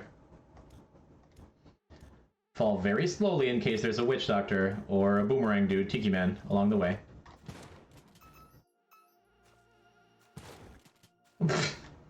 Okay. There you go.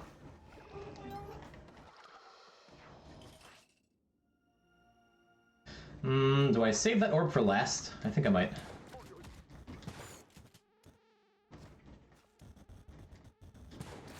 Getting a whole lot of mileage out of this shotgun, huh? Feels pretty good. Jungle levels galore, I know, right? I think that's the game saying, hey, I know you died in the jungle last time. Let's warm you up a little bit, Poison. Let's get you back. Let's get you back into jungle shape here. All right.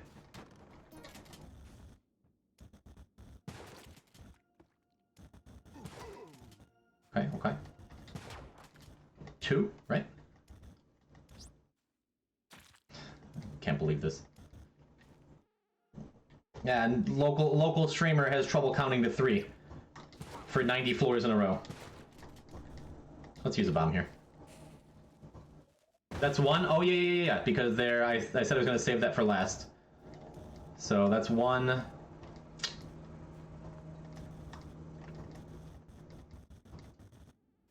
There's 2. Okay, you right. Maddox looking out for me. My man. That's why I named my pickaxe after you in Minecraft.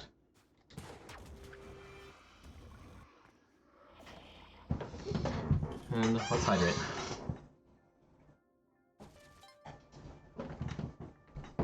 Okay. 7:30. We're a third of the way there, baby.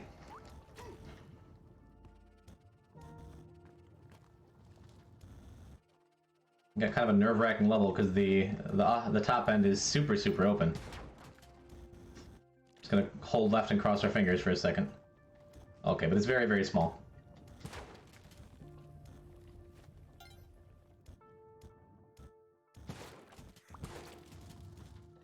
Okay. Good. It was top right, right? And just fall and hope a Magma Man doesn't fall with us. Good. Caveman just tripped on a piece of gold in the lava. I didn't see it. Feel free to clip it. R.I.P. Caveman. Oh boy, that's not what I wanted, really. Okay, so I just heard something pop. Looks like a Crocman body flew into an orb. There's another orb over on the far left. Gonna watch very carefully for crush traps as we go up, but is this another very small level? Could be, could be, could be.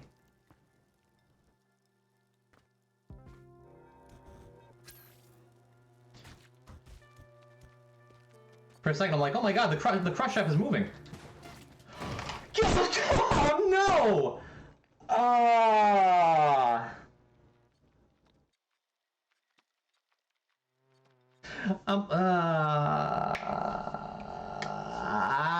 I just learned that. I just learned that if you stick a sticky bomb to a Crocman and then damage him, his invincibility period isn't up by the time the bomb explodes.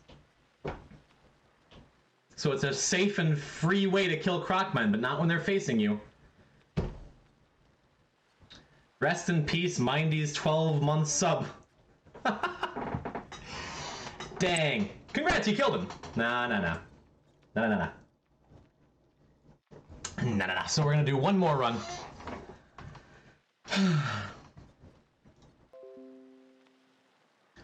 One more run for the day. Sheesh. Oh man, thanks everyone who's come this far with me. No, go away. Go away.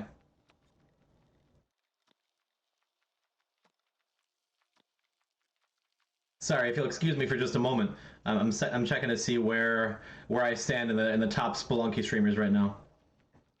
Ivy's streaming, Nocturo is streaming, Groomp is streaming.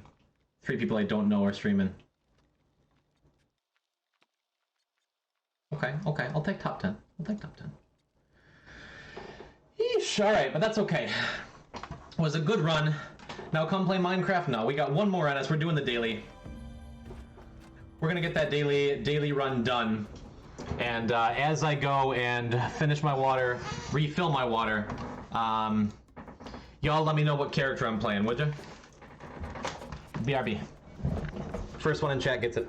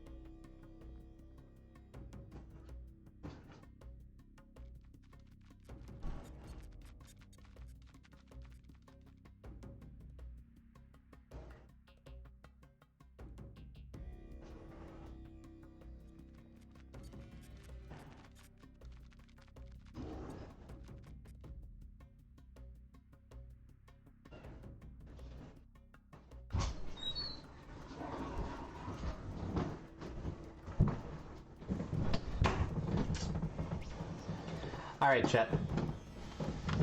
What did we come up with? Robit. Kirby. Robit. Robit. Oh, geez, you're trying. It's Shark paying to win over here. That's not how this works. However, how it actually works is you saying it first, so you got it. Let's get the Robit.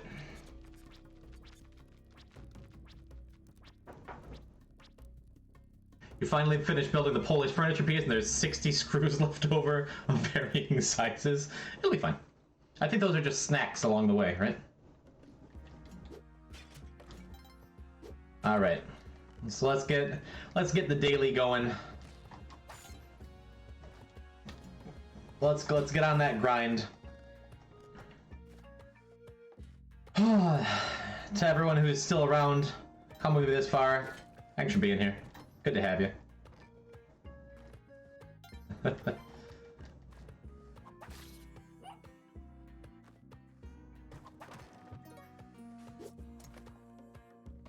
It's great to be here. Clovis, darling.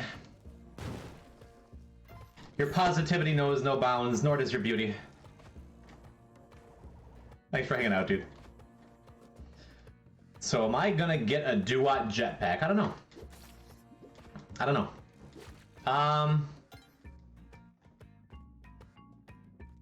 I don't know what my path is going to be yet. I've been doing a lot of jungle lately. I might try volcano just cause. I might even do volcano tide pools, just cause that way I'm likely to keep the Ankh. Choose the path, huh? Where are we going, Shark?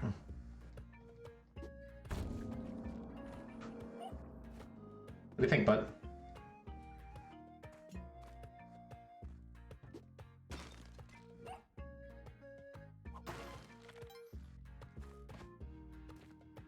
What do you think, Shark? Where are we going? What are you Googling where you can go? Duat gets your Ankh, but you get a jetpack, so I'm going to Duat. Okay. Duat it is.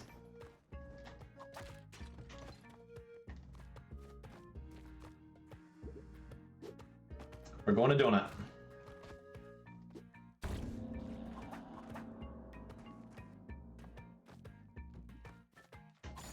Okay. Okay. Be real nice to get an early Kapala. That's fine. I thought I was completely safe, but of course the bounce. Of course the bounce.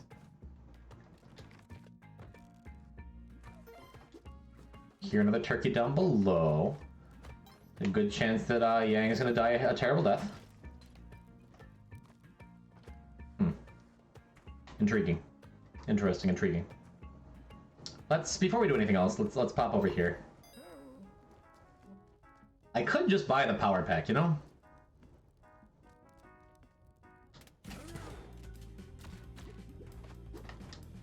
Whoops.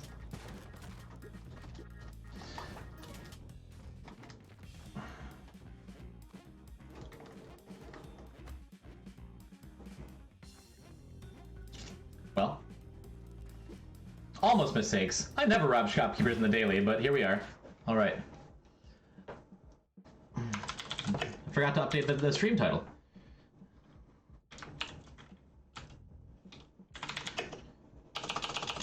What is it? Robot Overlord takes daily to $7.99.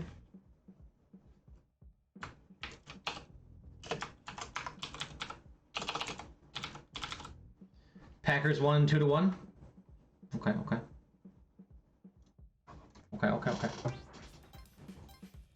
Bomb box and wall, you say? Can't tell me what to do. Up top? Okay. Okay.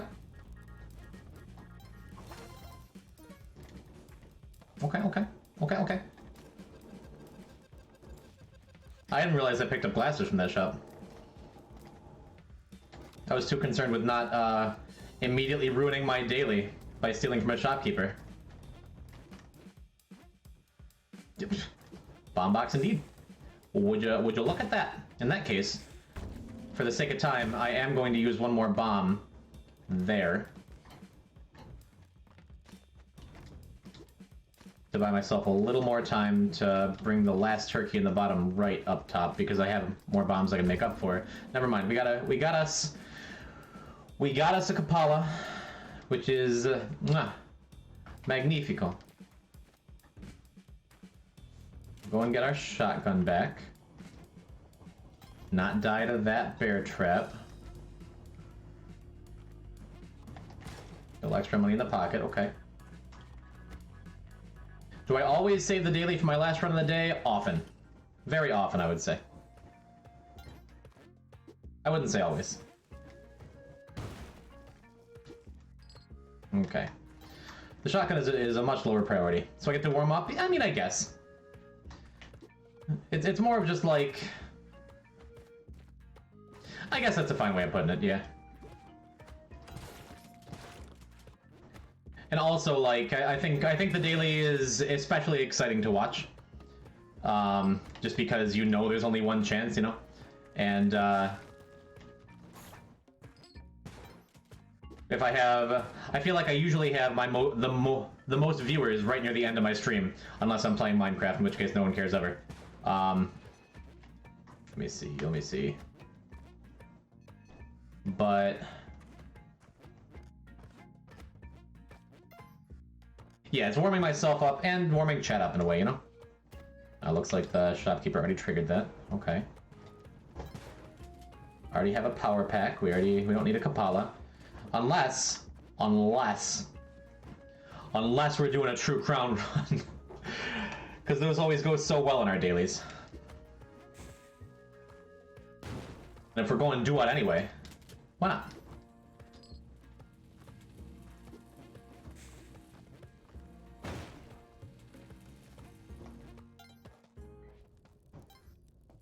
Oh god, not a true crown, says the character I'm playing as. Alright. Too late!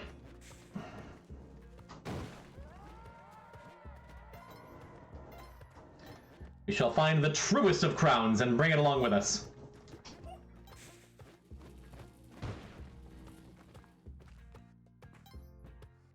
Oh yeah.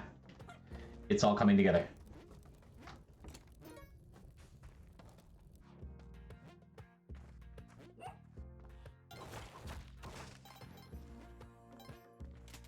Okay.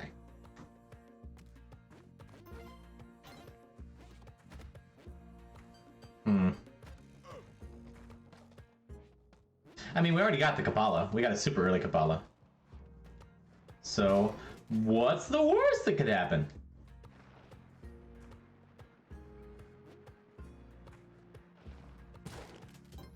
Let's take our time here.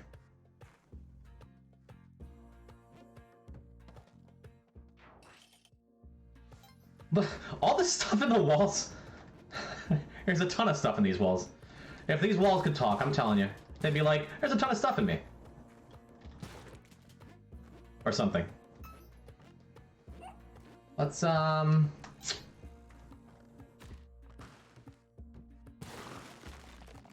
looking for a Skelly key. Chat falls silent to let Poison reflect on his mistakes, preparing their TP commands. So what if we die? In the same way our dailies often die. TP, TP, TP, TP.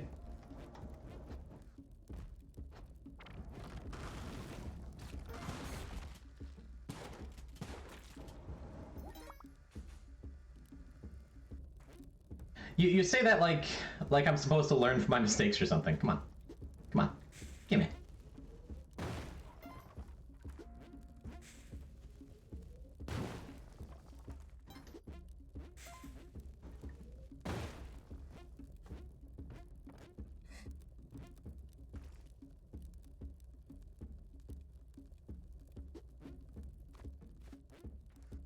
Let's take some extra risks.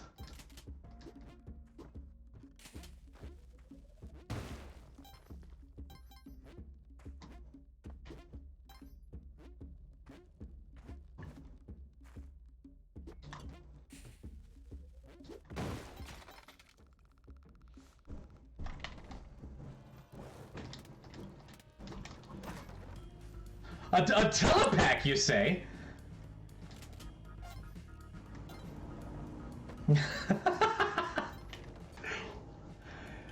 a teleporter? Really? And we're at 1 HP? This is gonna be the best run of the day, you kidding me? You put your TP commands away.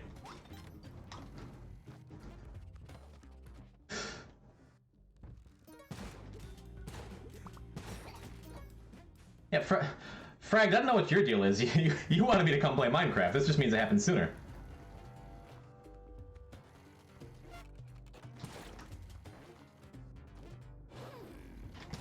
Seem to enjoy chaos. Why, beg, how correct you are.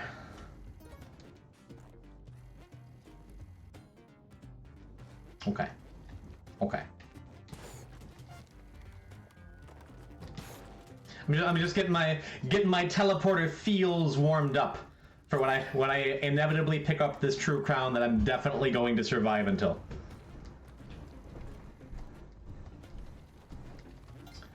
And I think, I do think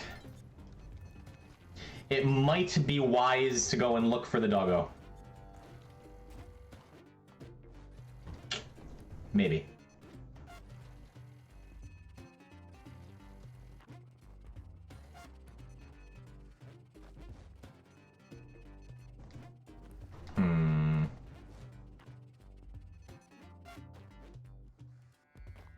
Why would I need a dog? So I can sacrifice it. Get a little more favor with Kali. Because I don't, since I blew up an altar, I would like to eventually get uncursed.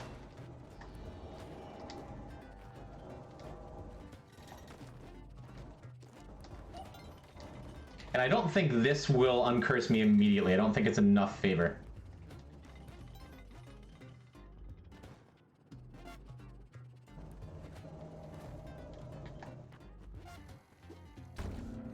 Yes. So now the next dog that I find should uncurse me. That is why I go back for a doggo. You think it's a meme? We're playing for the long game here. We're playing assuming I'm going to survive the next couple floors. Okay, okay, okay.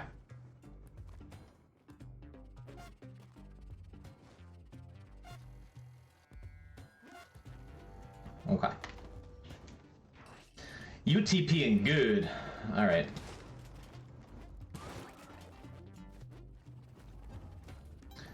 Well, the dead are restless, huh?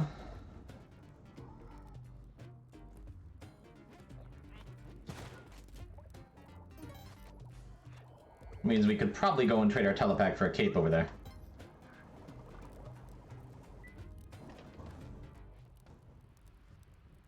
I don't think that's a safe teleport, only because of the bat under it. Put the telepack down. Are you scared? Nothing to fear but fear itself, my friend. This is now a pro teleporter stream. These days we don't telefrag ourselves. The TP command just exists as a relic of the past. I don't see what there is to worry about. ROUSs? I don't think they even exist. Almost fired that shotgun. Ton is not mad at us yet because we don't actually have the true crown.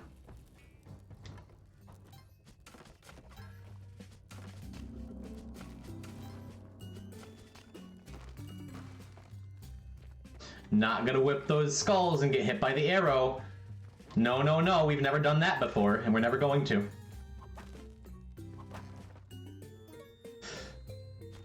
Playing with the skulls that drop from that skull pile like lit dynamite. Not to 50! Look at everyone, like, picking up on the Princess Bride reference. Okay. Okay, okay. I love my chat. Thank you for being here. Shout out to Gypsy Weed. She would have picked up on it, too.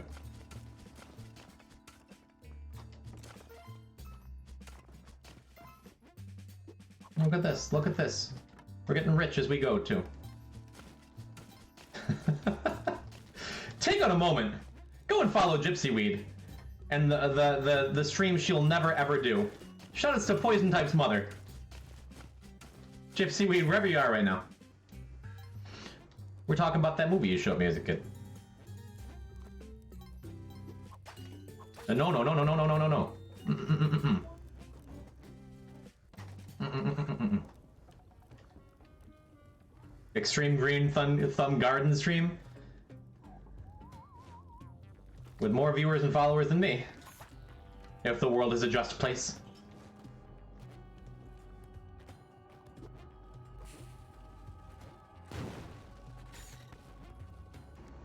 Let's get a little bit extra money up in here. Okay.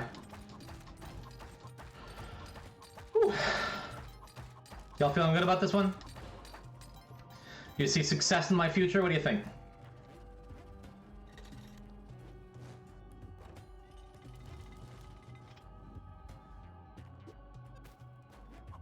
Oh, look at you, Shark, making commands over there. We didn't miss an altar, did we? I don't think so.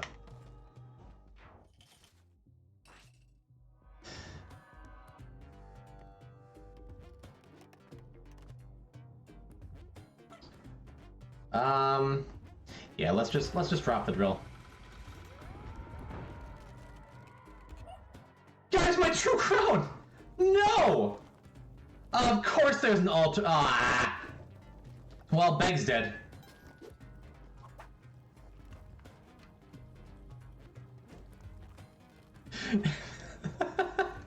Beg is dead. Kali is now too angry with us for us to ever get a jelly. Well, that's a bad drill, huh? Sheesh, alright, well. Run's not over, run's not dead. Run's over, run's dead. Forgot I had the telepack for a second. Thank you for hanging out with me, Poison Type, for these wonderful Spelunky streams, these clippable moments. You're gonna rub it in my face. Alright. Stream's not over, stream's fine. It'll be fine. Y'all can play Minecraft. I think might be too sad to play Minecraft now. Jeez.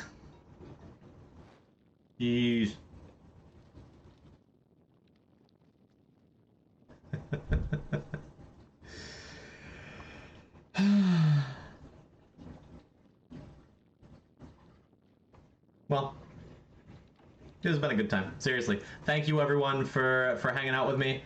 Thanks for doing the thing. Where do we go? I think because none of my usual folks are doing the thing right now. How about I send y'all over to Groomp? Because Groomp is another fine Lunky player. Before you go, I'm gonna send you over to him. Send him some poison loves in chat. Where are you at, Groomp? There you are. And I'll be back tomorrow. We'll be doing it again. Clovis, Mindy, Shark, everybody, Melon. Gonna hydrate with some nice Coke before the end of the stream.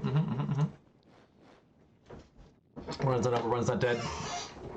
Seriously, give Groom some love because he's an excellent player too. And see you at 5 o'clock tomorrow. We'll do it again. Okay, bye.